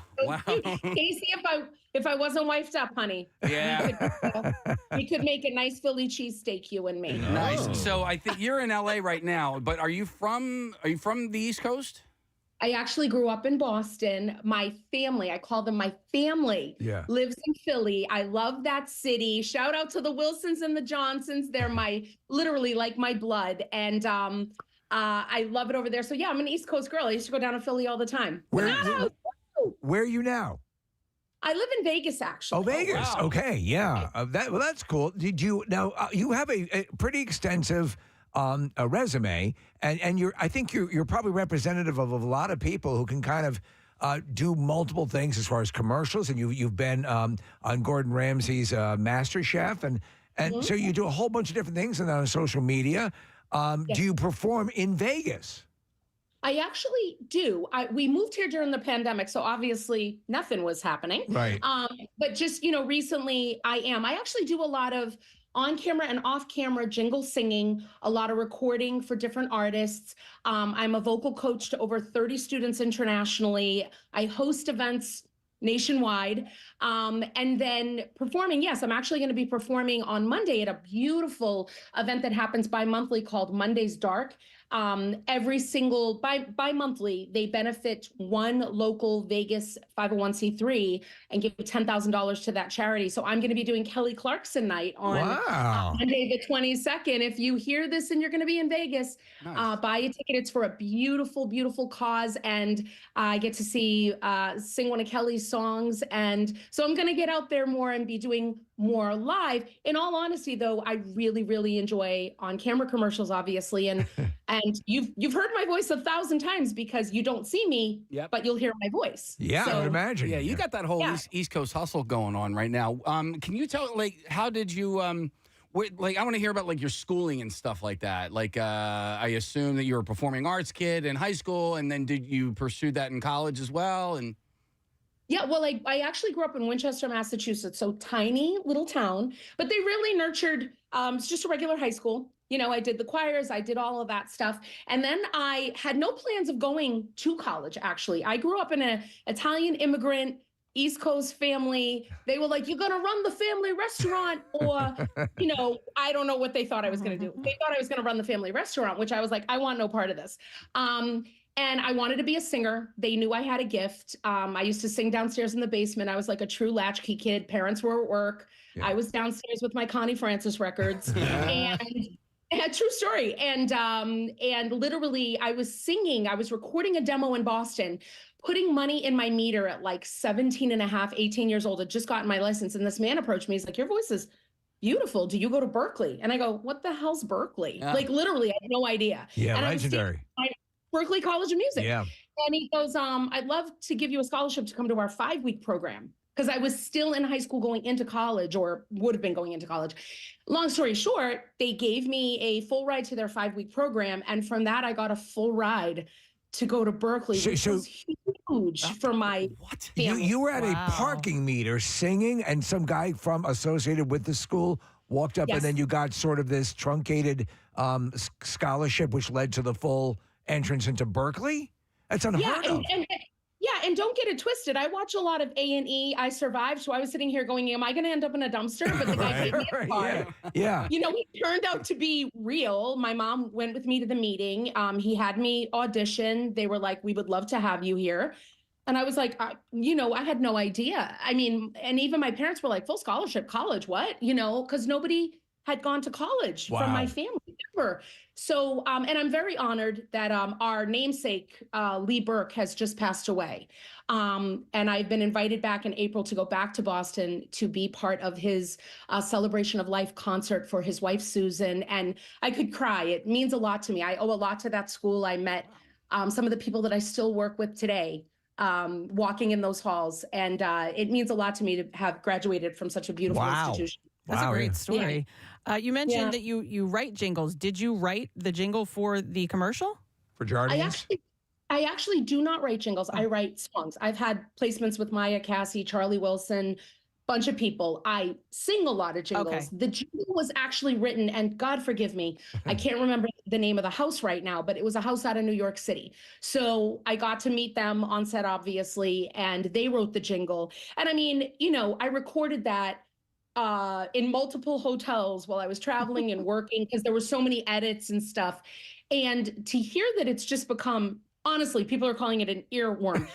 When I was singing it, I was like, okay, this is a job, whatever. Yeah. But now I realize, like, golly gee, it is catchy. You know what I mean? Like, wow. A couple of questions because they especially where they're placed repetitive, because before it, the one that was stuck in my head was always Ozempic, which was a riff on a pre-existing song. This is an original song. What kind of new fan has been attracted to you through the commercial, Jardines? Okay, a lot of creepy married men. A lot of chubby chases. No, I'm kidding. Guys like your boy over there. No, I'm kidding. No. In all honesty, the one you guys were dancing to was actually a DJ that went, I'm jumping on this bandwagon and remixed it. So that kind of thing. It was, again, it's been really crazy, and I'm just glad to be a part of it all. You have to understand when you, I don't think people understand how difficult it is to land a job of this magnitude. I am grateful to these people because remember, I came off of 3 years of not working. I think people forget that singers and actors were not working. There were no productions. So I love that when people come to me on, social media, like, how could you do a commercial for a pharma company? Oh, you're the armpit of evil. And it's like, guys, by the way, anybody who is upset with me, please, I have a Venmo, a PayPal, a Cash App, Anna Bonchica. Feel free to send me all your money, and I'll try not to do any more commercials to placate you. Like, what are you? You know what I mean? You gotta live. Yeah, you gotta live. I'm a worker. Yeah. I'm working, and in all honesty, guys, too, like. I know I have a mouth like a tractor trailer, truck driver. But I really am very faith-based, and I love God, and I am just so grateful to be able to use my gifts. I am 50 years old. I am still working. And I just got started. Like, literally feel like I just got started. I had the best year of my life in my career last year. That's pretty awesome. I mean, honestly, on a big soundtrack. I mean, it was a big year. Well, to be honest, the path of somebody who does what you do is kind of a utility player on all different levels. But you mentioned a couple times now with the cooking and what you do on explain that whole part of your career because that's pretty interesting as well. You're no slouch there. Yeah, so nutshell, grew up in an Italian restaurant. Parents owned it for 45 years in Arlington, Mass, named Nicola's. They closed it when they retired because I didn't want anything to do with it. It was the thing that took my parents away from me, a brick and mortar. I mean, my dad was getting up to go to work at 4:30 in the morning. Mom was taking over for him at 4 o'clock. And then I didn't see my mom again until 11 p.m. and we were asleep. I mean, literally latchkey kid, right? I knew I had a gift for it. I'd worked in it my whole life. I tell people I didn't go to culinary school. I went to the culinary school of hard Nicks because my dad's name is Nick. Okay. Didn't want anything to do with it. Go, right? All right, I'll go. So I go. And I keep getting moved into other rooms. And I keep getting back. I make the top 20 of season 10, win a white apron from Gordon Ramsay himself. And that made me realize with social media, hold on, I've got a personality. I sing, I cook. I was like, and this kind of happened right after the pandemic. MasterChef happened and pandemic hit. So I was online singing and cooking and entertaining people during the pandemic. And then I created Go Fork, F-O-R-K, itself. Yeah. And now I have over 300,000 followers on TikTok following my cooking show, Go Fork Yourself, where I cook and I sing and I pull out a whisk and I pull out a wooden spoon, sometimes a knife, I'm daring. And I sing and people are loving it. I teach people you can cook anything. And I don't just cook Italian, I cook everything. And I want to just show people like it's really easy to cook. You guys make it harder than it is. I want to ask you because you obviously have an authentic Italian background, and Nick's mom makes meatballs with raisins in it, and I love that. Where do you? I see you're scowling. What do you say? What you're no raisins in meatballs? Here's the thing about Italy that people don't know, because I constantly have a fight with my followers over sauce, sugo. Yeah. Or it ain't gravy, all right? Gravy is what you put on freaking roast beef and turkey. What is wrong with you people?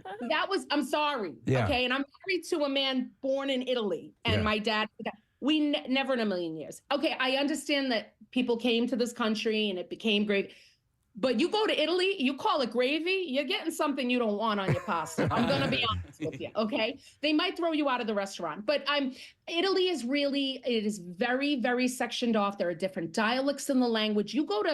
We're from Southern Italy. You go to Southern Italy and say something, you go to Northern Italy, they know you're from Southern Italy. Mm-hmm. It's kind of like here. Yeah, it's exactly like here. If somebody from Texas comes to Philly and they're like, how y'all doing? They're like, oh, where you from? It's the same thing, right? They're saying English, but just with an accent. So it's something like raisins. Does that even exist is that in meatball preparation anywhere in Italy? Mm-hmm.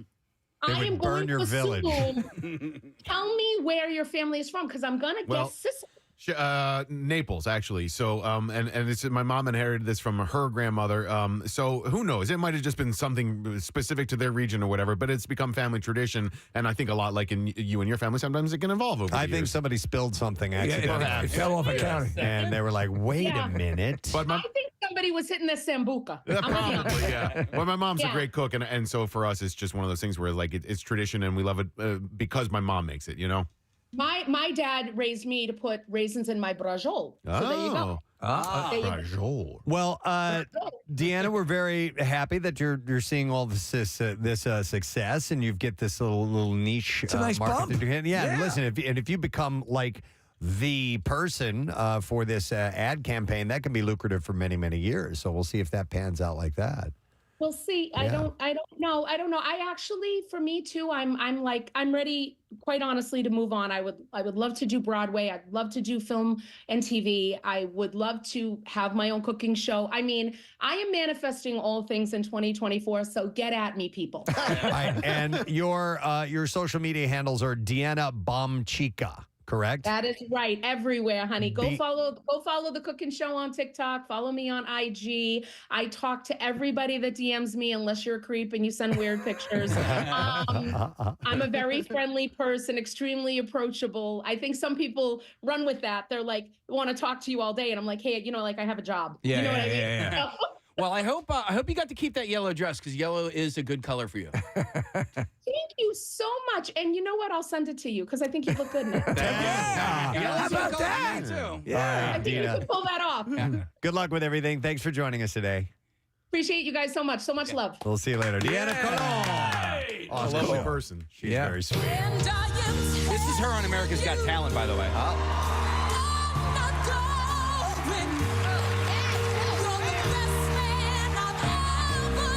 It's from Dreamgirls.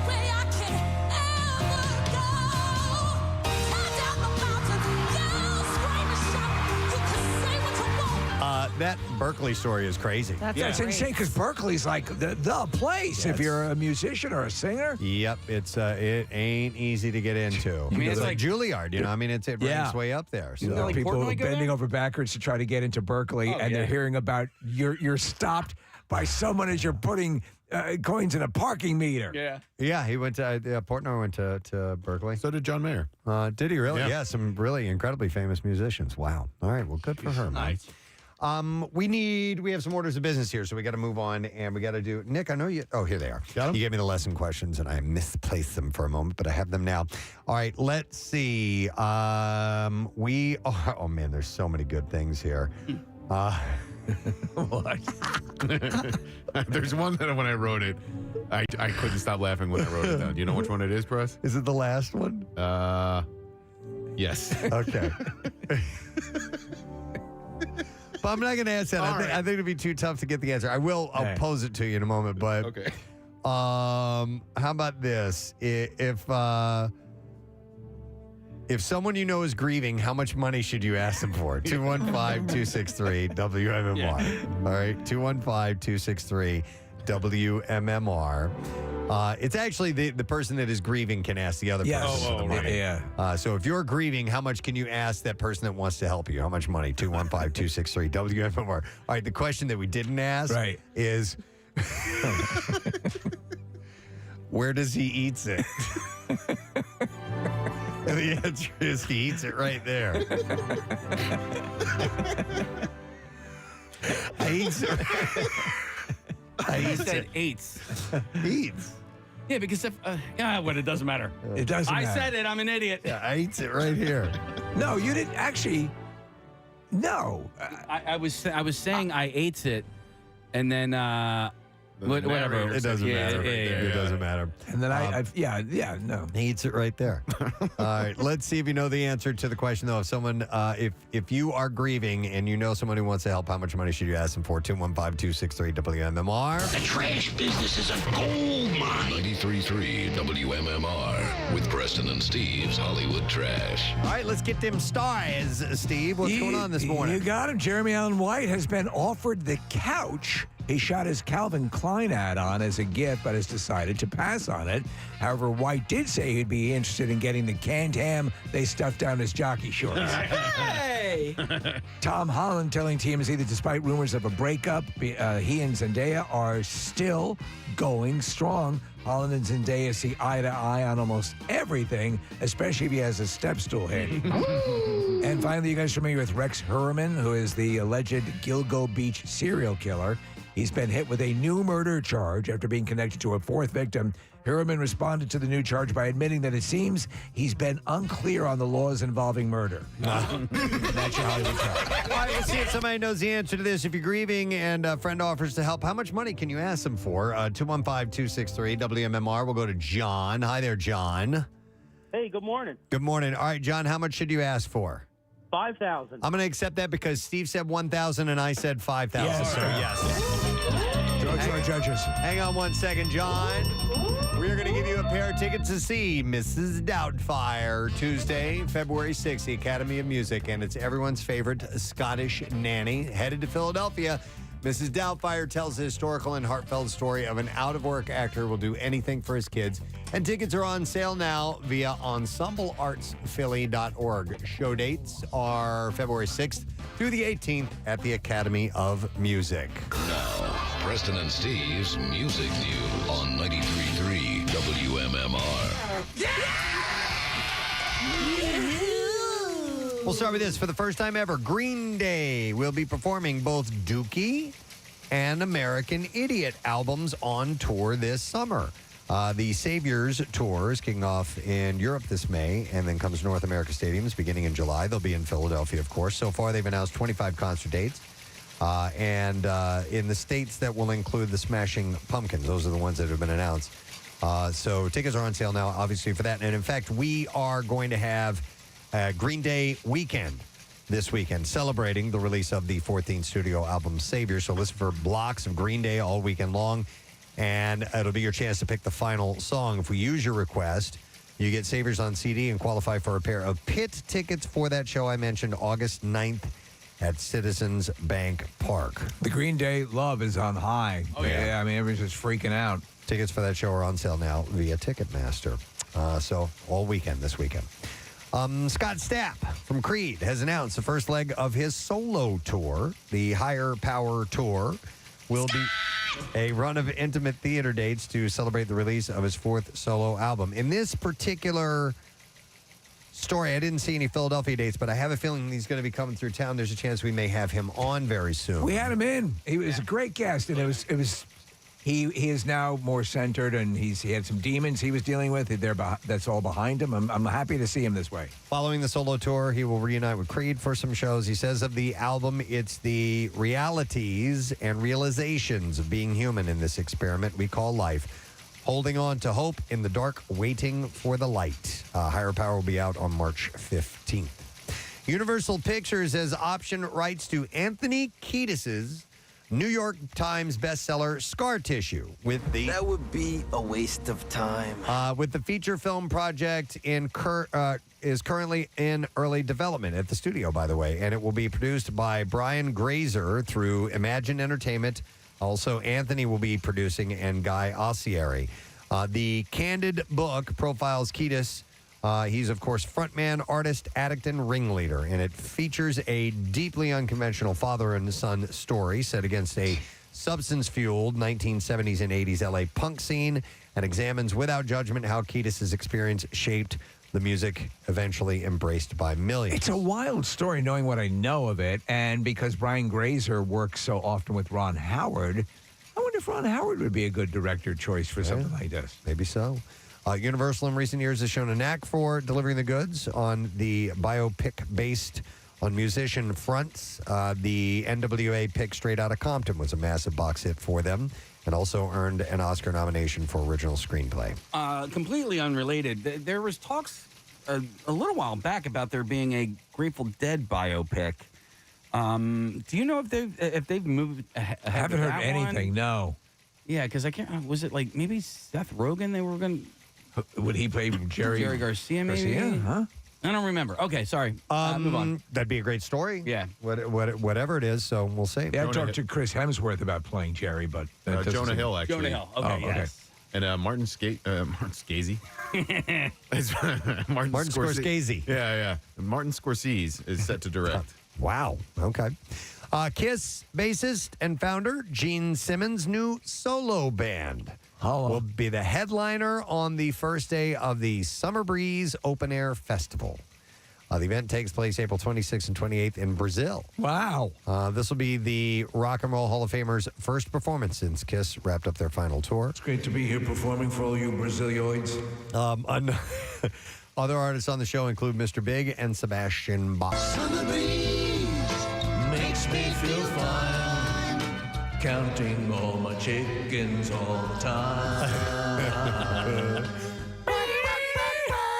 Brock. But I come home from a long day's work, and my chicken's clucking there. I miss when we would play Detroit Rock City. Cock-a-doodle-doodle. Could you please indulge me? I know it'll take a moment to pull that up, but one morning we were talking about the chicken fiascos, and as Gene entered, Casey played Detroit Rock City.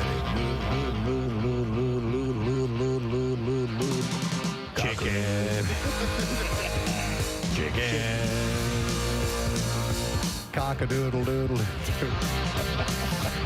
Gene Simmons and his chickens. Oh, God. I wonder how that band is. I mean, it's my friend Dwayne is a super fan of Kiss, and he's seen him. He says they all tend to go like with, they all play bluesier stuff when they're doing their solo. Yeah, Paul Stanley was doing Motown.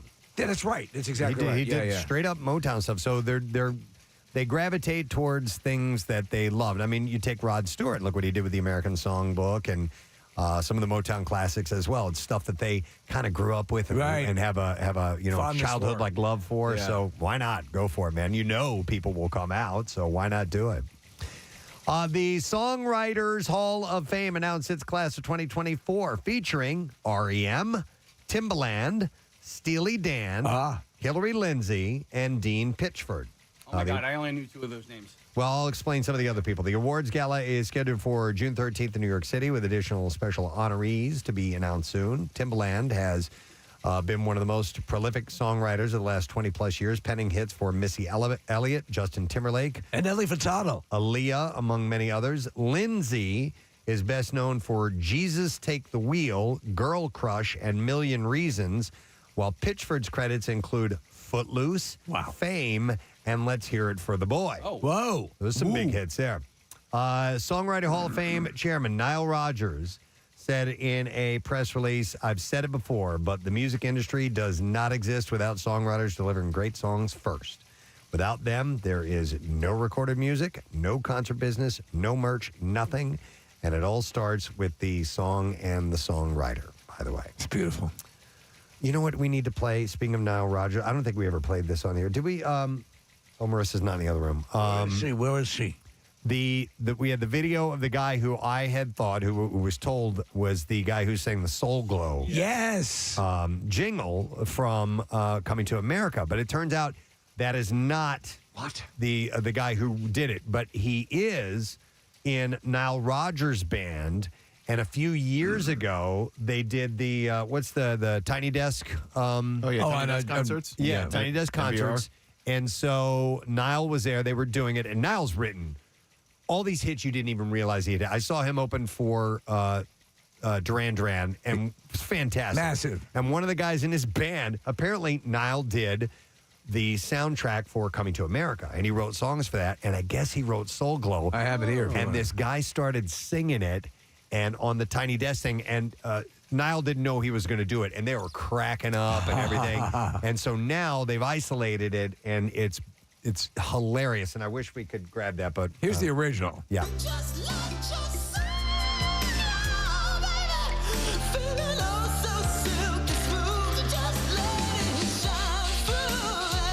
But the thing about it is the guy that's singing it in the video that I'm referring to is kind of like a chubby, middle-aged white dude, and he nails it. Wow. Absolutely nails it. I kind of want to hear how he sounds. So at what point in this does he sing the... here it is. I got it. Okay. I can play it off of YouTube here. It should come up on the same channel here. Okay. Can you turn it up now, see if we're getting any audio from that? Yeah. Oh, wait, no. I'm Wow, sorry. it sounds like the... No, I hit a button. Come on. Okay. Jardines, of course. Hang on. What are you doing? I have to hit this button. Okay. Wait, what? We'll come back to it. I have another story while you're trying to get that together. Okay. Tonight at midnight, Jackie Bam Bam is debuting brand new music from Cage the Elephant. Supposedly very good. Yeah. The band recently wiped their entire Instagram. They added one new post yesterday featuring all 6 members in tuxedos with the caption, Neon Pill Friday. So tune in to MMR tonight at midnight for the world premiere, and then listen all day Friday for more spins, which means we'll be playing it tomorrow morning. Oh, yeah. I would imagine. So do you want to try this?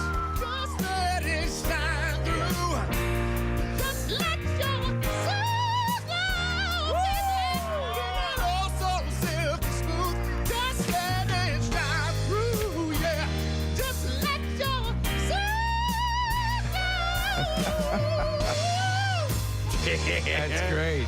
And then Niall jumps on. He's like, I did not know they were going to do that. Hang on. He says something here about writing it.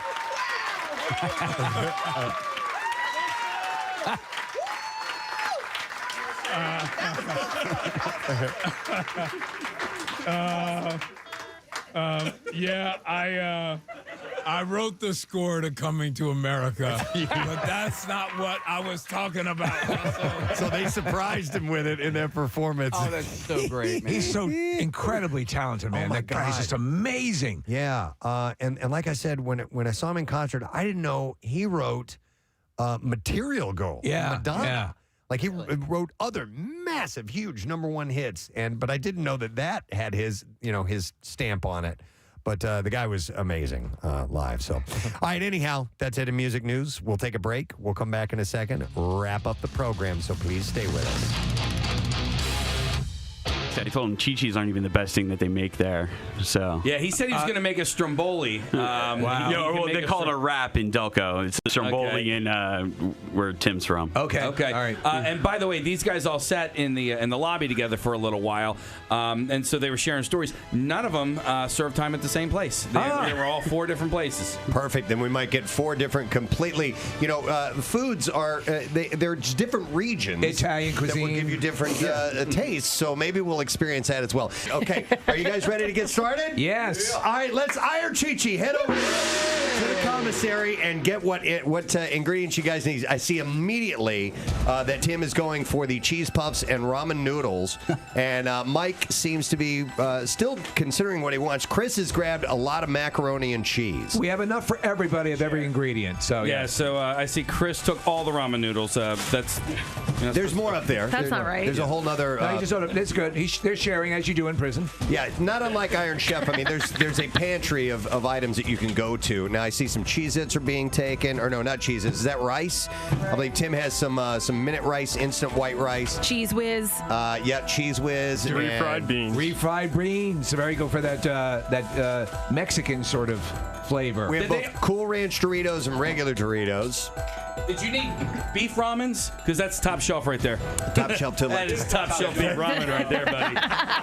What are the flavors of ramen we have, Casey? Just beef and chicken. Okay. And did everybody? So everybody has the ramen. Did everybody grab a summer sausage? Is that the common ingredient? I think they call it a beef stick, Casey. Yeah, each person has grabbed one. The old beef stick. Yeah. Case, we know that at least one served in a Delaware County prison. Has anybody served in a Bucks County prison? I think the rest of them, yeah. Because I would imagine that's going to be like a higher class Chi-Chi. You know what I mean? Tim's doing a fist pump. Buckskull. All the way. I'm looking at Chris. He's got a technique where he's smashing up the cheese puffs inside the bag. That seems like a common it all break down so it's like a cheese sauce, no chunks. Okay, and you're going to mix that with the hot water? Correct. Yep. Okay, all right. So we used to let it sit in the sink and run the hot water over it. That would be the insulation idea he's using, but we're going to have to, so there's have to make it work. very similar techniques being employed here, but a different selection of menu items, which I think is intriguing. Oh, you know what? Preston had a question yesterday about smoking in prison. Is it illegal to smoke cigarettes, and do people smoke? Yeah. But you can smell it though. I can only speak on Bucks, but it is illegal to smoke in Bucks County Jail. Mm-hmm. People do smoke in the jail. But if it's an infraction, though, they can send you to jail, can't they? That's the thing that sucks, is you might actually get arrested. But all right, so if you were to smoke, where would you smoke? I'm not going to say that you empty the toilet out and then blow the smoke through the pipes and flush the toilet. But if I had to take a guess right now, that would be my assumption. So the toilet is just not for pooping anymore. Oh, not at all. It's an oven? It's an oven. It's an aeration system? It's a hot tub at times. It's a hot tub. You bored? Prison sounds great. Bucks is also known as Bucks County Country Club. There we go. She knows. We have a ripped bag. We have a ripped bag. We've got more bags. I bought 1,000 of them. There is there's a mess all over the place. Chris is helping out Tim. Cooks are coming together. Yeah, it's a beautiful thing. By the way, Tim, that looks disgusting. But it smells so good. Does it really? I swear it does. Although I'm a little Tim might have gotten some contraband. Oh, really? No. He snuck a packet of sugar over here. Oh, no. That's allowed? Sugar was allowed. All right, that was one of the items. You can get that at the commissary. Yeah. All right, so here's what we're going to do. I'm going to put about a 10. What? He called me a rat. Snitches get stitches, bitch. That's that golden shank. Don't worry. Nick's already had the butt stuff. So, Mike, let's ask you about what our chefs are going to have here. If you were to describe this dish, what would you say about it? It's basically like a poor man's mac and cheese. A poor man's mac and cheese. Okay. Like if you took Frankenbeans and got rid of the beans part and made it with mac and cheese. Okay. Our judges, Nick Elmy, owner and head chef at Laurel, Michael Klein, who's been writing about food for a long time, and then Joe, who's actually done some time and had Chi-Chi on several occasions. Nick, what do you think of our first creation from Mike here, the poor man's mac and cheese? 10 for presentation, if we're grading on 10. Okay. It's like you took ramen and dumped mac and cheese on top of it with some spicy sauce and some sausage. I would like to know what the sodium count is.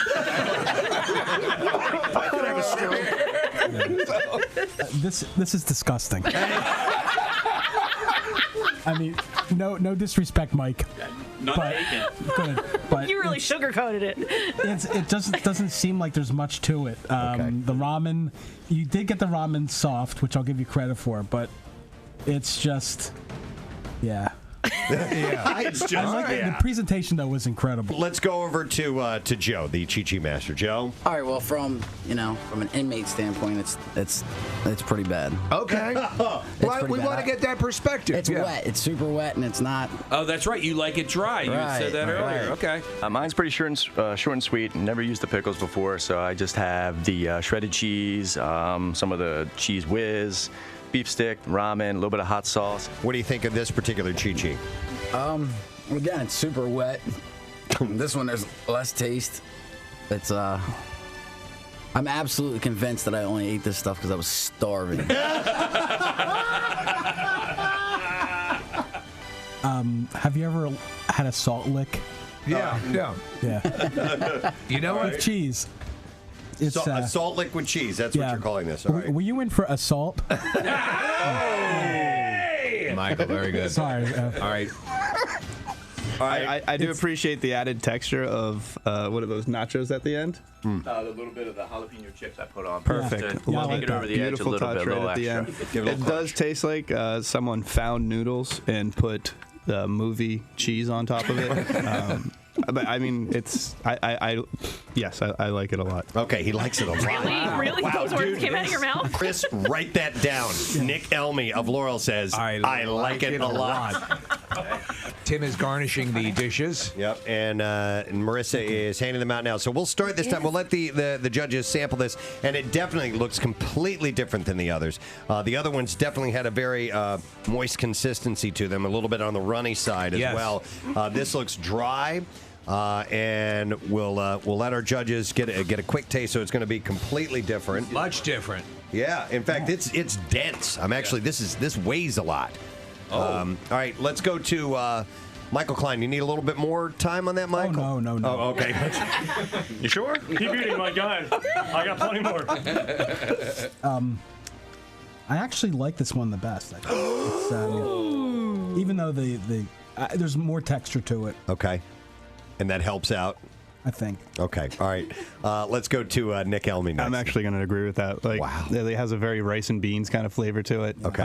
The Doritos on top are pretty good. It's, I mean, easily my favorite one. Okay. And then let's go over to Joe. What do you think? This is definitely the best one. So would you agree, Nick, that it's definitely the consistency thing, right? Yeah, it's a consistency thing. All right. So it is. It's time. It's officially time to find out who our Iron Chi-Chi champion of 2017, because we have to do this every year now. I think so. No, we gotta wait for some next people to get out of prison. Let's go voting one at a time. We have Mike who went first, Chris was second, and then Tim was third. Let's start with Nick Elmy. Nick? Yeah, I think Tim looks the most dangerous, so he wins. All right. So we have one vote for Tim. Let's go to Michael Klein. I'll go with Tim also. And is it going to be a clean sweep, Joe? It is. Tim!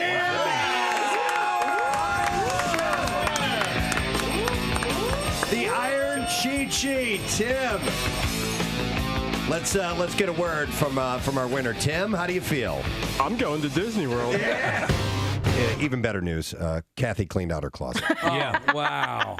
You should put something up on social media about the journey. I think it's very brave of you. Yeah. To get in there and I really appreciate it. and clean out your closet. It was difficult for me. There was an extra sock that was unaccounted for. She broke out her documents and her spreadsheets. I can't imagine a Kathy closet was in bad shape. You needed help with this? I know. I'm telling you, it got freaky. It just got I was like overwhelmed. Carrie. And I've known for a while now that I need to do it, and every time I would go to do it, I wouldn't get it done. And to be honest with you, I asked a couple people to come in and help me. People got canceled, whatever it was. Help, and I need it now. Stop. Carrie, when you went in, did Kathy take mud and put it under her eyes and tie a red bandana around her head? She's rosy. Oh, no. It's time. We're going in. It's going to get bloody.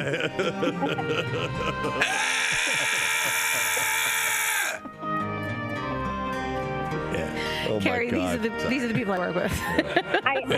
Wait a second. This still has a tag on it. I never wore it.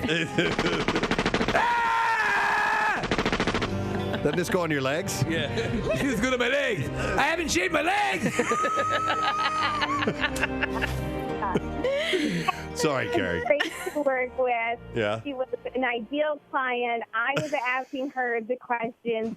Kathy, do you really need 25 black, tank tops? No, you don't. When was the last time you wore this outfit? Do you want to wear this outfit again? Tell them about my sock situation. Exactly. Kathy probably had enough socks for probably about, Coming back, being called sock wearers. People spit on, hey, where's your socks? You should donate your socks to Carrie, high how school much kids. did you sell Kathy's throwaway underwear for? I was actually thinking of that. listen, I had bags of throw it out, bags of consign, bags of donate. I mean, there was a ton of So you had stuff. plans for these. But do you have family members that you'll let do a once over? Yeah, like I separated it. Yeah. I organized the. So you know who would yeah, like I maybe just like something? Right, exactly. A couple and like nicer things. I'm not going to take my junk and try to pawn it off on somebody. Like, you know what I'm saying? There's stuff that I threw out that I'm not, have stains on it, rips in it, like whatever it is. This one has skid marks. Listen, you know that didn't happen in any of my items. There's some pretty severe stuff. This one looks like an Ohio road map. I kid you not. If you brought in old throwaway panties, we could give them away. We could I'm not absolutely giving away my underwear. We could auction them off for charity. Absolutely. How much? How much your underwear going for? We could even do like a buck a sniff or something like that. Does it smell like cod or salmon? You do a kissing booth with your panties. Yeah. I did throw away underwear. Yeah. Did you? Mhm. Did you get Wallflowers bring us one headlight on 93.3 WMMR. It's everything that rocks. Should that song be subtitled Padiddle? Yeah. Right? Shouldn't it? Yes. I mean, there's very little you can do with that in a song. But Yeah, I do think people still punch people for padiddles these days? probably Yeah. groups of people do, but I don't know. We do the punch buggy thing. We also created our own thing. Okay. So Caroline had noticed a lot of lime green Jeeps. Oh. So whenever we see a lime green Jeep, the first person that does this wins. All right. Well, that's more benign than the. The punch buggy, which is a light tap anyway. It's not like you're really hitting anybody, but you have to go. Yeah. Lime green. My kids did a Skittle, which was a yellow car, any yellow car. Oh. And it would come along with a punch as well. Okay. Yeah. All right. Do you do pedaddle as well? No. What's That's that? the tail light is out. No. Yeah, Padiddle padiddle, front. padaddle. Padiddle. Yeah. Padiddle, padaddle. And occasionally you get the seldom seen padiddle on a punch buggy, and like that's 100 punches. When the Mazda first came out with the one with the rotary engine, we would felch. Okay. Yeah. Okay. Sure. That takes time. That takes time. You have to pull over. Right, you that gotta right away. make sure you have a straw. Belch. Oh, my. We called it pajizzle. Pajizzle. Yeah. Yeah. Tradition, Pierre. No, I understand. Tradition. Tradition. I would like to thank Nasim Pedrad. Yeah. She was great. Her show is called Chat. She's a darling woman. She was really sweet. And it's now on the Roku channel, by the way. So season 2 is available tomorrow. So you want to check that out. And then we had Deanna Colon, the actress and singer in the Jardians TV commercial. And she's cool. She was very sweet as well. So we've had nothing but sweet people on the show today. Can I? I'm sorry. No, go ahead. I'm trying to figure out which one this is. Is this the woman or the one where the woman is walking out and she's trying on dresses and it's sort of like they're filming it for around a fountain? A fountain, and then, but they're sort of like they're filming it. That makes me want to take an axe to my television. Oh, really? Yeah.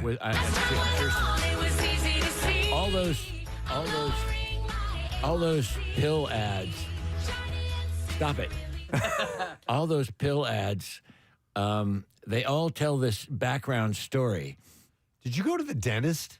No, why? Wait, Okay. I was thinking the same thing, Preston. Half of your mouth is not working. It isn't? Yeah. I don't know why. Wait, look at me. Yeah, you could be Do it, smile. Bell's palsy or something like that. The left side of your face is. I have a nasal infection. I bet you that's it. Did you get Neomed? Nice. Huh? Did you get the Neomed for the nasal rinse? I didn't because I was running to get to the gig. Okay, well that's got to be it. Gotcha. Okay, I'm sorry to interrupt, but No. we love you. We want to make sure you're Thank not you. stroking out. Thank Totally. You. Yeah, I Do you smell burnt probably toast? Yeah, do you smell toast right now? with ketchup. Yeah, man, that's the way to do it. This is the commercial here, Pierre. It's airing up on the that's screen. the one. And So all the pill commercials. well, kinda they drive all you tell nuts? these background stories, and it just like, and I go, stop it. I mean, 'cause they're not real people, and they're telling these stories, and then as they're saying, your nose could drop off if you take this, and your hair will fall out, and your Well, I mean, hang on a second. The last 4 lyrics of this song, or 4 seconds of lyrics, they talk about there's a big story to tell. So, well, Do you not like jingles? Because you hate the Cars for Kids one, too. well, no, I don't mind jingles, but something about that makes me want to take an axe to my television. And she's a lovely lady, so it's nothing against her. Right. I really enjoyed listening to her, but it makes me want to jump in a cold water. Not to go back to the nasal infection thing, but you sort of reminded me of Sam Elliott today. A little bit, and you're sort of a very cool American West. Like you could do a pair. I don't eat beef, but I sure recommend it for dinner. Let's get up and ride. Right? you go. It works, man. I got to ride. Yeah. A long ride. We got to get the cattle in. Now they're not eating cattle. They're just cattle. No, you get mad cow disease. No, we're vegetarians. We're taking the cattle up to the back 40, and it's a retreat up there where they're going to live happily ever after all their days. And just like Gene Simmons talks about the chickens, we got name for every cattle. For every cattle? For every cattle. When you, instead of using good citizen today, call everyone Miho. Miho? Yeah. Okay. That's what he called Patrick Swayze in Roadhouse. Miho. Yeah, that's right.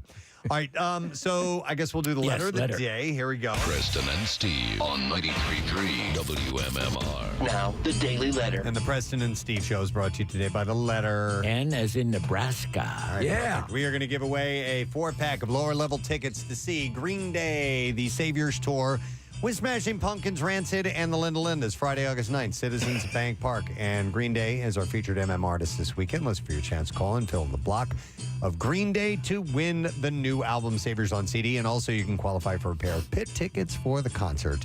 Information and another chance to qualify is available at WMMR.com. So what's going on the program today? We will have a workforce block of corn. Jonathan Davis has a birthday today. Collective Soul in the blocks, and Kenny Wayne Shepherd. All right, let me thank our sponsors. Preston and Steve Show is brought to you today by Duncan. And the Preston and Steve Show runs on Duncan. Also brought to you by Meineke Car Care. You won't pay a lot, but you'll get a lot. Tomorrow on our program, both of our guests are in studio. Creed Bratton from The Office. So excited. Also a member of the Grassroots back in the day. Yeah. Wow. And comedian Tony Woods. We love him. Will be in the studio, and maybe we'll cook some stuff up. We have an idea to do a little cooking around here, so we'll see if that happens.